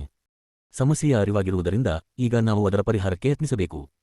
ಒಂದು ರಾಜ್ಯದ ಗಾತ್ರವನ್ನು ನಿರ್ಧರಿಸಲು ಯಾವುದಾದರೂ ಒಂದು ಆಧಾರವನ್ನು ಅನುಸರಿಸಿದರೆ ಪರಿಹಾರ ಸಾಧ್ಯವೆಂಬುದು ಸುಸ್ಪಷ್ಟ. ಅಂತಹ ಆಧಾರವನ್ನು ಗೊತ್ತು ಮಾಡುವುದು ಸುಲಭ ಸಾಧ್ಯವಿಲ್ಲ. 2 ಕೋಟಿ ಜನಸಂಖ್ಯೆಯನ್ನು ಅಳತೆಗೋಲಾಗಿ ನಾವು ಇಟ್ಟುಕೊಂಡರೆ ದಕ್ಷಿಣ ರಾಜ್ಯಗಳು ಬಹುಮಟ್ಟಿಗೆ ಸಂಕೀರ್ಣ ರಾಜ್ಯಗಳಾಗುತ್ತವೆ. ಉತ್ತರದ ರಾಜ್ಯಗಳ ಹಾವಳಿಯನ್ನು ಎದುರಿಸಲು ದಕ್ಷಿಣ ರಾಜ್ಯಗಳ ಗಾತ್ರವನ್ನು ಹಿಗ್ಗಲಿಸುವುದು ಸಾಧ್ಯವಿಲ್ಲ. ಉತ್ತರದ ರಾಜ್ಯಗಳಾದ ಉತ್ತರ ಪ್ರದೇಶ, ಬಿಹಾರ ಮತ್ತು ಮಧ್ಯಪ್ರದೇಶಗಳನ್ನು ಒಡೆಯುವುದೇ ಇದಕ್ಕಿರುವ ಏಕೈಕ ಪರಿಹಾರ. ಉತ್ತರದ ರಾಜ್ಯಗಳ ವಿಭಜನೆ. ನಾನು ಈಗಾಗಲೇ ಹೇಳಿದಂತೆ ಭಾಷಾವಾರು ರಾಜ್ಯಗಳ ರೂಪುರೇಖೆ ಹಾಕುವುದರಲ್ಲಿ ಆಯೋಗವು ಉತ್ತರವನ್ನು ಬಲಪಡಿಸಿ ದಕ್ಷಿಣವನ್ನು ಒಡೆದಿದೆ. ಆಯೋಗವು ಇದನ್ನು ಉದ್ದೇಶಪೂರ್ವಕವಾಗಿ ಮಾಡಿಲ್ಲವೆಂಬುದರ ಬಗ್ಗೆ ನನಗೆ ಸಂಶಯವಿಲ್ಲ. ಆದರೆ ಉದ್ದೇಶಪೂರ್ವಕವಾಗಲಿ ಆಗದಿರಲಿ ಆದುದಂತೂ ಸತ್ಯ. ಅದರ ಕೆಟ್ಟ ಪರಿಣಾಮಗಳು ಕೂಡ ಸುಸ್ಪಷ್ಟವಾಗಿವೆ. ಆದ್ದರಿಂದ ಈ ಪರಿಸ್ಥಿತಿಯನ್ನು ಸರಿಪಡಿಸುವುದು ಅಗತ್ಯ. ಇದಕ್ಕೆ ಏಕೈಕ ಮಾರ್ಗವೆಂದರೆ 3 ರಾಜ್ಯಗಳಾದ 1 ಉತ್ತರ ಪ್ರದೇಶ, 2 ಬಿಹಾರ್ ಮತ್ತು 3 ಮಧ್ಯಪ್ರದೇಶಗಳನ್ನು ಸಣ್ಣ ಸಣ್ಣ ಭಾಗಗಳಾಗಿ ವಿಭಜಿಸುವುದು. ಇದರ ಪರವಾಗಿ ಧೈರ್ಯವಾಗಿ ಕೆಲವು ತಾತ್ಕಾಲಿಕ ಸಲಹೆಗಳನ್ನು ಕೊಡುತ್ತೇನೆ. ಇಂತಹ ವಿಭಜನೆಯಿಂದ ಭಾಷಾವಾರು ರಾಜ್ಯದಲ್ಲಿ ಅಂತರ್ಗತವಾಗಿರುವ ತತ್ವಗಳಿಗೆ ವಿರೋಧ ಬರದು. ಏಕೆಂದರೆ ಈ ಸಲಹೆಯ ಪ್ರಕಾರ ಈ ರಾಜ್ಯಗಳನ್ನು ವಿಭಜಿಸಿದರೆ ಅದರಿಂದ ರೂಪುಗೊಳ್ಳುವ ಪ್ರತಿಯೊಂದು ರಾಜ್ಯವು ಭಾಷಾವಾರು ರಾಜ್ಯವಾಗುತ್ತದೆ. ಸಂಸತ್ತಿನ ಇತ್ತೀಚಿನ ಚರ್ಚೆಯೊಂದರಲ್ಲಿ ಉತ್ತರ ಪ್ರದೇಶವನ್ನು ಭಾಗ ಮಾಡುವುದಕ್ಕೆ ತಮ್ಮ ಆಕ್ಷೇಪಣೆಯಿಲ್ಲವೆಂದು ಶ್ರೀಪಂತ್ ಅವರು ಹೇಳಿದ್ದರಿಂದ ನಾನು ಸಂತೋಷಪಟ್ಟೆ. 174 ಡಾ. ಬಾಬಾಸಾಹೇಬ್ ಅಂಬೇಡ್ಕರ್ ಅವರ ಬರೆಹಗಳು ಭಾಷಣಗಳು ಸಂಪುಟ -1. ಅವರು ಉತ್ತರ ಪ್ರದೇಶದ ಬಗ್ಗೆ ಏನು ಹೇಳಿದರೋ ಅದು ಬಿಹಾರ ಮತ್ತು ಮಧ್ಯಪ್ರದೇಶಗಳಿಗೂ ಅನ್ವಯಿಸುತ್ತದೆ ಎಂದು ಭಾವಿಸಲಡ್ಡಿಯಿಲ್ಲ. ಉತ್ತರ ಪ್ರದೇಶದ ವಿಭಜನೆ. ಉತ್ತರ ಪ್ರದೇಶದ ಬಗ್ಗೆ ಹೇಳುವುದಾದರೆ ಅದನ್ನು 3 ಭಾಗಗಳಾಗಿ ವಿಭಜಿಸಬೇಕೆಂಬುದು ನನ್ನ ಸಲಹೆ. ನೋಡಿ ಭೂಪಟ 2. ಈ 3 ರಾಜ್ಯಗಳಲ್ಲಿ ಪ್ರತಿಯೊಂದರಲ್ಲಿಯೂ ಸುಮಾರು 2 ಕೋಟಿ ಜನಸಂಖ್ಯೆ ಇರಬೇಕು. ಸಮರ್ಥ ಆಡಳಿತಕ್ಕಾಗಿ ಒಂದು ರಾಜ್ಯದ ಜನಸಂಖ್ಯೆ ಸುಮಾರು 2 ಕೋಟಿ ಇರಬೇಕೆಂಬುದನ್ನು ಒಂದು ಅಳತೆಗೋಲನ್ನಾಗಿ ಪರಿಗಣಿಸಬೇಕು. ಈ ರಾಜ್ಯಗಳ ಮೇರೆಗಳನ್ನು ಹೇಗೆ ಗುರುತಿಸಬೇಕೆಂಬುದನ್ನು ಇಲ್ಲಿರುವ 2ನೇ ನಂಬರ್ ಭೂಪಟದಲ್ಲಿ ತೋರಿಸಿದ್ದೇನೆ. ಉತ್ತರ ಪ್ರದೇಶದ 3 ರಾಜ್ಯಗಳು 1 ಮೀರತ್, 2 ಕಾನ್ಸುರ ಮತ್ತು 3 ಅಲಹಾಬಾದ್ಗಳನ್ನು ತಮ್ಮ ರಾಜಧಾನಿಗಳನ್ನಾಗಿ ಮಾಡಿಕೊಳ್ಳಬಹುದು. ಈ 3 ರಾಜ್ಯಗಳಲ್ಲಿ ಪ್ರತಿಯೊಂದರ ಮಧ್ಯಭಾಗದಲ್ಲಿ ಈ ನಗರಗಳು ಇವೆ. ಬಿಹಾರದ ವಿಭಜನೆ. ಬಿಹಾರವನ್ನು 2 ರಾಜ್ಯಗಳನ್ನಾಗಿ ನೋಡಿ ಭೂಪಟ 3 ವಿಂಗಡಿಸಬೇಕೆಂಬುದು ನನ್ನ ಸಲಹೆ. ಈ 2 ರಾಜ್ಯಗಳಲ್ಲಿ ಒಂದೊಂದರಲ್ಲಿ ಸುಮಾರು 1.5 ಕೋಟಿಗಿಂತ ಸ್ವಲ್ಪ ಹೆಚ್ಚು ಜನಸಂಖ್ಯೆ ಇರುತ್ತದೆ. ಒಂದು ಸರ್ಕಾರವು ಆಡಳಿತ ನಡೆಸಲು ಅದು ಅಷ್ಟೇನೂ ಕಡಿಮೆ ಜನಸಂಖ್ಯೆಯಲ್ಲ. ಎಲ್ಲಿ ಮೇರೆಗಳನ್ನು ಗುರುತಿಸಬೇಕೆಂಬುದನ್ನು ಇಲ್ಲಿರುವ 3ನೇ ನಂಬರ್ ಭೂಪಟದಲ್ಲಿ ತೋರಿಸಿದ್ದೇನೆ. ಬಿಹಾರದ 2 ರಾಜ್ಯಗಳು 1 ಪಾಟ್ನಾ ಮತ್ತು 2 ರಾಂಚಿಗಳನ್ನು ತಮ್ಮ ರಾಜಧಾನಿಗಳನ್ನು ಮಾಡಿಕೊಳ್ಳಬಹುದು. ಅವುಗಳು ಸರಿಯಾಗಿ 2 ರಾಜ್ಯಗಳ ಮಧ್ಯಭಾಗದಲ್ಲಿವೆ. ಮಧ್ಯಪ್ರದೇಶದ ವಿಭಜನೆ. ಮಧ್ಯಪ್ರದೇಶವು 2 ರೂಪದಲ್ಲಿ ನಮ್ಮ ಕಣ್ಮುಂದೆ ನಿಲ್ಲುತ್ತದೆ: ಹಳೆಯ ಮಧ್ಯಪ್ರದೇಶ ಮತ್ತು ಹೊಸ ಮಧ್ಯಪ್ರದೇಶ. ಹಳೆಯ ಮಧ್ಯಪ್ರದೇಶದಲ್ಲಿರುವ ಭಾಗಗಳು: 1 ಒಂದು ಕಾಲದಲ್ಲಿ ಮಧ್ಯಪ್ರಾಂತ್ಯ ಮತ್ತು ಬೀರಾರ್ ಎಂಬ ಹೆಸರಿದ್ದ ಪ್ರದೇಶ ಮತ್ತು 2 ಪೂರ್ವ ರಾಜ್ಯಗಳು ಎಂಬ ಹೆಸರಿನ ರಾಜ್ಯಗಳಲ್ಲಿರುವ ಕೆಲವು ಭಾರತೀಯ ಪ್ರದೇಶಗಳು. ಈ ಹಳೆಯ ಮಧ್ಯಪ್ರದೇಶದಲ್ಲಿ 21/2 ಕೋಟಿ ಜನಸಂಖ್ಯೆಯಿತ್ತು. ಅದರಲ್ಲಿ 22 ಜಿಲ್ಲೆಗಳಿದ್ದವು. ಅದರ ವಿಧಾನಸಭೆಯಲ್ಲಿ 223 ಸದಸ್ಯರಿದ್ದರು. ಆಯೋಗವು ಯೋಜಿಸಿರುವಂತಹ ಆ ಹೊಸ ಮಧ್ಯಪ್ರದೇಶದಲ್ಲಿರುವ ಭಾಗಗಳು: 1 ಹಳೆಯ ಮಧ್ಯಪ್ರದೇಶದ 14 ಜಿಲ್ಲೆಗಳು, 2 ಇಡೀ ಭೋಪಾಲ್, 3 ಇಡೀ ವಿಂಧ್ಯ ಪ್ರದೇಶ, 4 ಮಂಡಸೌರ್ ಜಿಲ್ಲೆಯ ಸುನಿಲ್ ಹೊರನಾಡನ್ನು ಬಿಟ್ಟು ಇರುವ ಮಧ್ಯಭಾರತ ಮತ್ತು 5 ರಾಜಸ್ಥಾನದ ಕೋಟಾ ಜಿಲ್ಲೆಯ ಸಿರೋಂಜ್ ಉಪವಿಭಾಗ. ಈ ಹೊಸ ಮಧ್ಯಪ್ರದೇಶದ ಒಟ್ಟು ಜನಸಂಖ್ಯೆ 261 ದಶಲಕ್ಷಗಳು ಮತ್ತು ಅದರ ವಿಸ್ತೀರ್ಣ ಸುಮಾರು 1,71,500 ಚದರ ಮೈಲಿಗಳು. ಭಾಷಾವಾರು ಪ್ರಾಂತ್ಯಗಳು 175. ಇದನ್ನು 1 ಉತ್ತರ ಮಧ್ಯಪ್ರದೇಶ ಮತ್ತು ದಕ್ಷಿಣ ಮಧ್ಯಪ್ರದೇಶ ನೋಡಿ ಭೂಪಟ 4 ಎಂಬ 2 ರಾಜ್ಯಗಳನ್ನಾಗಿ ವಿಭಜಿಸಬೇಕೆಂಬುದು ನನ್ನ ಸಲಹೆ. ಹೊಸ ಉತ್ತರ ಮಧ್ಯಪ್ರದೇಶ ರಾಜ್ಯದಲ್ಲಿ ಈ ಕೆಳಗಿನ ಭಾಗಗಳಿರಬೇಕು: 1 ಇಡೀ ವಿಂಧ್ಯ ಪ್ರದೇಶ, 2 ಇಡೀ ಭೋಪಾಲ್ ರಾಜ್ಯ. ಹೊಸ ದಕ್ಷಿಣ ಮಧ್ಯಪ್ರದೇಶ ರಾಜ್ಯದಲ್ಲಿ ಈ ಕೆಳಗಿನ ಭಾಗಗಳಿರಬೇಕು: 1 ಇಡೀ ಇಂದೂರು ರಾಜ್ಯ, 2 ಮಹಾಕೋಸಲದ 14 ಜಿಲ್ಲೆಗಳು. ಈ ಇಂದೂರು ರಾಜ್ಯದ ಜನಸಂಖ್ಯೆ ಸುಮಾರು 2 ಕೋಟಿಗಳು ಮತ್ತು ವಿಂಧ್ಯ ಪ್ರದೇಶದ ಜನಸಂಖ್ಯೆ ಸುಮಾರು 1.30 ಕೋಟಿ ನೋಡಿ ಭೂಪಟ 4. ಈ ರಾಕ್ಷಸ ರಾಜ್ಯವನ್ನು ಆಯೋಗವು ಏಕೆ ರೂಪಿಸಿತು ಎಂಬುದನ್ನು ತಿಳಿಯಲು ಯಾವ ಮಾರ್ಗವೂ ಇಲ್ಲ. ಆದರೆ ಸೃಷ್ಟಿಯಿಂದ ಪ್ರಧಾನಿ ನೆಹರು ಕೂಡ ಅಚ್ಚರಿಗೊಂಡರು. ಒಂದು ಭಾಷೆ ಒಂದು ರಾಜ್ಯ ಎಂಬುದು ತಪ್ಪಿಸಿಕೊಳ್ಳಲಾಗದ ಸ್ಪಷ್ಟ ಆದೇಶವೆಂಬ ಭಾವನೆಯಿಂದ ಆಯೋಗವು ವ್ಯವಹರಿಸಿದೆ ಎಂದಷ್ಟೇ ಭಾವಿಸಬೇಕಾಗುತ್ತದೆ. ನಾನು ಈಗಾಗಲೇ ತೋರಿಸಿರುವಂತೆ ಒಂದು ಭಾಷೆ ಒಂದು ರಾಜ್ಯವು ಸ್ಪಷ್ಟ ಆದೇಶವಾಗಲಾರದು.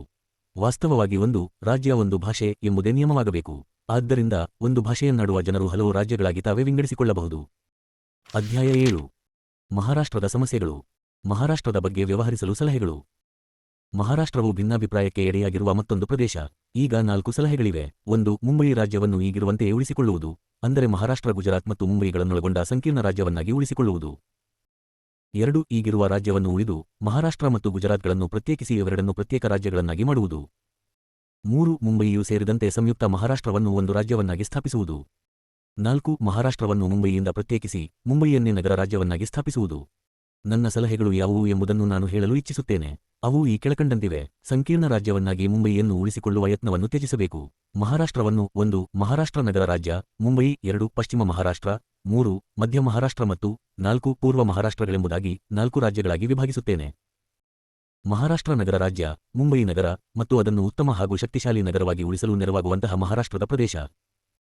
ಪಶ್ಚಿಮ ಮಹಾರಾಷ್ಟ್ರ 1. ಥಾಣಾ 2. ಕೋಲಾಬ 3. ರತ್ನಗಿರಿ 4. ಪೂನಾ 5. ಉತ್ತರ ಸತಾರ 5.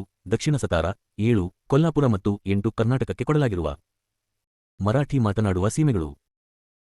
ಮಧ್ಯ ಮಹಾರಾಷ್ಟ್ರ 1. ಡಾಂಗ್ 2. ಪೂರ್ವ ಖಾಂದೇಶ್ 3. ಪಶ್ಚಿಮ ಖಾಂದೇಶ್ 4. ನಾಸಿಕ್ 5. ಅಹಮದ್ನಗರ 6. ಔರಂಗಾಬಾದ್ 7. ನಾಂದೇಶ್ 8. ಪರ್ಬಾನಿ 9. ಬೀಡ್ 10. ಉಸ್ಮಾನಾಬಾದ್ 11. ಸೊಲ್ಲಾಪುರ ನಗರ ಮತ್ತು ಸೊಲ್ಲಾಪುರ ಜಿಲ್ಲೆಯ ಮರಾಠಿ ಮಾತನಾಡುವ ಪ್ರದೇಶ ಮತ್ತು 12 ತೆಲಂಗಾಣಕ್ಕೆ ಕೊಡಲಾಗಿರುವ ಮರಾಠಿ ಮಾತನಾಡುವ ಸೀಮೆಗಳು. ಪೂರ್ವ ಮಹಾರಾಷ್ಟ್ರ 1. ಬುಲ್ದಾನ್ 2. ಯಯೋತಮಲ್ 3. ಅಂಕೋಲಾ 4. ಅಮರಾವತಿ 5. ವಾರ್ಧಾ 6. ಚಂದಾ 7. ನಾಗಪುರ 8. ಭನ್ಸಾರ ಮತ್ತು 9 ಹಿಂದಿ ರಾಜ್ಯಗಳಿಗೆ ಕೊಡಲಾಗಿರುವ ಮರಾಠಿ ಮಾತನಾಡುವ ಸೀಮೆಗಳು. ಈ ಸೂಚನೆಗಳ ಅರ್ಹತೆಗಳನ್ನು ಈ ಮುಂದೆ ಪರಿಶೀಲಿಸುತ್ತೇನೆ. ಭಾಷಾವಾರು ಪ್ರಾಂತ್ಯಗಳು.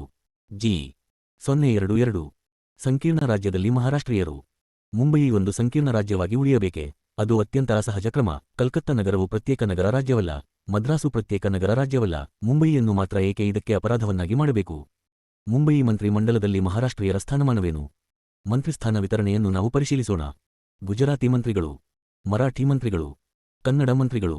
ಒಟ್ಟು ವಿಧಾನಸಭೆಯಲ್ಲಿ ಗುಜರಾತಿ ಸದಸ್ಯರು ಕೇವಲ 106, ಮಹಾರಾಷ್ಟ್ರೀಯ ಸದಸ್ಯರು 149. ಹೀಗಿದ್ದರೂ ಮಹಾರಾಷ್ಟ್ರೀಯ ಮಂತ್ರಿಗಳಿಗೆ ಗುಜರಾತಿ ಮಂತ್ರಿಗಳು ಸಂಖ್ಯೆಯಲ್ಲಿ ಸಮನಾಗಿದ್ದಾರೆ. ಮರಾಠಿ ಮಾತನಾಡುವವರು, ಗುಜರಾತಿ ಮಾತನಾಡುವವರು, ಕನ್ನಡ ಮಾತನಾಡುವವರು. ಒಟ್ಟು ಉಪಮಂತ್ರಿಗಳಲ್ಲಿ ಮಾತ್ರ ಮಹಾರಾಷ್ಟ್ರೀಯ ಒಟ್ಟು ಸಂಖ್ಯೆಯಲ್ಲಿ ಒಬ್ಬರು ಹೆಚ್ಚಿದ್ದಾರೆ.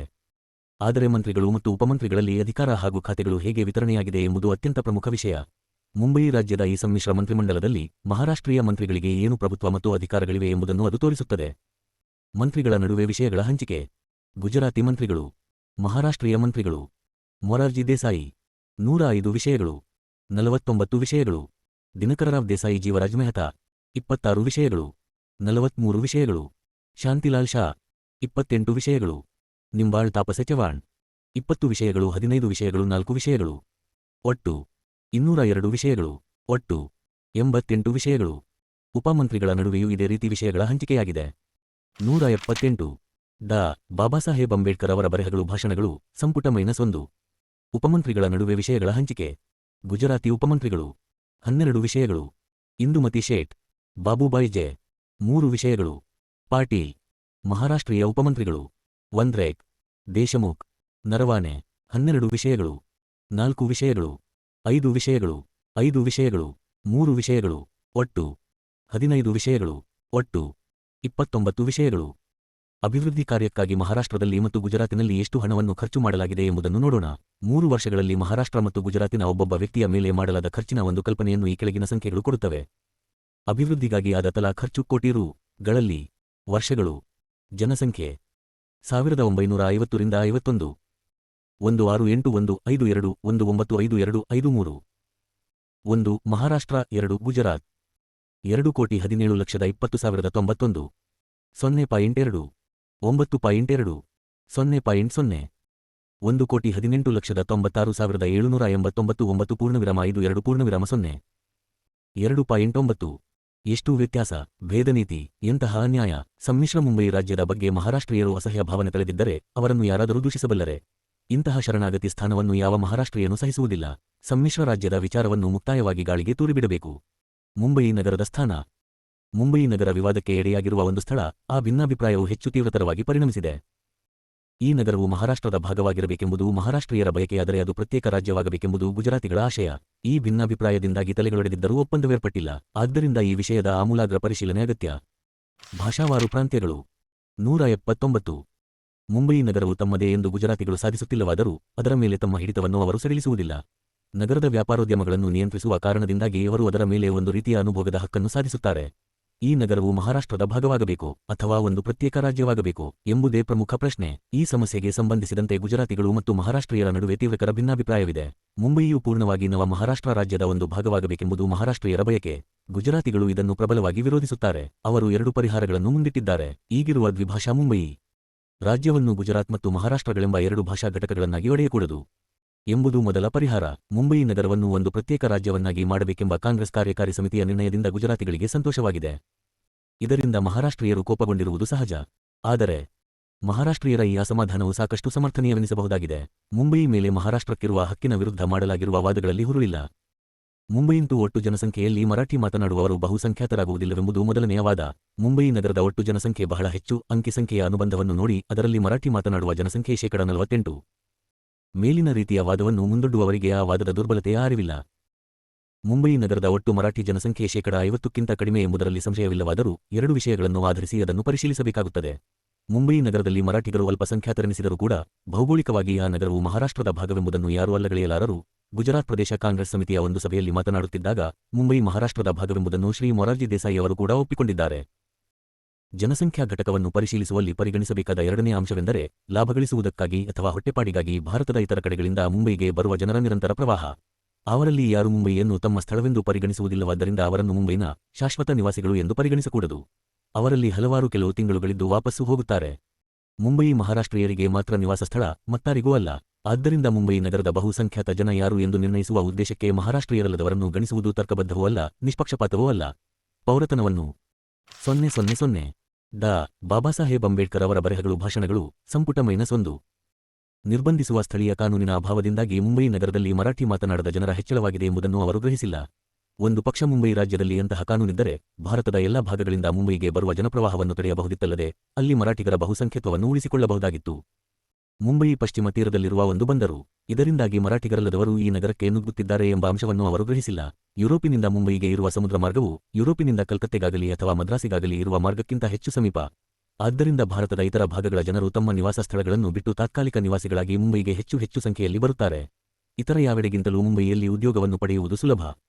ವಾಸ್ತವವಾಗಿ ಹೇಳಬೇಕಾದರೆ ಈ ಸಮಸ್ಯೆಯನ್ನು ಬೇರೊಂದು ದೃಷ್ಟಿಕೋನದಿಂದ ನೋಡಬೇಕಾಗುತ್ತದೆ. ಕಳೆದ ಸುಮಾರು 2 ಶತಮಾನಗಳಿಂದಲೂ ಜನರು ಮುಂಬಯಿಗೆ ಬರುತ್ತಿದ್ದಾರೆ.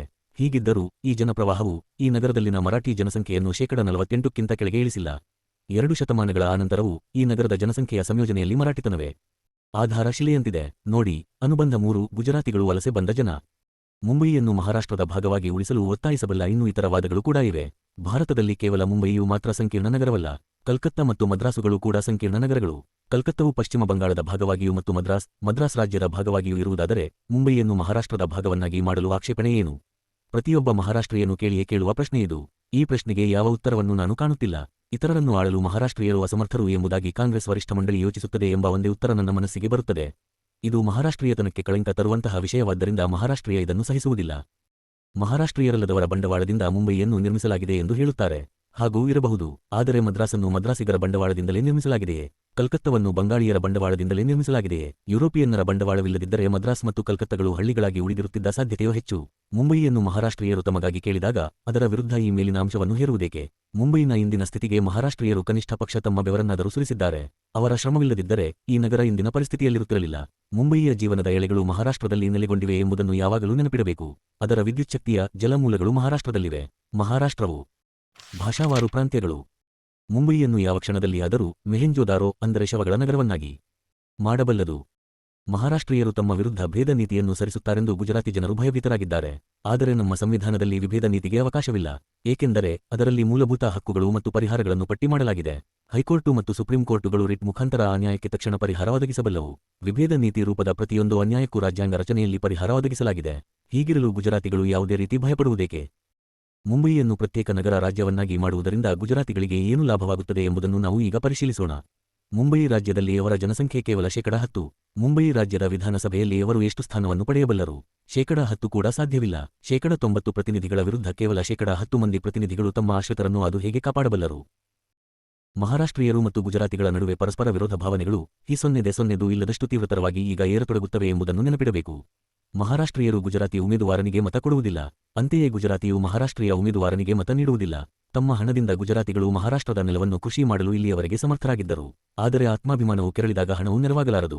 ನಗರಾಡಳಿತದಲ್ಲಿ ಕೇವಲ ಅಲ್ಪ ಭಾಗವನ್ನು ಪಡೆಯುವುದಕ್ಕಿಂತ ಸದ್ಭಾವವನ್ನು ಗಳಿಸಿಕೊಳ್ಳುವುದು ತಮಗೆ ಉತ್ತಮ ರಕ್ಷಣೆಯಲ್ಲವೇ ಎಂಬುದನ್ನು ಗುಜರಾತಿಗಳು ಮನಗಾಣಬೇಕು. ಮಹಾರಾಷ್ಟ್ರ ವಾದವು ಉಕ್ಕಿನಷ್ಟೇ ಗಟ್ಟಿಯಾದುದು. ಹೀಗಿದ್ದರೂ ಪ್ರತಿಪಕ್ಷದ ಕಡೆಯೂ ಕೆಲವು ಅಂಶಗಳಿವೆ. ತಮ್ಮ ಕೋಪತಾಪದಲ್ಲಿ ಆ ಅಂಶಗಳನ್ನು ಪರಿಗಣಿಸುವುದರಲ್ಲಿ ಮಹಾರಾಷ್ಟ್ರೀಯರು ವಿಫಲರಾಗಬಾರದು. ಮುಂಬಯಿ ಮಹಾರಾಷ್ಟ್ರದಲ್ಲಿಯೇ ಇರಬೇಕೆಂಬುದು ಮಹಾರಾಷ್ಟ್ರೀಯರ ಅಪೇಕ್ಷೆ ಸರಿಯಷ್ಟೇ. ಆದರೆ ಅವರು ಪರಿಗಣಿಸಲೇಬೇಕಾದ ಪ್ರಶ್ನೆಯೆಂದರೆ, ತಮಗೆ ಏನು ಬೇಕು? ಅಭಿವೃದ್ಧಿಶೀಲ ಮುಂಬಯಿಯೋ ಅಥವಾ ಅವನತಿ ಹೊಂದುತ್ತಿರುವ ಮುಂಬಯಿಯೋ? ಮಹಾರಾಷ್ಟ್ರದ ಆಶ್ರಯದಲ್ಲಿ ಮುಂಬಯಿಯು ಅಭಿವೃದ್ಧಿ ಹೊಂದಬಲ್ಲದೆ. ಬೇರೆ ಮಾತುಗಳಲ್ಲಿ ಹೇಳುವುದಾದರೆ, ನಗರದಲ್ಲಿ ಬೆಳೆಯುತ್ತಿರುವ ವ್ಯಾಪಾರೋದ್ಯಮಗಳಿಗೆ ಅಗತ್ಯವಿರುವ ಬಂಡವಾಳವನ್ನು ಮಹಾರಾಷ್ಟ್ರೀಯರು ಒದಗಿಸಬಲ್ಲರೆ? ಇಲ್ಲ ಎಂಬುದಾಗಿ ಮಹಾರಾಷ್ಟ್ರೀಯರು ಒಪ್ಪಿಗೆ ಉತ್ತರ ಕೊಡಬೇಕಾಗುತ್ತದೆ. ಬಂಡವಾಳದ ಅಗತ್ಯ ಪೂರೈಸಲು ಕೆಲವು ವರ್ಷಗಳು ಆನಂತರ ಮಹಾರಾಷ್ಟ್ರೀಯರು ಸಮರ್ಥರಾಗಬಹುದು. ಆದರೆ ಈಗ ಮಾತ್ರ ಅದು ಖಂಡಿತ ಸಾಧ್ಯವಿಲ್ಲ. ಸೊನ್ನೆ ಡಿವಾಳದ ಹಾರುವಿಕೆಯಿಂದಾಗಲಿ ಅಥವಾ ವ್ಯಾಪಾರಿ ಕುಟು ಸೊನ್ನೆ ಬಗಳನ್ನು ಹೊರಹೊರಡಿಸುವುದರಿಂದಾಗಲಿ ಮುಂಬಯಿಯಲ್ಲಿ ವಾಸಿಸುತ್ತಿರುವ ಮಹಾರಾಷ್ಟ್ರೀಯರ ಜೀವನ 053 ಡಾ. ಬಾಬಾಸಾಹೇಬ್ ಅಂಬೇಡ್ಕರ್ ಅವರ ಬರೆಹಗಳು ಭಾಷಣಗಳು ಸಂಪುಟ -1 ಮಟ್ಟದ ಮೇಲೆ ಏನು ಪರಿಣಾಮವಾಗಬಹುದು ಎಂಬುದು ಎರಡನೇ ಅಂಶ. ತಮ್ಮ ಅಭಿಮಾನಕ್ಕೆ ಎಷ್ಟೇ ಧಕ್ಕೆಯುಂಟಾಗುವುದಾದರೂ ತಮ್ಮದು ಗುಮಾಸ್ತರ ಹಾಗೂ ಕೂಲಿಗಳ ಒಂದು ಜನಾಂಗವೆಂಬುದನ್ನು ಮಹಾರಾಷ್ಟ್ರೀಯರು ಮರೆಯಕೂಡದು. ಅಳಿಯುತ್ತಿರುವ ನಗರದಲ್ಲಿ ಅವರು ಆದಂತಹ ಉದ್ಯೋಗವನ್ನು ಪಡೆಯಬಲ್ಲರು. ಮುಂಬಯಿಯ ಪ್ರಶ್ನೆಯನ್ನು ಮಹಾರಾಷ್ಟ್ರೀಯರು ಈ ದೃಷ್ಟಿಕೋನದಿಂದಲೂ ಪರಿಶೀಲಿಸಬೇಕು. ಸುಭಾಷಿತವೊಂದು ಹೀಗಿದೆ: ಸರ್ವನಾಶೆ ಸಮುತ್ಪನ್ನೆ ಅರ್ಧ ಸೊನ್ನೆ ತ್ಯಜತಿ ಪಂಡಿತ. ಮುಂಬಯಿಯನ್ನು ಪ್ರತ್ಯೇಕ ರಾಜ್ಯವನ್ನಾಗಿ ಏಕೆ ಮಾಡಬೇಕೆಂಬುದಕ್ಕೆ ಮತ್ತೊಂದು ಕಾರಣವೂ ಉಂಟು. ಹಳ್ಳಿಗಳಲ್ಲಿ ವಾಸಿಸುತ್ತಿರುವ ಅಲ್ಪಸಂಖ್ಯಾತರು ಮತ್ತು ಪರಿಶಿಷ್ಟ ಜಾತಿಯವರು ಬಹುಸಂಖ್ಯಾ ಸಮಾಜದ ಸದಸ್ಯರ ದೌರ್ಜನ್ಯ, ದಮನ ಮತ್ತು ಕೊಲೆಗಡುಕ ಕೃತ್ಯಗಳಿಗೆ ತುತ್ತಾಗುತ್ತಾರೆ. ಆದುದರಿಂದ ಅಲ್ಪಸಂಖ್ಯಾತರಿಗೆ ಒಂದು ಆಶ್ರಯದ ಅಗತ್ಯವಿದೆ. ಆಶ್ರಯ ಪಡೆಯಲು ಅನುಕೂಲವಾಗುವ ಸ್ಥಾನದಲ್ಲಿ ಬಹುಸಂಖ್ಯಾತರ ದೌರ್ಜನ್ಯ ಕೃತ್ಯದಿಂದ ಅವರು ಪಾರಾಗಬಹುದು. ಮುಂಬಯಿಯನ್ನೊಳಗೊಂಡ ಸಂಯುಕ್ತ ಮಹಾರಾಷ್ಟ್ರವಿರುವುದಾದರೆ ಸುರಕ್ಷತೆಗಾಗಿ ಅವರು ಎಲ್ಲಿಗೆ ಹೋಗುತ್ತಾರೆ? ಶ್ರೀ ಗಾಂಧಿಯನ್ನು ಗೋಡ್ಲೆ ಕೊಂದಾಗ ಹಳ್ಳಿಗಳಲ್ಲಿ ವಾಸಿಸುತ್ತಿದ್ದ ಬ್ರಾಹ್ಮಣರು, ಮಾರವಾಡಿಗಳು ಮತ್ತು ಗುಜರಾತಿಗಳ ಮೇಲೆ ದೌರ್ಜನ್ಯ ಕೃತ್ಯಗಳನ್ನು ನಡೆಸಲಾಯಿತು. ಒಂದು ಕಾಲದಲ್ಲಿ ಹಳ್ಳಿಗಳಲ್ಲಿ ವಾಸಿಸುತ್ತಿದ್ದ ಬ್ರಾಹ್ಮಣರು, ಮಾರವಾಡಿಗಳು ಮತ್ತು ಗುಜರಾತಿಗಳೆಲ್ಲರೂ ಆಗ ಓಡಿಹೋದರು. ಈಗ ಪಟ್ಟಣಗಳಲ್ಲಿ ವಾಸಿಸುತ್ತಿರುವ ಅವರು ತಮ್ಮ ಹಿಂದಿನ ಅನುಭವಗಳನ್ನು ಮರೆತು ಸುರಕ್ಷಿತ ಬಂದರು ಪಟ್ಟಣವನ್ನು ಸೇರಿದವರ ರೀತಿ ಸಂಯುಕ್ತ ಮಹಾರಾಷ್ಟ್ರಕ್ಕಾಗಿ ಒತ್ತಾಯಿಸುತ್ತಿದ್ದಾರೆ. ಕಾಂಗ್ರೆಸ್ ವರಿಷ್ಠ ಮಂಡಳಿಯ ನಿರ್ಧಾರವನ್ನು ತಾತ್ಪೂರ್ತಿಕವಾಗಿ ಒಪ್ಪಿಕೊಂಡರೆ ಮಹಾರಾಷ್ಟ್ರೀಯರು ಒಳ್ಳೆಯದನ್ನೇ ಮಾಡಿದಂತಾಗುತ್ತದೆ ಎಂದು ನನಗೆ ತೋರುತ್ತದೆ. ಮುಂಬಯಿಯನ್ನು ಕಳೆದುಕೊಳ್ಳುವ ಭಯವನ್ನು ಮರಾಠಿಗರು ಹೊಂದಿರುವ ಅಗತ್ಯವಿಲ್ಲ. ಮುಂಬಯಿಯನ್ನು ಮರಾಠಿಗರಿಂದ ಯಾರೂ ಕಿತ್ತುಕೊಳ್ಳಲಾರರು. ಮುಂಬಯಿಯನ್ನು ಒಂದು ಪ್ರತ್ಯೇಕ ರಾಜ್ಯವನ್ನಾಗಿ ಮಾಡಲು ಇರುವ ವಿರೋಧಕ್ಕೆ ನಿಜವಾದ ಕಾರಣವೆಂದರೆ ಬೊಂಬಾಯಿ ಎಂದು ಹೆಸರು. ಆದೂ ಮಹಾರಾಷ್ಟ್ರದ ಒಂದು ಭಾಗವೆಂದು ಅರ್ಥವನ್ನು ಆ ಹೆಸರು ಒಳಗೊಂಡಿಲ್ಲ. ಈ ವಿರೋಧವನ್ನು ಹೋಗಲಾಡಿಸಲು ನನ್ನ ಸಲಹೆಯೆಂದರೆ ನವ ಮುಂಬಯಿ ರಾಜ್ಯಕ್ಕೆ ಹೊಸ ಹೆಸರಿಡುವುದು. ಆ ಹೆಸರಿನಲ್ಲಿಯೇ ಮಹಾರಾಷ್ಟ್ರವೆಂಬ ಪದ ಅಳವಟ್ಟಿರಬೇಕು. ಈ ಸಲಹೆಯ ಪ್ರಕಾರ ಮುಂಬಯಿಯನ್ನು ಒಂದು ಪ್ರತ್ಯೇಕ ರಾಜ್ಯವನ್ನಾಗಿ ಸ್ಥಾಪಿಸುವ ಬದಲು ಮಹಾರಾಷ್ಟ್ರವನ್ನು 1 ಮಹಾರಾಷ್ಟ್ರ ನಗರ ರಾಜ್ಯ, ಮುಂಬಯಿ ನಗರ, 2 ಪಶ್ಚಿಮ ಮಹಾರಾಷ್ಟ್ರ, 3 ಮಧ್ಯ ಮಹಾರಾಷ್ಟ್ರ ಮತ್ತು 4 ಪೂರ್ವ ಮಹಾರಾಷ್ಟ್ರ ಎಂಬುದಾಗಿ 4 ರಾಜ್ಯಗಳನ್ನಾಗಿ ವಿಂಗಡಿಸಿದರೆ ಪ್ರತ್ಯೇಕ ಮುಂಬಯಿ ರಾಜ್ಯವನ್ನು ಸ್ಥಾಪಿಸಲು ಯಾವ ವಿರೋಧ ಬರಬಲ್ಲದು?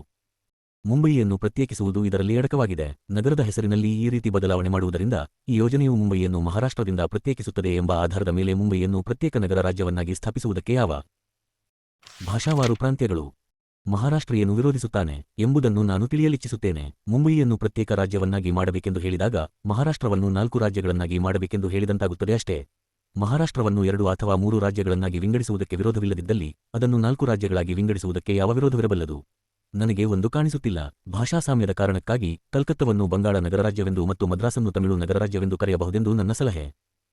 ಮಹಾರಾಷ್ಟ್ರೀಯರು ಮತ್ತು ಗುಜರಾತಿಗಳ ನಡುವಣ ತಿಕ್ಕಾಟವನ್ನು ಕಡಿಮೆ ಮಾಡಲು ನಾನು ಮುಂದಿಡುವ ಸಲಹೆ ಇದೊಂದು: ಮಹಾರಾಷ್ಟ್ರ ನಗರ ರಾಜ್ಯ ಒಂದು ಹೆಚ್ಚಿನ ರಾಜ್ಯವಸ್ಥೆ. ಮುಂಬಯಿಯೂ ಸೇರಿದಂತೆ ಸಂಯುಕ್ತ ಮಹಾರಾಷ್ಟ್ರವನ್ನು ಬಯಸುತ್ತಿರುವವರು ಮಹಾರಾಷ್ಟ್ರಕ್ಕೆ ಈ ಹೆಚ್ಚಿನ ಲಾಭವನ್ನು ಪಡೆಯುವ ಭರವಸೆ ಹೊಂದಿದ್ದಾರೆ. ನಗರ ರಾಜ್ಯದ ಹೆಚ್ಚಿನ ಕಂದಾಯಕ್ಕೆ ಕಾರಣವೆಂದರೆ 1 ಆಸ್ತಿಕರ ಮತ್ತು 2 ವಿದ್ಯುತ್ಕರ. ಒಂದು ಪಕ್ಷ ಮುಂಬಯಿ ಪ್ರತ್ಯೇಕ ರಾಜ್ಯವಾಗುವುದಾದರೆ ಈ ಕಂದಾಯವನ್ನು ಮಹಾರಾಷ್ಟ್ರವು ಸ್ವಾಧೀನಪಡಿಸಿಕೊಳ್ಳಬಲ್ಲದೆ. ಮುಂಬಯಿ ನಗರ ರಾಜ್ಯದ ಆಸ್ತಿಕರದಿಂದ ಆಸ್ತಿಕರದ ಉತ್ಪನ್ನವನ್ನು ಬೇರೆಡೆಗೆ ಒಯ್ಯಲು ಏನೂ ಮಾಡಲು ಸಾಧ್ಯವಿಲ್ಲ. ಆದು ಸ್ಥಳೀಯ ಆಸ್ತಿಯ ಮೇಲಿನ ಸ್ಥಳೀಯ ಕರ.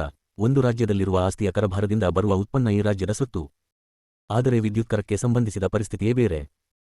ಗುಜರಾತ್ ಮತ್ತು ಮಹಾರಾಷ್ಟ್ರಗಳು ಬೇರೆಯಾಗಲೇಬೇಕು. ಅವು ಬೇರೆಯಾದಾಗ ತನ್ನ ರಾಜ್ಯದಲ್ಲಿಯೇ ಉತ್ಪಾದನೆಯಾಗಿ ಅಲ್ಲಿಯೇ ಬಳಸಲಾಗುವ ವಿದ್ಯುತ್ತಿನಿಂದ ಬರುವ ಕಂದಾಯದ ಮೇಲೆ ಗುಜರಾತ್ ತನ್ನ ಹಕ್ಕು ಸ್ಥಾಪಿಸುತ್ತದೆ. ಹಾಗೆಯೇ ಮಹಾರಾಷ್ಟ್ರವು ಕೂಡ ತನ್ನಲ್ಲಿಯೇ ಉತ್ಪಾದನೆಯಾಗಿ ಬಳಸಲಾಗುವ ವಿದ್ಯುತ್ತಿನಿಂದ ಬರುವ ಕಂದಾಯದ ಮೇಲೆ ತನ್ನ ಹಕ್ಕು ಸ್ಥಾಪಿಸುತ್ತದೆ. ಮುಂಬಯಿ ನಗರವು ಕೂಡ ಒಂದು ರಾಜ್ಯವಾದಾಗ ಅದೇ ರೀತಿ ಮಾಡುತ್ತದೆ. ಆದರೆ ಮುಂಬಯಿಯು ಅದೇ ರೀತಿ ಮಾಡಲು ಅಂದರೆ ಕಂದಾಯವನ್ನು ತನಗಾಗಿಯೇ ಸ್ವಾಧೀನಪಡಿಸಿಕೊಳ್ಳಲು ಅದನ್ನು ಬಿಡಬಹುದೇ? ಆ ನಗರದ ಹೊರಗೆ ಅಂದರೆ ಮಹಾರಾಷ್ಟ್ರದಲ್ಲಿ ಆ ವಿದ್ಯುತ್ತು ಉತ್ಪತ್ತಿಯಾಗುತ್ತದೆ. ಆದ್ದರಿಂದ ವಿದ್ಯುತ್ತಿನಿಂದ ಬಂದ ಎಲ್ಲ ಕಂದಾಯವನ್ನು ಸ್ವಾಧೀನಪಡಿಸಿಕೊಳ್ಳಲು ಹೊಸ ಮುಂಬಯಿ ನಗರ ರಾಜ್ಯಕ್ಕೆ ಹಕ್ಕಿಲ್ಲ. ರಾಜ್ಯ ಹಣಕಾಸಿನ ವಿದ್ಯಾರ್ಥಿಗಳಿಗೆಲ್ಲ ಚೆನ್ನಾಗಿ ತಿಳಿದಿರುವಂತೆ ಅಂತಹ ಸಂದರ್ಭದಲ್ಲಿ ಸಂಪನ್ಮೂಲಗಳ ವಿಭೇದನ ಹಾಗೂ ಉತ್ಪನ್ನದ ಹಂಚಿಕೆ ತತ್ವವನ್ನು ಅನ್ವಯಿಸುವುದು ಸೂಕ್ತ ವಿಧಾನ. ಇನ್ನೂ ಹೆಚ್ಚು ಸ್ಪಷ್ಟವಾಗಿ ಹೇಳಬೇಕೆಂದರೆ ವಿದ್ಯುತ್ಕರ ಹೇರಿಕೆಯನ್ನು ಕೇಂದ್ರವು ವಹಿಸಿಕೊಂಡು ಅದರಿಂದ ಬಂದ ಉತ್ಪನ್ನವನ್ನು ಮಹಾರಾಷ್ಟ್ರದ 4 ರಾಜ್ಯಗಳಾದ 1 ಮುಂಬಯಿ, 2 ಪಶ್ಚಿಮ ಮಹಾರಾಷ್ಟ್ರ, 3 ಮಧ್ಯ ಮಹಾರಾಷ್ಟ್ರ ಮತ್ತು 4 ಪೂರ್ವ ಮಹಾರಾಷ್ಟ್ರಗಳಲ್ಲಿ ಇವುಗಳ ಅಗತ್ಯಕ್ಕನುಗುಣವಾಗಿ ಹಂಚಲಿ ಮುಂಬಯಿನ ಪ್ರತ್ಯೇಕತೆಯಿಂದಾಗಿ ಉಳಿದ 3 ಮಹಾರಾಷ್ಟ್ರಗಳಲ್ಲಿ ಉಂಟಾಗಬಹುದಾದ ಹಣಕಾಸಿನ ಒತ್ತಡವನ್ನು ಕಡಿಮೆ ಮಾಡಿದಂತಾಗುತ್ತದೆ. 184 ಡಾ ಬಾಬಾಸಾಹೇಬ್ ಅಂಬೇಡ್ಕರ್ ಅವರ ಬರೆಹಗಳು ಭಾಷಣಗಳು ಸಂಪುಟ -1 ಸಂಯುಕ್ತವಾಗಿರುವುದೋ ಅಥವಾ ಪ್ರತ್ಯೇಕವಾಗಿರುವುದೋ. ಮುಂಬಯಿಗೆ ಒಂದು ಹೊಸ ವಿಸ್ತೀರ್ಣವನ್ನು ನಿಗದಿ ಮಾಡಿ ಅದನ್ನು ಪ್ರತ್ಯೇಕ ನಗರ ರಾಜ್ಯವನ್ನಾಗಿ ಮಾಡಬೇಕೆಂದು ನಾನು ಹೇಳಿದ್ದೇನೆ. ಉಳಿದ ಮಹಾರಾಷ್ಟ್ರದ ಬಗ್ಗೆ ಹೇಗೆ ವ್ಯವಹರಿಸಬೇಕೆಂಬ ಪ್ರಶ್ನೆ ಈಗ ನಮ್ಮ ಮುಂದಿದೆ. ಉಳಿದ ಮಹಾರಾಷ್ಟ್ರವನ್ನು ರಾಜ್ಯಗಳಾಗಿ ವಿಂಗಡಿಸಬೇಕೆಂದು ನಾನು ಸೂಚಿಸಿದ್ದೇನೆ. ಬಹು ಪ್ರಾಚೀನ ಕಾಲದಿಂದಲೂ ಮಹಾರಾಷ್ಟ್ರವು 3 ರಾಜ್ಯಗಳಾಗಿ ವಿಭೇದನಗೊಂಡಿದೆ. ಅಶೋಕನ ಕಾಲದಲ್ಲಿ ಮೊಟ್ಟ ಮೊದಲಿಗೆ ಮಹಾರಾಷ್ಟ್ರವು ಇತಿಹಾಸದಲ್ಲಿ ಕಾಣಿಸಿಕೊಳ್ಳುತ್ತದೆ. ಬೌದ್ಧ ಧರ್ಮದ ಪ್ರಚಾರಕ್ಕಾಗಿ ಭಾರತದ ವಿವಿಧ ಭಾಗಗಳಿಗೆ ಅಶೋಕನು ಕಳುಹಿಸಿದ ಧರ್ಮ ಪ್ರಚಾರಕರ ಬಗೆಗೆ ಹೇಳುವಾಗ ಮಹಾವಂಶ ದಲ್ಲಿ ಮಹಾರಾಷ್ಟ್ರದ ಹೆಸರು ಬರುತ್ತದೆ. ಆದರೆ ಅನಂತರ ಮಹಾರಾಷ್ಟ್ರಿಕ ಅಥವಾ 3 ಮಹಾರಾಷ್ಟ್ರಗಳು ಎಂಬುದಾಗಿ ಪಾಳಿ ಸಾಹಿತ್ಯದಲ್ಲಿ ಪ್ರಸ್ತಾಪಿಸಲಾಗಿದೆ. ಬಹು ಪ್ರಾಚೀನ ಕಾಲದಿಂದಲೂ 3 ಮಹಾರಾಷ್ಟ್ರಗಳಿದ್ದವೆಂಬುದೇ ಇದರರ್ಥ. ಆದ್ದರಿಂದ ನನ್ನ ಸಲಹೆಯು ಹೊಸದೇನಲ್ಲ. ಕೋಷ್ಟಕ ಪುಟ 160 ದಲ್ಲಿ ತೋರಿಸಿರುವಂತೆ ಜನಸಂಖ್ಯೆ, ವಿಸ್ತೀರ್ಣ ಹಾಗೂ ಕಂದಾಯಗಳ ಹಂಚಿಕೆಯಿರುತ್ತದೆ. 3ರಲ್ಲಿ ಪ್ರತಿಯೊಂದು ವಿಭಾಗದ ವಿಸ್ತೀರ್ಣ ಮತ್ತು ಮೇರೆಗಳನ್ನು ಜೊತೆಗಿರುವ ಭೂಪಟ ತೋರಿಸುತ್ತದೆ. ವಿಸ್ತೀರ್ಣ ಮತ್ತು ಜನಸಂಖ್ಯೆಗಳ ದೃಷ್ಟಿಯಿಂದ 3 ವಿಭಾಗಗಳಿಗೆ ವಿರುದ್ಧವಾಗಿ ಆಕ್ಷೇಪಣೆ ಎತ್ತಲು ಈಗಂತೂ ಯಾವ ಅವಕಾಶವೂ ಇಲ್ಲ. ಬಹಳ ಹಿಂದಿನ ಕಾಲದಿಂದಲೂ ಅವುಗಳನ್ನು ಮಹಾರಾಷ್ಟ್ರಿಕ ಎಂದೇ ಕರೆಯಲಾಗುತ್ತಿತ್ತು. ಈ ವಿಭೇದನೆಯಿಂದ ಭಾಷಾತತ್ವಕ್ಕೆ ಅಪಚಾರವಾಗುವುದಿಲ್ಲ. ಎಲ್ಲಾ 3 ಮಹಾರಾಷ್ಟ್ರಗಳಲ್ಲಿಯೂ ಒಂದೇ ಭಾಷೆ ಇದ್ದರೆ, ವಾಸ್ತವವಾಗಿ ಮರಾಠಿ ಭಾಷೆಯ ಬೆಳವಣಿಗೆಗೆ ಅದು ಸಮಂಜಸವೆನಿಸಿದರೆ ಅನುಕೂಲವಾಗುತ್ತದೆ. ಅವುಗಳ ಉಳಿವಿನ ಪ್ರಶ್ನೆಯನ್ನು ನಾನು ಮುಂದೆ ಪರಿಶೀಲಿಸುತ್ತೇನೆ. ಒಂದು ವಿಶೇಷ ಅಧ್ಯಾಯದಲ್ಲಿ ಪ್ರತ್ಯೇಕವಾಗಿ ಈ ಪ್ರಶ್ನೆಯನ್ನು ಪರಿಶೀಲಿಸಲು ನಾನು ಯೋಚಿಸಿದ್ದೇನೆ. ಅಂದು ಮುಂಬಯಿ ಹೆಸರೇ ಗೊತ್ತಿರಲಿಲ್ಲ. ಹಾಗಿಲ್ಲದಿದ್ದಲ್ಲಿ ಅದು ಮಹಾರಾಷ್ಟ್ರದ 4ನೇ ಭಾಗವಾಗಿರುತ್ತಿತ್ತು. ಉಳಿದ ಮಹಾರಾಷ್ಟ್ರಗಳಲ್ಲಿ ನಾನು ಹೇಳುವ ಪೂರ್ವ ಮಹಾರಾಷ್ಟ್ರವು ಈಗಾಗಲೇ ಪ್ರತ್ಯೇಕ ರಾಜ್ಯವಾಗಿದೆ. ಅದು ಹಾಗೆ ಪ್ರತ್ಯೇಕವಾಗಿರಲು ಬಿಡುವುದೇ ಅಗತ್ಯ. ಅದರಲ್ಲಿ ಈಗಾಗಲೇ ಚೆನ್ನಾಗಿ ನೆಲೆನಿಂತ ಆಡಳಿತ, ಕಂದಾಯ ಮತ್ತು ಕಾನೂನು ವ್ಯವಸ್ಥೆಗಳು ಇವೆ. ಹಿಂದಿ ಮಾತನಾಡುವವರ ಜಾಲಗಳಿಂದ ಅದು ಈಗಾಗಲೇ ಪ್ರತ್ಯೇಕಗೊಂಡಿದೆ. ಭಾಷಾವಾರು ಪ್ರಾಂತ್ಯಗಳು 185 ಈಗಿನ ಮುಂಬಯಿ ರಾಜ್ಯದ ಭಾಗವಾಗಿರುವ ಮಹಾರಾಷ್ಟ್ರ ಮತ್ತು ಈಗಿನ ಹೈದರಾಬಾದು ರಾಜ್ಯದ ಭಾಗವಾಗಿರುವ ಮಹಾರಾಷ್ಟ್ರ ಇವುಗಳನ್ನು ಹೇಗೆ ವಿಭಾಗಿಸುವುದು ಎಂಬುದೇ ಉಳಿದಿರುವ ಏಕೈಕ ಸಮಸ್ಯೆ. ಇವೆರಡನ್ನು ಕೂಡಿಸಿ ನಾನು ಈಗಾಗಲೇ ಹೇಳಿದ ಪೂರ್ವ ಮಹಾರಾಷ್ಟ್ರದೊಡನೆ ಸೇರಿಸುವ ಬದಲು ಮುಂಬಯಿನ ಮಹಾರಾಷ್ಟ್ರ ಭಾಗವನ್ನು ಮತ್ತು ಮರಾಠವಾಡವನ್ನು 2 ಸಮನಾದ ರಾಜ್ಯಗಳನ್ನಾಗಿ ಏಕೆ ವಿಭಾಗಿಸಬಾರದು? ಇದು ನನ್ನ ಹಂಚಿಕೆ. ಮುಂಬಯಿ ರಾಜ್ಯದ ಮಹಾರಾಷ್ಟ್ರ ಭಾಗದ 6 ಜಿಲ್ಲೆಗಳನ್ನು ವರ್ಗಾಯಿಸಿ ಇವುಗಳನ್ನು ಮರಾಠವಾಡದ ಭಾಗವಾಗಿ ನಾನು ಮಾಡುತ್ತೇನೆ. 5ನೇ ಭೂಪಟ ನೋಡಿ. 3 ಮಹಾರಾಷ್ಟ್ರಗಳ ವಿಸ್ತೀರ್ಣ ಮತ್ತು ಜನಸಂಖ್ಯೆಯ ವಿಭಜನೆಯನ್ನು ಕೆಳಗೆ ತೋರಿಸಲಾಗಿದೆ. 3 ಮಹಾರಾಷ್ಟ್ರ ರಾಜ್ಯಗಳ ಜನಸಂಖ್ಯೆ, ವಿಸ್ತೀರ್ಣ ಮತ್ತು ಕಂದಾಯಗಳು ಬಹುಮಟ್ಟಿಗೆ ಈ ಕೆಳಕಂಡಂತಿರುತ್ತವೆ. ರಾಜ್ಯದ ಹೆಸರು, ಒಟ್ಟು ಜನಸಂಖ್ಯೆ, ಒಟ್ಟು ವಿಸ್ತೀರ್ಣ ಮೈಲಿಗಳಲ್ಲಿ, ಒಟ್ಟು ಕಂದಾಯ, ಒಟ್ಟು ಖರ್ಚು 30.028 26,24,20,441 ಗೊತ್ತಿಲ್ಲ. 1,24,09,044 ಪಶ್ಚಿಮ ಮಹಾರಾಷ್ಟ್ರ, ಮಧ್ಯ ಮಹಾರಾಷ್ಟ್ರ, ಪೂರ್ವ ಮಹಾರಾಷ್ಟ್ರ. ಒಟ್ಟು ಕೋಟಿಗಳಲ್ಲಿ 1,26,77,316 05,092,20 3,31,13,490 55.482 21,63,80,095 ಗೊತ್ತಿಲ್ಲ. 39,409,41,11,012 ಗೊತ್ತಿಲ್ಲ. 1,24,514 5,729 11,548 ನನ್ನ ಯೋಜನೆಯ ಸಮರ್ಥನೆಗಾಗಿ ನಾನು ಕಂಡುಕೊಂಡ ಕಾರಣಗಳನ್ನು ಹೇಳಲು ಈಗ ತೊಡಗುತ್ತೇನೆ. ಮಹಾರಾಷ್ಟ್ರವು ಎಂದೆಂದು 3 ಭಾಗವಾಗಿ ವಿಭಜನೆಗೊಂಡಿತ್ತು ಎಂದು ನಾನು ಹೇಳಿದ್ದೇನೆ. ಇದು ಒಂದು ಐತಿಹಾಸಿಕವಾದ ಸಂಯುಕ್ತ ಮಹಾರಾಷ್ಟ್ರವೆಂದು ಹೇಳಲಾಗುವ ಕ್ಷೇತ್ರದ ಸಂಪ್ರದಾಯ, ಜೀವನ ವಿಧಾನ ಮತ್ತು ಸಾಮಾಜಿಕ ಮತ್ತು ಆರ್ಥಿಕ ಸ್ಥಿತಿಗತಿ ಒಂದೇ ಅಲ್ಲವೆಂಬುದನ್ನು ಕೊನೆಯ ಪಕ್ಷ ಇದು ತೋರಿಸುತ್ತದೆ. ಸಂಯುಕ್ತ ಮಹಾರಾಷ್ಟ್ರವಾಗಬೇಕೆಂದು ಆತುರ ತೋರಿಸುತ್ತಿರುವವರು ಇದನ್ನು ತೀವ್ರವಾಗಿ ಪರಿಗಣಿಸಬಾರದು. ಆದರೆ ಇಂದಿನ ಪರಿಸ್ಥಿತಿಯಿಂದ ಉದ್ಭವಿಸುವ ಇತರ ವಾದಗಳೂ ಇವೆ. ಅವುಗಳನ್ನು ಕಡೆಗಣಿಸಲಾಗುವುದಿಲ್ಲ. ಕೆಲವನ್ನು ಇಲ್ಲಿ ಪ್ರಸ್ತಾಪಿಸುತ್ತೇನೆ. ಸಂಯುಕ್ತ ಮಹಾರಾಷ್ಟ್ರದಂತಹ ಬೃಹತ್ ರಾಜ್ಯದ ಆಡಳಿತವನ್ನು ಒಂದೇ ಒಂದು ಸರ್ಕಾರವು ನಡೆಸಲಾರದೆಂಬುದು ನನ್ನ ಮೊದಲ ವಾದ. ಮರಾಠಿ ಮಾತನಾಡುವ ಕ್ಷೇತ್ರದಲ್ಲಿರುವ ಒಟ್ಟು ಜನಸಂಖ್ಯೆ 3,30,83,490. ಮಾತನಾಡುತ್ತಿರುವ ಜನರು ವಾಸಿಸುತ್ತಿರುವ ಒಟ್ಟು ವಿಸ್ತೀರ್ಣ 4,74,514 ಮೈಲಿಗಳು. ಇದು ವಿಸ್ತಾರವಾದ ಕ್ಷೇತ್ರವಾದುದರಿಂದ ಒಂದೇ ರಾಜ್ಯದ ಮೂಲಕ ಸಮರ್ಥ ಆಡಳಿತ ನಡೆಸುವುದು ಅಸಾಧ್ಯ. OUL ಡಾ ಬಾಬಾಸಾಹೇಬ್ ಅಂಬೇಡ್ಕರ್ ಅವರ ಬರೆಹಗಳು ಭಾಷಣಗಳು ಸಂಪುಟ -1 ಸಂಯುಕ್ತ ಮಹಾರಾಷ್ಟ್ರದ ಬಗ್ಗೆ ಮಾತನಾಡುತ್ತಿರುವ ಮಹಾರಾಷ್ಟ್ರೀಯರು ತಮ್ಮ ಮಹಾರಾಷ್ಟ್ರದ ವಿಸ್ತೀರ್ಣ ಹಾಗೂ ಜನಸಂಖ್ಯೆಯ ಹರವು ಎಷ್ಟೆಂಬ ಕಲ್ಪನೆ ಹೊಂದಿಲ್ಲ. ಆದರೂ ಏಕೈಕ ಮಹಾರಾಷ್ಟ್ರ ರಾಜ್ಯ ಏಕೆ ಬೇಕು? ಇದನ್ನು ಅರ್ಥ ಮಾಡಿಕೊಳ್ಳಲು ನಾನು ಪೂರ್ಣ ಅಸಮರ್ಥನಾಗಿದ್ದೇನೆ. ಒಂದು ಪ್ರತ್ಯೇಕ ಮಹಾರಾಷ್ಟ್ರವಿರಬೇಕೆಂದು ಒಂದು ವಿಷಯ, ಆದರೆ ಏಕೈಕ ಮಹಾರಾಷ್ಟ್ರವಿರಬೇಕೆಂಬುದು ಮತ್ತೊಂದು ವಿಷಯ. ಗುಜರಾತಿಗಳಿಂದ ಹಾಗೂ ಹಿಂದಿ ಮಾತನಾಡುವವರಿಂದ ಪ್ರತ್ಯೇಕವಾಗಿರದ ಒಂದು ಮಹಾರಾಷ್ಟ್ರದ ಪರ ನಾನು. ಆದರೆ ಸ್ವತಂತ್ರ ಮಹಾರಾಷ್ಟ್ರವನ್ನು ಒಂದೇ ರಾಜ್ಯವನ್ನಾಗಿ ಏಕೆ ಮಾಡಬೇಕೆಂಬುದನ್ನು ಅರ್ಥ ಮಾಡಿಕೊಳ್ಳಲು ನನಗಾಗುತ್ತಿಲ್ಲ. ಉತ್ತರ ಪ್ರದೇಶದೊಂದಿಗೆ ಯುದ್ಧವನ್ನು ಘೋಷಿಸಲು ಮರಾಠಿಗರು ಯೋಚಿಸುತ್ತಿಲ್ಲವಾದ್ದರಿಂದ ಅವರಿಗೆ ಸಾಮಾನ್ಯ ಮುಂಚೂಣಿಯೊಂದರ ಅಗತ್ಯವಿಲ್ಲ. ಮಹಾರಾಷ್ಟ್ರೀಯರ ದೃಷ್ಟಿಯಿಂದಲೂ ಕೂಡ ಇಂತಹ ಸಮುಚ್ಚಯವೇಕಿರಬೇಕು. ಸತಾರದ ಮರಾಠಿಯೊಬ್ಬನು ಔರಂಗಾಬಾದಿನ ಮರಾಠಿಯೊಬ್ಬನೊಡನೆ ಯಾವ ಸೌಹಾರ್ದ ಭಾವವನ್ನು ಹೊಂದಿದ್ದಾನೆ? ನಾಸಿಕ್ದ ಮರಾಠಿಯೊಬ್ಬನು ರತ್ನಗಿರಿಯ ಮರಾಠಿಯೊಬ್ಬನೊಂದಿಗೆ ಯಾವ ಸೌಹಾರ್ದ ಭಾವ ಹೊಂದಿದ್ದಾನೆ? ಸತಾರದ ಮರಾಠಿಗನು ಔರಂಗಾಬಾದಿನ ಮರಾಠಿಗನ ಮೇಲೆ ಎಂಥ ವಾತ್ಸಲ್ಯ ಮತ್ತು ಆಸಕ್ತಿಗಳನ್ನು ತೋರಿಸುತ್ತಾನೆ? ರತ್ನಗಿರಿಯ ಮರಾಠಿಗನ ಸಮಸ್ಯೆಗಳ ಬಗ್ಗೆ ನಾಸಿಕದ ಮರಾಠಿಗನು ಯಾವ ಒತ್ತಾಸೆ ಮತ್ತು ಆಸಕ್ತಿಗಳನ್ನು ತೋರಿಸುತ್ತಾನೆ? ಸಮುಚ್ಚಯಕ್ಕೆ ಯಾವುದೇ ಅರ್ಥವಿಲ್ಲ ಮತ್ತು ಅದರಿಂದ ಯಾವ ಉದ್ದೇಶವೂ ಸಫಲವಾಗದು. ಇಂದಿನ ಮುಂಬಯಿಯ ಮಂತ್ರಿಮಂಡಲದಲ್ಲಿರುವ ಎಲ್ಲಾ ಮಂತ್ರಿಗಳು ಸತಾರಾ ಜಿಲ್ಲೆಯಿಂದ ಅಥವಾ ನಾಸಿಕದಿಂದ ಬಂದವರು. ಕೊಂಕಣದಿಂದ ಅಲ್ಲಿ ಒಬ್ಬರೂ ಇಲ್ಲ. ಮಹಾರಾಷ್ಟ್ರದ 3 ಭಾಗಗಳ ನಡುವಣ ಆರ್ಥಿಕ ಅಸಮಾನತೆಯು ಎರಡನೆಯ ವಿಚಾರ. ಮರಾಠವಾಡವನ್ನು ನಿಜಾಮನು ಪೂರ್ಣವಾಗಿ ಕಡೆಗಣಿಸಿದ್ದಾನೆ. ನಾನು ಹೇಳುವ ಮಧ್ಯ ಮಹಾರಾಷ್ಟ್ರದ ಹಿತಾಸಕ್ತಿಯನ್ನು ಇತರ 2 ಮಹಾರಾಷ್ಟ್ರದವರು ನೋಡಿಕೊಳ್ಳುತ್ತಾರೆ ಎಂಬುದಕ್ಕೆ ಖಾತರಿಯೇನು? ಮಹಾರಾಷ್ಟ್ರದ 3 ಭಾಗಗಳ ನಡುವಣ ಔದ್ಯಮಿಕ ಅಸಮಾನತೆ ಮೂರನೆಯ ವಿಚಾರ. ಪಶ್ಚಿಮ ಮಹಾರಾಷ್ಟ್ರ ಮತ್ತು ಪೂರ್ವ ಮಹಾರಾಷ್ಟ್ರಗಳು ಔದ್ಯಮಿಕವಾಗಿ ಬಹಳ ಮುಂದುವರೆದಿವೆ. ಮಧ್ಯ ಮಹಾರಾಷ್ಟ್ರದ ಪರಿಸ್ಥಿತಿಯೇನು? ಅದರ ಔದ್ಯಮಿಕ ಅಭಿವೃದ್ಧಿಯ ಬಗ್ಗೆ ಖಾತರಿಯೇನು? ಮಧ್ಯ ಮಹಾರಾಷ್ಟ್ರದ ಔದ್ಯಮಿಕ ಬೆಳವಣಿಗೆಯಲ್ಲಿ ಪಶ್ಚಿಮ ಮತ್ತು ಪೂರ್ವ ಮಹಾರಾಷ್ಟ್ರಗಳು ಆಸಕ್ತಿ ವಹಿಸುತ್ತವೆಯೇ? ಒಂದು ಕಡೆ ಪಶ್ಚಿಮ ಮತ್ತು ಪೂರ್ವ ಮಹಾರಾಷ್ಟ್ರಗಳು, ಮತ್ತೊಂದು ಕಡೆ ಮಧ್ಯ ಮಹಾರಾಷ್ಟ್ರ. ಇವುಗಳ ನಡುವಣ ಶೈಕ್ಷಣಿಕ ಅಸಮಾನತೆಯು ನಾಲ್ಕನೆಯ ವಿಚಾರ. ಅವುಗಳ ನಡುವಣ ಅಸಮಾನತೆಯು ತೀವ್ರತರವಾದುದು. ಮಧ್ಯ ಮಹಾರಾಷ್ಟ್ರವು ಪೂನಾ ವಿಶ್ವವಿದ್ಯಾನಿಲಯದ ಕಕ್ಷೆಯಲ್ಲಿ ಬರುವುದಾದರೆ ಅದರ ಭವಿಷ್ಯ ಸರ್ವನಾಶವಾದಂತೆ. ಮರಾಠವಾಡದ ಬಗ್ಗೆ ನಾನು ತುಂಬಾ ಚಿಂತಿತನಾಗಿದ್ದೇನೆ. ಕಳೆದ 200 ವರ್ಷಗಳಿಂದ ಇಲ್ಲಿಯವರೆಗೆ ಅದು ನಿಜಾಮರ ರಾಜ್ಯದಲ್ಲಿತ್ತು. ನಿಜಾಮರು ಈ ಕ್ಷೇತ್ರವನ್ನು ಅಪರಾಧವೆನಿಸುವಷ್ಟು ಕಡೆಗಣಿಸಿದ್ದಾರೆ. ಮರಾಠವಾಡದಲ್ಲಿ 1 ಮೈಲಿಯಷ್ಟು ನಾಲೆ ನೀರಾವರಿಯಿಲ್ಲ. ಮರಾಠವಾಡದ ತಾಲೂಕು ಸ್ಥಳಗಳಲ್ಲಿ ಪ್ರೌಢಶಾಲೆಯೂ ಇಲ್ಲ. ನಿಜಾಮರ ಸಾರ್ವಜನಿಕ ಸೇವೆಯಲ್ಲಿ ಮರಾಠವಾಡದ ಒಬ್ಬ ಯುವಕನೂ ಇರಲಿಲ್ಲ. ನಾನು ಮಾಹಿತಿ ಮತ್ತು ಅನುಭವಗಳನ್ನಾಧರಿಸಿ ಮಾತನಾಡುತ್ತಿದ್ದೇನೆ. ಭಾಷಾವಾರು ಪ್ರಾಂತ್ಯಗಳು 052. ಜನರು ಕೆಳಗುಳಿದಿರುವುದು ಹಾಗೂ ಹೊರಗುಳಿದಿರುವುದು ಮಾತ್ರವಲ್ಲ, ಅವರು ಅಜ್ಞಾನಿಗಳೂ ಆಗಿದ್ದಾರೆ. 2 ಕಡೆಯೂ ಇರುವ ಬಹಳ ಮುಂದುವರಿದ ಜನರು ಅವರನ್ನು ಕಿತ್ತು ತಿಂದಿದ್ದಾರೆ. ಅವರ ಉದ್ಯೋಗದ ಮಾರ್ಗಗಳನ್ನು ಮುಚ್ಚಿದಾಗ ಅವರ ಸ್ಥಾನಮಾನಗಳಲ್ಲಿ ಇನ್ನೂ ಹೆಚ್ಚು ಅವನತಿಯಾಗುತ್ತಿದೆ. ಪೂನಾ ವಿಶ್ವವಿದ್ಯಾಲಯದ ಅಧೀನದಲ್ಲಿ ಮರಾಠವಾಡ ಹೋದಾಗ ಏನಾಗಬಹುದೆಂದು ಯೋಚಿಸಲು ನಾನು ನಡುಗುತ್ತೇನೆ. ಪೂನಾ ವಿಶ್ವವಿದ್ಯಾಲಯದ ಅಧೀನದಲ್ಲಿರುವ ಶಾಲಾ ಕಾಲೇಜುಗಳ ಶಿಕ್ಷಣ ಮಟ್ಟವು ಎಷ್ಟು ಹೆಚ್ಚಿದೆ ಎಂದರೆ ಮರಾಠವಾಡದಿಂದ ಹೋದ ಯಾವ ವಿದ್ಯಾರ್ಥಿಯೂ ಅಲ್ಲಿನ ಪರೀಕ್ಷೆಯಲ್ಲಿ ತೇರ್ಗಡೆ ಹೊಂದುವ ಭರವಸೆಯಿಂದಿರಲಾರ. ಸಂಯುಕ್ತ ಮಹಾರಾಷ್ಟ್ರದ ಹುಚ್ಚಿನಿಂದ ಏಕೈಕ ಹಾಗೂ ಸಾಮಾನ್ಯ ವಿಶ್ವವಿದ್ಯಾಲಯದ ಹುಟ್ಟು ಬೆಳೆಯುವ ಸಾಧ್ಯತೆಯಿದೆ. ಸಂಯುಕ್ತ ಮಹಾರಾಷ್ಟ್ರದ ಸ್ಥಾಪನೆಯನ್ನು ಹಿಂಬಾಲಿಸಿ ಉದ್ಯೋಗವನ್ನು ಪಡೆದುಕೊಳ್ಳಲು ಪೂನಾ ಮತ್ತು ನಾಗಪುರದ ಬ್ರಾಹ್ಮಣರು ಮರಾಠವಾಡಕ್ಕೆ ನುಗ್ಗುವುದು ಪ್ರಾರಂಭವಾಗುತ್ತದೆ. ಮಹಾರಾಷ್ಟ್ರವನ್ನು ಏಕೆ 3 ಭಾಗಗಳಾಗಿ ವಿಭಜಿಸಬೇಕೆಂಬುದಕ್ಕೆ ಇದು ಮತ್ತೊಂದು ಕಾರಣ. ಮುಂಬಯಿಯ ವಿಧಾನಸಭೆಯ ಒಟ್ಟು ಸದಸ್ಯ ಸಂಖ್ಯೆ 315. ಅದರಲ್ಲಿ ಮರಾಠಿ ಮಾತನಾಡುವವರು 149 ಮಂದಿ. ಮುಂಬಯಿಯ ವಿಧಾನ ಪರಿಷತ್ತಿನ ಒಟ್ಟು ಸಂಖ್ಯೆ 2. ಅದರಲ್ಲಿ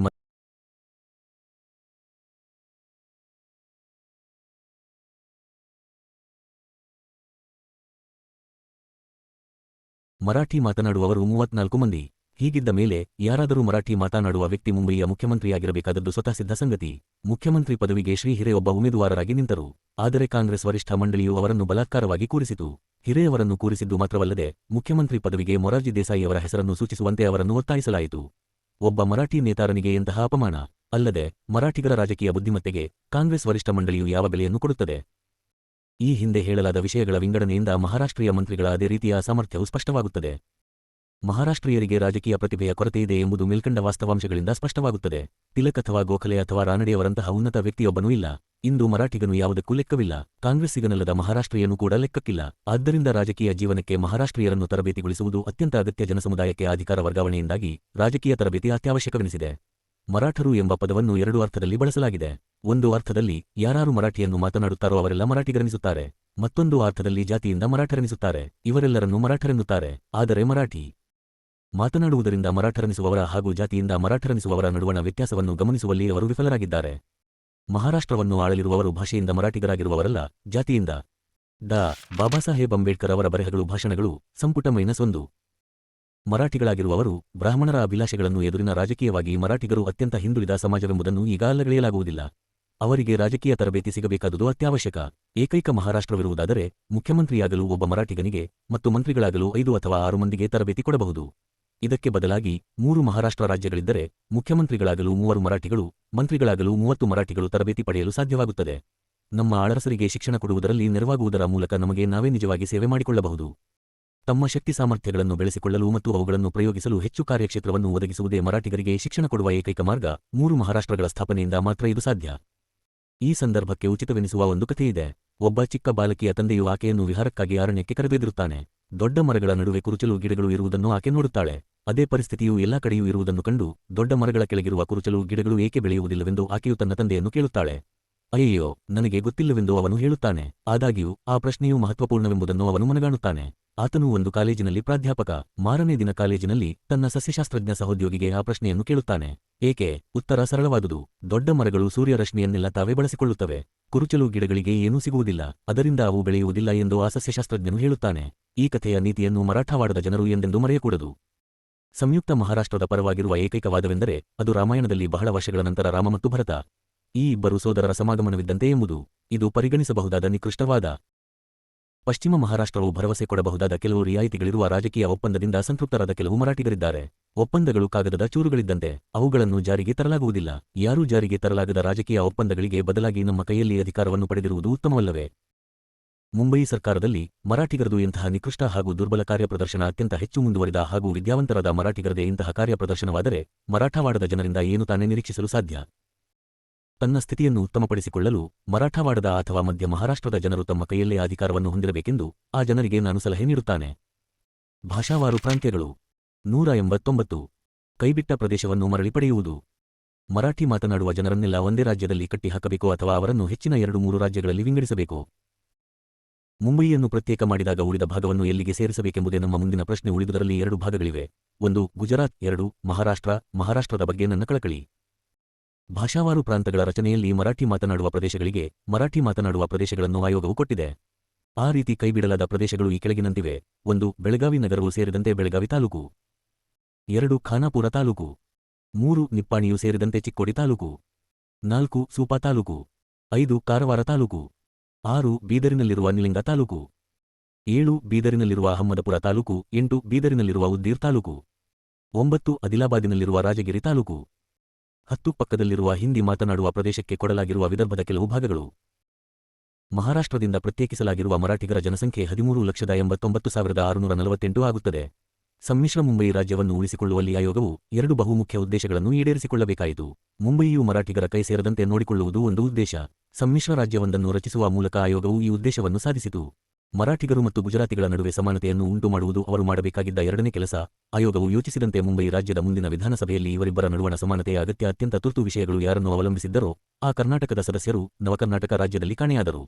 ಮಹಾರಾಷ್ಟ್ರದ ರೆಕ್ಕೆಗಳನ್ನು ಕತ್ತರಿಸಿ ಮರಾಠಿ ಮಾತನಾಡದ ಪ್ರದೇಶಗಳಿಗೆ ಮರಾಠಿ ಮಾತನಾಡುವ ಪ್ರದೇಶಗಳನ್ನು ಕೊಡುವುದರ ಮೂಲಕ ಆಯೋಗವು ಇದನ್ನು ಸಾಧಿಸಿಕೊಂಡಿತು.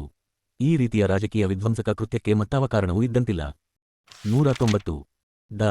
ಬಾಬಾಸಾಹೇಬ್ ಅಂಬೇಡ್ಕರ್ ಅವರ ಬರೆಹಗಳು ಭಾಷಣಗಳು ಸಂಪುಟ -1. ಮಹಾರಾಷ್ಟ್ರಕ್ಕೆ ಆಯೋಗವು ಮಾಡಿದ ಈ ಅನ್ಯಾಯವನ್ನು ಈಗ ಸರಿಪಡಿಸಲೇಬೇಕು. ಅದೃಷ್ಟವಶಾತ್ ಅದನ್ನು ಸರಿಪಡಿಸಲು ಸಾಧ್ಯ. ಸಮ್ಮಿಶ್ರ ರಾಜ್ಯದ ಪ್ರಸ್ತಾಪ ಮುರಿದು ಬಿದ್ದಿದೆ. ಅಲ್ಲದೆ ಮರಾಠಿಗರು ಮತ್ತು ಗುಜರಾತಿಗಳ ನಡುವೆ ಸಮಾನತೆಯ ಅಗತ್ಯವಿಲ್ಲ. ಅಧ್ಯಾಯ 8. ಪ್ರಸ್ತುತ ಸಮಸ್ಯೆಗಳಿಗೆ ಸಂಬಂಧಿಸಿದ ಸಾರಾಂಶ. ಭಾಷಾವಾರು ರಾಜ್ಯಗಳ ರಚನೆಯ ಹಿನ್ನೆಲೆಯಲ್ಲಿರಬೇಕಾದ ನಿಯಮಗಳ ಸಾರಾಂಶವನ್ನು ಓದುಗರ ಅನುಕೂಲಕ್ಕಾಗಿ ಇಲ್ಲಿ ಕೊಟ್ಟಿದ್ದೇನೆ. ಆ ನಿಯಮಗಳನ್ನು ಈಗಾಗಲೇ ಹಿಂದಿನ ಪುಟಗಳಲ್ಲಿ ವಿವರಿಸಿದ್ದೇನೆ. ಆದರೂ ಅವು ಚದುರಿದಂತಿವೆ. ಈ ನಿಯಮಗಳನ್ನು ಕೆಳಗಿನಂತೆ ನಿರೂಪಿಸಬಹುದು. 1 ಸಂಕೀರ್ಣ ರಾಜ್ಯ ರಚನೆಯ ವಿಚಾರವನ್ನು ಸಂಪೂರ್ಣವಾಗಿ ಕೈಬಿಡಬೇಕು.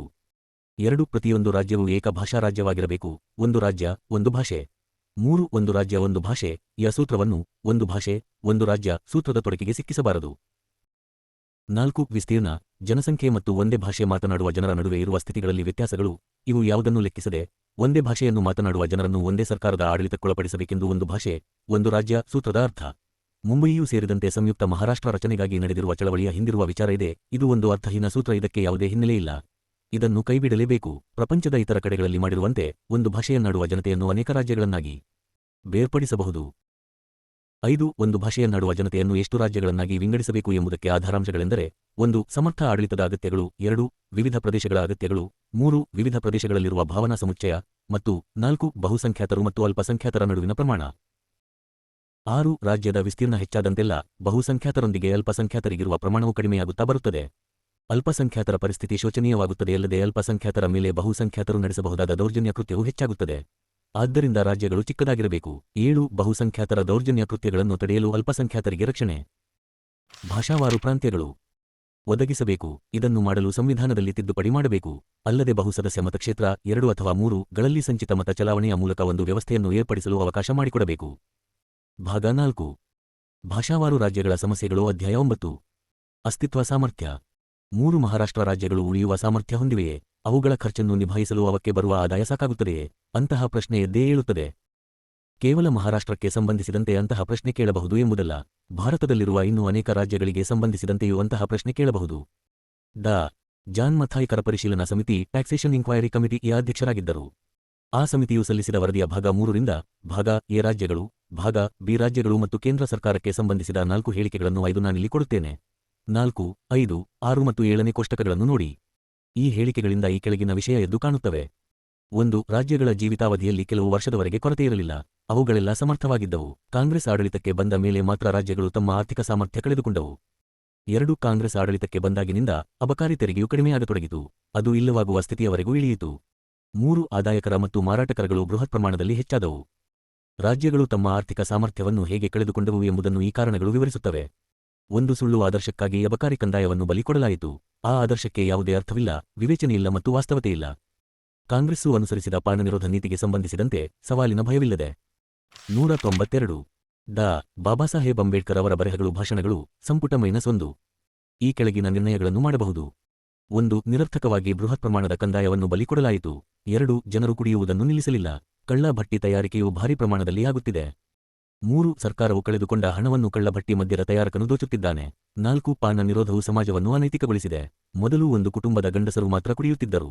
ಯಾಕೆಂದರೆ ಮದ್ಯದ ಅಂಗಡಿಗೆ ಹೋಗಲು ಅವರಿಗೆ ಮಾತ್ರ ಸಾಧ್ಯವಿತ್ತು. ಕಳ್ಳಭಟ್ಟಿ ಮದ್ಯದ ಉತ್ಪಾದನೆಯು ಈಗ ಗೃಹ ಕೈಗಾರಿಕೆಯಾಗಿದೆ.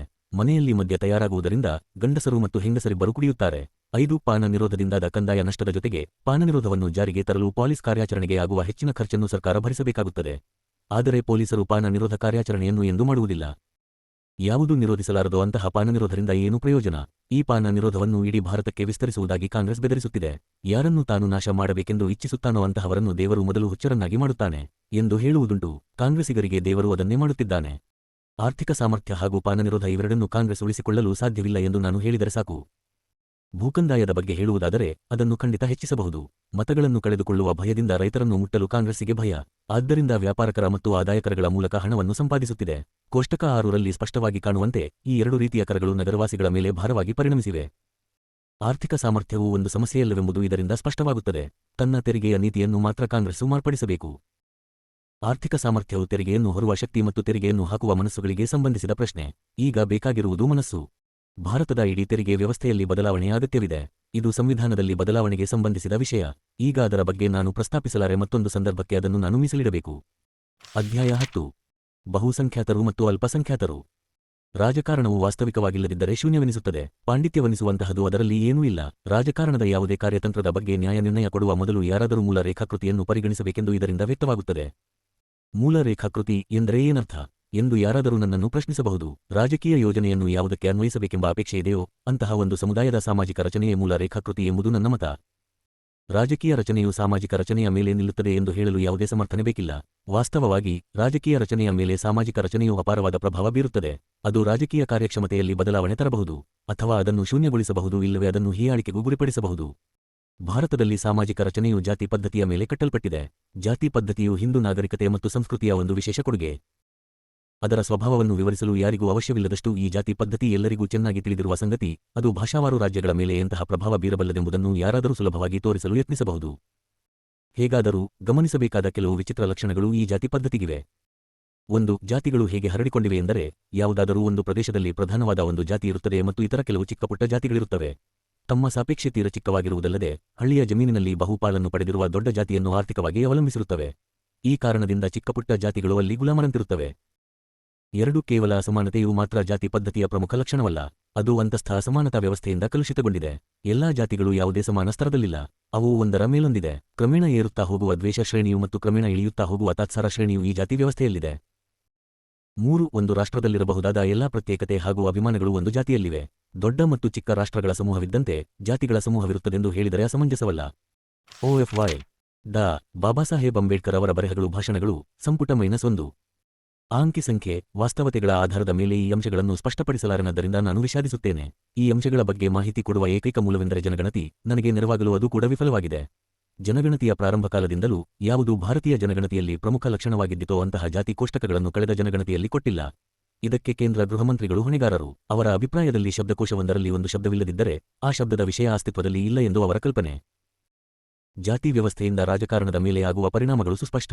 ಇದರಲ್ಲಿ ಕುತೂಹಲಕಾರಿ ಅಂಶವೆಂದರೆ ಚುನಾವಣೆಗಳ ಮೇಲೆ ಈ ವ್ಯವಸ್ಥೆಯು ಎಂತಹ ಪ್ರಭಾವವನ್ನು ಬೀರುತ್ತದೆ ಎಂಬುದು. ಏಕಸದಸ್ಯ ಚುನಾವಣಾ ಕ್ಷೇತ್ರ ವ್ಯವಸ್ಥೆಯಿಂದ ರೂಪುಗೊಳ್ಳುವ ಪ್ರತಿನಿಧಿ ಸರ್ಕಾರದ ಆಧಾರ ಚುನಾವಣೆ. ಪರಿಣಾಮಗಳ ಸಾರಾಂಶ ಈ ಕೆಳಕಂಡಂತಿದೆ. 1. ಮತದಾನ ಎಂದೆಂದು ಜಾತಿಬದ್ಧವಾಗಿರುತ್ತದೆ. ಮತದಾರನು ತನ್ನ ಜಾತಿಯ ಉಮೇದುವಾರನಿಗೆ ಮತ ನೀಡುತ್ತಾನೆ. ಅತ್ಯುತ್ತಮ ಉಮೇದುವಾರನಿಗೆ ನೀಡುವುದಿಲ್ಲ. 2. ಕೇವಲ ಜಾತಿಯ ಬಹುಸಂಖ್ಯೆಯಿಂದ ಬಹುಸಂಖ್ಯಾತ ಜಾತಿಯು ಸ್ಥಾನವನ್ನು ಪಡೆಯುತ್ತದೆ.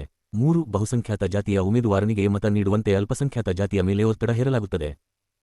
4. ಬಹುಸಂಖ್ಯಾತ ಜಾತಿಯು ನಿಲ್ಲಿಸಿರುವ ಉಮೇದುವಾರನಿಗೆ ಎದುರಾಗಿ ನಿಂತು ಗೆಲ್ಲಲು ಅಲ್ಪಸಂಖ್ಯಾತ ಜಾತಿಯ ಉಮೇದುವಾರನಿಗೆ ಅಲ್ಪಸಂಖ್ಯಾತ ಜಾತಿಯ ಮತಗಳು ಸಾಕಾಗುವುದಿಲ್ಲ. 5. ಅಂತಸ್ತುಬದ್ಧ ಅಸಮಾನತೆಯುಳ್ಳ ಸಾಮಾಜಿಕ ವ್ಯವಸ್ಥೆಯ ಪರಿಣಾಮವಾಗಿ ಮೇಲ್ವರ್ಗದ ಬಹುಸಂಖ್ಯಾತ ಸಮಾಜಗಳ ಮತದಾರನು ಅಲ್ಪಸಂಖ್ಯಾತ ಸಮಾಜದ ಉಮೇದುವಾರನಿಗೆ ತನ್ನ ಮತವನ್ನು ಕೊಡಲು ಯಾವಾಗಲೂ ಕೆಳಗಿಳಿಯಲಾರ. 6. ಇದಕ್ಕೆ ಬದಲಾಗಿ ಸಾಮಾಜಿಕವಾಗಿ ಕೆಳ ಹಂತದಲ್ಲಿರುವ ಅಲ್ಪಸಂಖ್ಯಾತ ಸಮಾಜದ ಮತದಾರನು ಬಹುಸಂಖ್ಯಾತ ಜಾತಿಯ ಉಮೇದುವಾರನಿಗೆ ಮತ ಕೊಡುವಲ್ಲಿ ಹೆಮ್ಮೆಪಡುತ್ತಾನೆ. ಅಲ್ಪಸಂಖ್ಯಾತ ಜಾತಿಯ ಉಮೇದುವಾರನು ಚುನಾವಣೆಯಲ್ಲಿ ಏಕೆ ಸೋಲುತ್ತಾನೆ ಎಂಬುದಕ್ಕೆ ಇದು ಮತ್ತೊಂದು ಕಾರಣ. ಕಾಂಗ್ರೆಸ್ ಯಾವಾಗಲೂ ಗೆಲ್ಲುತ್ತದೆ ಎಂಬುದು ನಾವೆಲ್ಲ ಕಂಡ ಸಂಗತಿ. ಆದರೆ ಕಾಂಗ್ರೆಸ್ ಏಕೆ ಗೆಲ್ಲುತ್ತದೆ ಎಂದು ಯಾರೂ ಕೇಳುವುದಿಲ್ಲ. ಕಾಂಗ್ರೆಸ್ ಬಹಳ ಜನಪ್ರಿಯ ಪಕ್ಷ ಎಂದೇ ಹೇಳುತ್ತಾರೆ. ಆದರೆ ಕಾಂಗ್ರೆಸ್ ಏಕೆ ಬಹಳ ಜನಪ್ರಿಯವಾಗಿದೆ? ಮತಕ್ಷೇತ್ರಗಳಲ್ಲಿ ಯಾವ ಜಾತಿಗಳು ಬಹುಸಂಖ್ಯಾತವಾಗಿರುತ್ತವೆಯೋ ಅಂತಹ ಜಾತಿಗಳ ಉಮೇದುವಾರರನ್ನು ಕಾಂಗ್ರೆಸ್ ಯಾವಾಗಲೂ ಚುನಾವಣೆಗೆ ನಿಲ್ಲಿಸುತ್ತದೆ ಎಂಬುದು ನಿಜವಾದ ಉತ್ತರ. ಜಾತಿ ಮತ್ತು ಕಾಂಗ್ರೆಸ್ಗಳು ನಿಕಟವಾಗಿ ಸೇರಿಕೊಂಡಿವೆ. ಜಾತಿ ವ್ಯವಸ್ಥೆಯನ್ನು ಅನೈತಿಕವಾಗಿ ಬಳಸಿಕೊಂಡು ಕಾಂಗ್ರೆಸ್ ಗೆಲ್ಲುತ್ತದೆ. ಭಾಷಾವಾರು ಪ್ರಾಂತ್ಯಗಳು ಆಫ್ ಪ್ರತಿಶತ. ಭಾಷಾವಾರು ರಾಜ್ಯಗಳ ರಚನೆಯಿಂದ ಜಾತಿ ವ್ಯವಸ್ಥೆಯ ಅನಿಷ್ಟ ಪರಿಣಾಮಗಳು ಇನ್ನೂ ಹೆಚ್ಚು ತೀಕ್ಷ್ಣವಾಗುವುದರಲ್ಲಿ ಸಂಶಯವಿಲ್ಲ. ಅಲ್ಪಸಂಖ್ಯಾತ ಜಾತಿಗಳನ್ನು ಬಗ್ಗುಬಡಿಯಬಹುದು. ಒಂದು ಪಕ್ಷ ಬಗ್ಗು ಬಡಿಯದಿದ್ದಲ್ಲಿ ಅವುಗಳನ್ನು ಭಯಭೀತರನ್ನಾಗಿ ಮಾಡಬಹುದು ಅಥವಾ ಪೀಡಿಸಬಹುದು. ಅವರು ಭೇದಭಾವಕ್ಕೆ ತುತ್ತಾಗುವುದು ಖಂಡಿತ. ಅಲ್ಲದೆ ನ್ಯಾಯದ ಎದುರು ಸಮಾನತೆಯೂ ಮತ್ತು ಸಾರ್ವಜನಿಕ ಜೀವನದಲ್ಲಿ ಸಮಾನ ಅವಕಾಶವೂ ಅವರಿಗೆ ಸಿಗದಂತೆ ಆಗುತ್ತದೆ. ರಾಷ್ಟ್ರಗಳ ಇತಿಹಾಸವನ್ನು ಮತ್ತು ಅವುಗಳ ಆದರ್ಶಗಳಲ್ಲಿ ಆಗುವ ಬದಲಾವಣೆಗಳನ್ನು ಲಾರ್ಡ್ ಚೆನ್ನಾಗಿ ರೂಪಿಸಿದ್ದಾನೆ. ಹಳೆಯ ಯುರೋಪಿಯನ್ ಪದ್ಧತಿಯಲ್ಲಿ ರಾಷ್ಟ್ರಗಳ ಹಕ್ಕುಗಳನ್ನು ಸರ್ಕಾರಗಳು ಮಾಡುತ್ತಿರಲಿಲ್ಲ. ಪ್ರಜೆಗಳು ಒತ್ತಾಯಪಡಿಸುತ್ತಿರಲಿಲ್ಲ. ರಾಷ್ಟ್ರಗಳ ಹಿತಾಸಕ್ತಿಗಳಿಗೆ ಬದಲಾಗಿ ಆಳುತ್ತಿದ್ದ ರಾಜವಂಶಗಳ ಹಿತಾಸಕ್ತಿಗಳಿಗೆ ಅನುಗುಣವಾಗಿ ದೇಶದ ಗಡಿಗಳು ಮಾರ್ಪಡುತ್ತಿದ್ದವು. ಅಲ್ಲದೆ ಸಾಮಾನ್ಯ ಪ್ರಜೆಯ ಆಸೆ ಆಶೋತ್ತರಗಳಿಗೆ ಸಾಮಾನ್ಯವಾಗಿ ಗಮನ ಕೊಡದೆ ಆಡಳಿತ ನಡೆಸಲಾಗುತ್ತಿತ್ತು. ಎಲ್ಲಿ ಎಲ್ಲಾ ಸ್ವಾತಂತ್ರ್ಯಗಳು ದಮನವಾಗುತ್ತಿದ್ದವೋ ಅಲ್ಲಿ ರಾಷ್ಟ್ರೀಯ ಸ್ವಾತಂತ್ರ್ಯದ ಹಕ್ಕನ್ನು ಸಹಜವಾಗಿ ಕಡೆಗಣಿಸಲಾಗುತ್ತಿತ್ತು. ಅಲ್ಲದೆ ಫೆನಿಲಾನನ ಮಾತುಗಳಲ್ಲಿ ಹೇಳುವುದಾದರೆ, ತನ್ನ ಮದುವೆಯ ಬಳುವಳಿಯಾಗಿ ರಾಜಕುಮಾರಿಯು ಒಂದು ರಾಜಪ್ರಭುತ್ವವನ್ನೇ ತನ್ನೊಡನೆ ಒಯ್ಯುತ್ತಿದ್ದಳು. ಮೊದಲು ಜನಾಂಗಗಳು ಉತ್ಸಾಹ ಶೂನ್ಯವಾಗಿರುತ್ತಿದ್ದವು. ನಂತರ ಅವುಗಳಲ್ಲಿ ಪ್ರಜ್ಞೆ ಮೂಡಿದಾಗ ತಮ್ಮ ನ್ಯಾಯಬದ್ಧ ಆಳರಸರ ರಕ್ಷಣೆಗಾಗಿ ಅವರು ಮೊದಲು ಆಕ್ರಮಣಕಾರರ ವಿರುದ್ಧ ದಂಗೆಯೆದ್ದರು.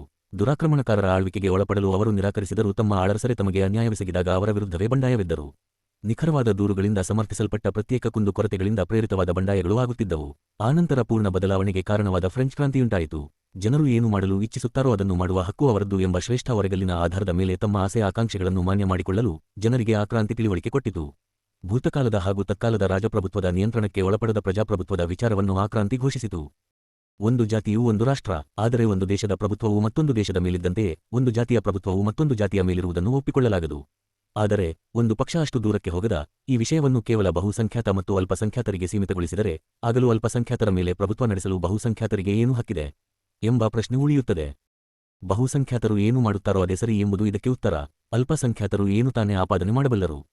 ಬಹುಸಂಖ್ಯಾತ ನಿಯಮವನ್ನು ಅವಲಂಬಿಸುವವರು. 1. ಮತೀಯ ಬಹುಸಂಖ್ಯಾತರು ಮತ್ತು 2. ರಾಜಕೀಯ ಬಹುಸಂಖ್ಯಾತರು ಎಂಬ ಎರಡು ರೀತಿಯ ಬಹುಸಂಖ್ಯಾತರಿರುತ್ತಾರೆ ಎಂಬುದನ್ನು ಮರೆಯುತ್ತಾರೆ. OFL ಡಾ. ಬಾಬಾಸಾಹೇಬ್ ಅಂಬೇಡ್ಕರ್ ಅವರ ಬರೆಹಗಳು ಭಾಷಣಗಳು ಸಂಪುಟ -1. ರಾಜಕೀಯ ಬಹುಸಂಖ್ಯಾತರ ವರ್ಗ ರಚನೆಯಲ್ಲಿ ಬದಲಾವಣೆ ಯಾವಾಗಲೂ ಸಾಧ್ಯ. ರಾಜಕೀಯ ಬಹುಮತ ಬೆಳೆಯುತ್ತದೆ. ಮತೀಯ ಬಹುಮತ ಹುಟ್ಟುನಿಂದಾದದ್ದು. ರಾಜಕೀಯ ಬಹುಮತಕ್ಕೆ ಸೇರಲು ಬಾಗಿಲು ತೆರೆದಿರುತ್ತದೆ. ಆದರೆ ಮತೀಯ ಬಹುಮತದ ಬಾಗಿಲು ಮುಚ್ಚಿರುತ್ತದೆ. ಕಟ್ಟಲು ಅಥವಾ ಕೆಡಿಸಲು ರಾಜಕೀಯ ಬಹುಮತದ ರಾಜಕಾರಣಗಳಲ್ಲಿ ಯಾರಿಗೂ ಅಡೆತಡೆಯಿಲ್ಲ. ಮತೀಯ ಬಹುಮತದ ರಾಜಕಾರಣಗಳು ಅದರಲ್ಲೇ ಹುಟ್ಟಿದವರಿಂದ ರೂಪುಗೊಳ್ಳುತ್ತವೆ. ಪ್ರಭುತ್ವ ಮಾಡಲು ರಾಜಕೀಯ ಬಹುಮತಕ್ಕೆ ಕೊಡಲಾದ ಅಧಿಕಾರದ ಹಕ್ಕುಗಳನ್ನು ಮತೀಯ ಬಹುಮತವು ಅದು ಹೇಗೆ ಅಪಹರಿಸಬಲ್ಲದು? ಅಂತಹ ಅಧಿಕಾರದ ಹಕ್ಕುಗಳನ್ನು ಮತೀಯ ಬಹುಮತಕ್ಕೆ ಕೊಡುವುದೆಂದರೆ ಅನುವಂಶೀಯ ಸರ್ಕಾರವನ್ನು ಸ್ಥಾಪಿಸಿ ಆ ಬಹುಮತದ ದೌರ್ಜನ್ಯಕ್ಕೆ ಅವಕಾಶ ಕಲ್ಪಿಸಿಕೊಟ್ಟಂತೆಯೇ ಸರಿ. ಮತೀಯ ಬಹುಮತದ ಈ ದೌರ್ಜನ್ಯವು ಕೇವಲ ಬರಡು ಕನಸಲ್ಲ. ಅದು ಹಲವು ಅಲ್ಪಸಂಖ್ಯಾತರ ಅನುಭವ. ಮಹಾರಾಷ್ಟ್ರದ ಬ್ರಾಹ್ಮಣರಿಗಾದ ಇತ್ತೀಚಿನ ಅನುಭವವು ಇನ್ನೂ ಹಸಿಹಸಿಯಾಗಿದೆ. ಅದರ ಬಗ್ಗೆ ಹೆಚ್ಚು ಹೇಳುವುದು ಅನಾವಶ್ಯಕ.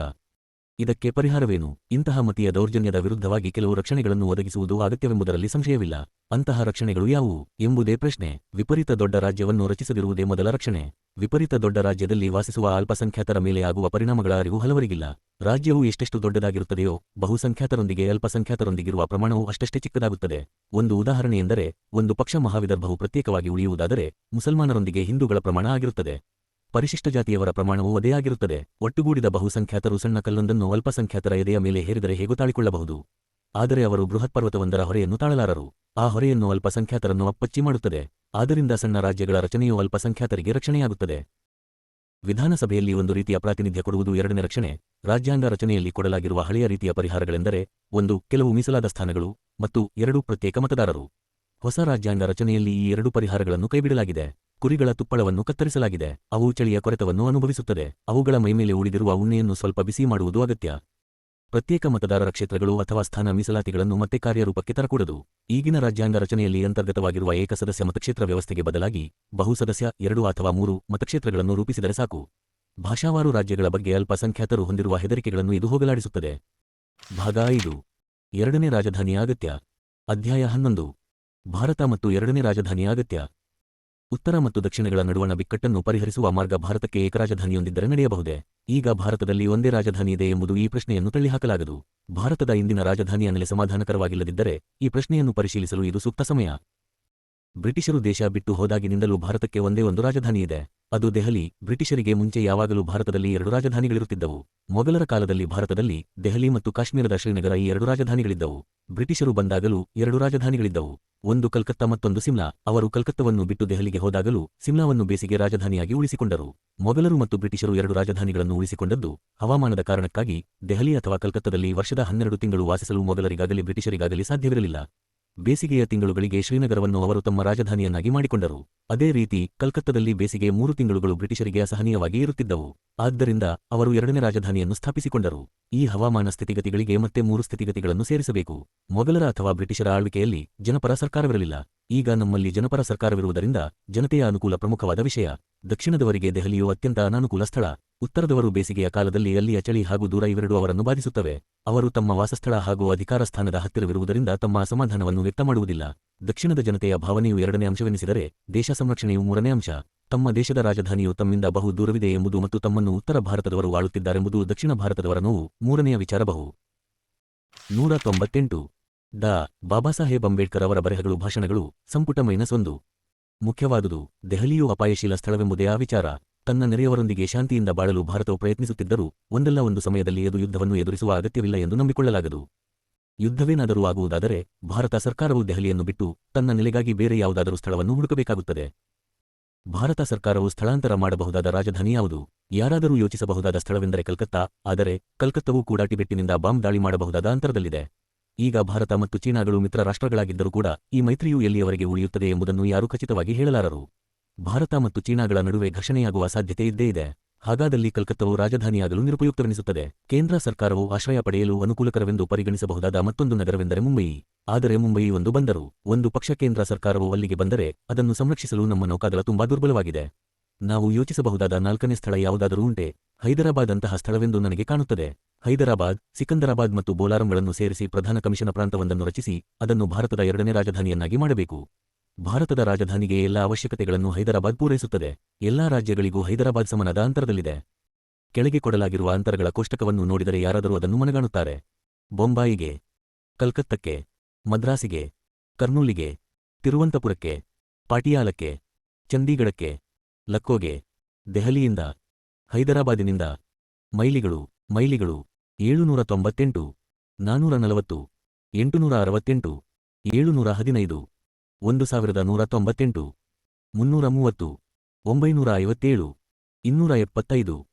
660, 124, 990, 080, 1045, 275, 220. ಭಾಷಾವಾರು ಪ್ರಾಂತ್ಯಗಳು 199. ದೇಶ ಸಂರಕ್ಷಣೆಯ ದೃಷ್ಟಿಯಿಂದ ಅದು ಕೇಂದ್ರ ಸರ್ಕಾರಕ್ಕೆ ಸುರಕ್ಷತೆ ಕೊಡುತ್ತದೆ. ಭಾರತದ ಎಲ್ಲ ಭಾಗಗಳಿಂದಲೂ ಅದು ಸಮಾನ ಅಂತರದಲ್ಲಿದೆ. ತಮ್ಮ ಸರ್ಕಾರವು ಕೆಲವು ಸಮಯ ತಮ್ಮೊಡನೆ ಇದೆ ಎಂಬ ಭಾವನೆಯನ್ನು ಅದು ದಕ್ಷಿಣ ಭಾರತೀಯರಿಗೆ ಉಂಟುಮಾಡುತ್ತದೆ. ಚಳಿಗಾಲದಲ್ಲಿ ಸರ್ಕಾರವು ದೆಹಲಿಯಲ್ಲೇ ಇರಬಹುದು, ಉಳಿದ ಕಾಲಗಳಲ್ಲಿ ಅದು ಹೈದರಾಬಾದಿನಲ್ಲಿ ಇರಬಹುದು. ದೆಹಲಿಯಲ್ಲಿರುವ ಎಲ್ಲಾ ಸೌಕರ್ಯಗಳು ಹೈದರಾಬಾದಿನಲ್ಲಿವೆ. ಅಲ್ಲದೆ ದೆಹಲಿಗಿಂತ ಹೆಚ್ಚು ಉತ್ತಮ ನಗರವಿದು. ದೆಹಲಿಯಲ್ಲಿರುವ ಎಲ್ಲಾ ವೈಭವವೂ ಇಲ್ಲಿದೆ. ಭವನಗಳ ಬೆಲೆ ಕಡಿಮೆ, ಅಲ್ಲದೆ ಅವು ನಿಜವಾಗಿಯೂ ಸುಂದರ ಭವನಗಳು. ಸೌಂದರ್ಯದಲ್ಲಿಯೂ ದೆಹಲಿಯ ಭವನಗಳಿಗಿಂತ ಬಹಳ ಶ್ರೇಷ್ಠವಾಗಿವೆ. ಅವುಗಳೆಲ್ಲ ಮಾರಾಟಕ್ಕಿವೆ. ಅಲ್ಲಿ ಈಗ ಬೇಕಾಗಿರುವುದು ಸಂಸತ್ ಭವನ ಮಾತ್ರ. ಆ ಭವನವನ್ನು ಭಾರತ ಸರ್ಕಾರವು ಸುಲಭವಾಗಿ ಕಟ್ಟಬಲ್ಲದು. ವರ್ಷವಿಡೀ ಸಂಸತ್ ಸಭೆ ನಡೆಸಲು ಹಾಗೂ ಕಾರ್ಯನಿರತವಾಗಿರಲು ಇಲ್ಲಿ ಸಾಧ್ಯ. ಇದು ದೆಹಲಿಯಲ್ಲಿ ಸಾಧ್ಯವಿಲ್ಲ. ಭಾರತದ 2ನೇ ರಾಜಧಾನಿಯಾಗಿ ಹೈದರಾಬಾದನ್ನು ಮಾಡಲು ಆಕ್ಷೇಪಣೆ ಏನೆಂಬುದು ನನಗೆ ತಿಳಿಯುತ್ತಿಲ್ಲ. ರಾಜ್ಯಗಳ ಪುನರ್ವಿಂಗಡಣೆಯ ಈ ಸಮಯದಲ್ಲಿ ಈ ಕೆಲಸವನ್ನು ಮಾಡಬೇಕು. ಹೈದರಾಬಾದ್, ಸಿಕಂದರಾಬಾದ್ ಮತ್ತು ಬೋಲಾರಂಗಳು ಸೇರಿಸಿ ಭಾರತದ 2ನೇ ರಾಜಧಾನಿಯನ್ನು ಸ್ಥಾಪಿಸಬೇಕು. ಇಡೀ ದಕ್ಷಿಣ ಭಾರತ, ಮಹಾರಾಷ್ಟ್ರ ಮತ್ತು ಆಂಧ್ರಗಳಿಗೆ ಸಂತೋಷವಾಗುವಂತೆ ಈ ಕಾರ್ಯವನ್ನು ಅದೃಷ್ಟವಶಾತ್ ಸುಲಭವಾಗಿ ಸಾಧಿಸಬಹುದು. ಉತ್ತರ ಮತ್ತು ದಕ್ಷಿಣಗಳ ನಡುವಣ ಬಿಕ್ಕಟ್ಟನ್ನು ನಿವಾರಿಸಲು ಇದು ಮತ್ತೊಂದು ಪರಿಹಾರ.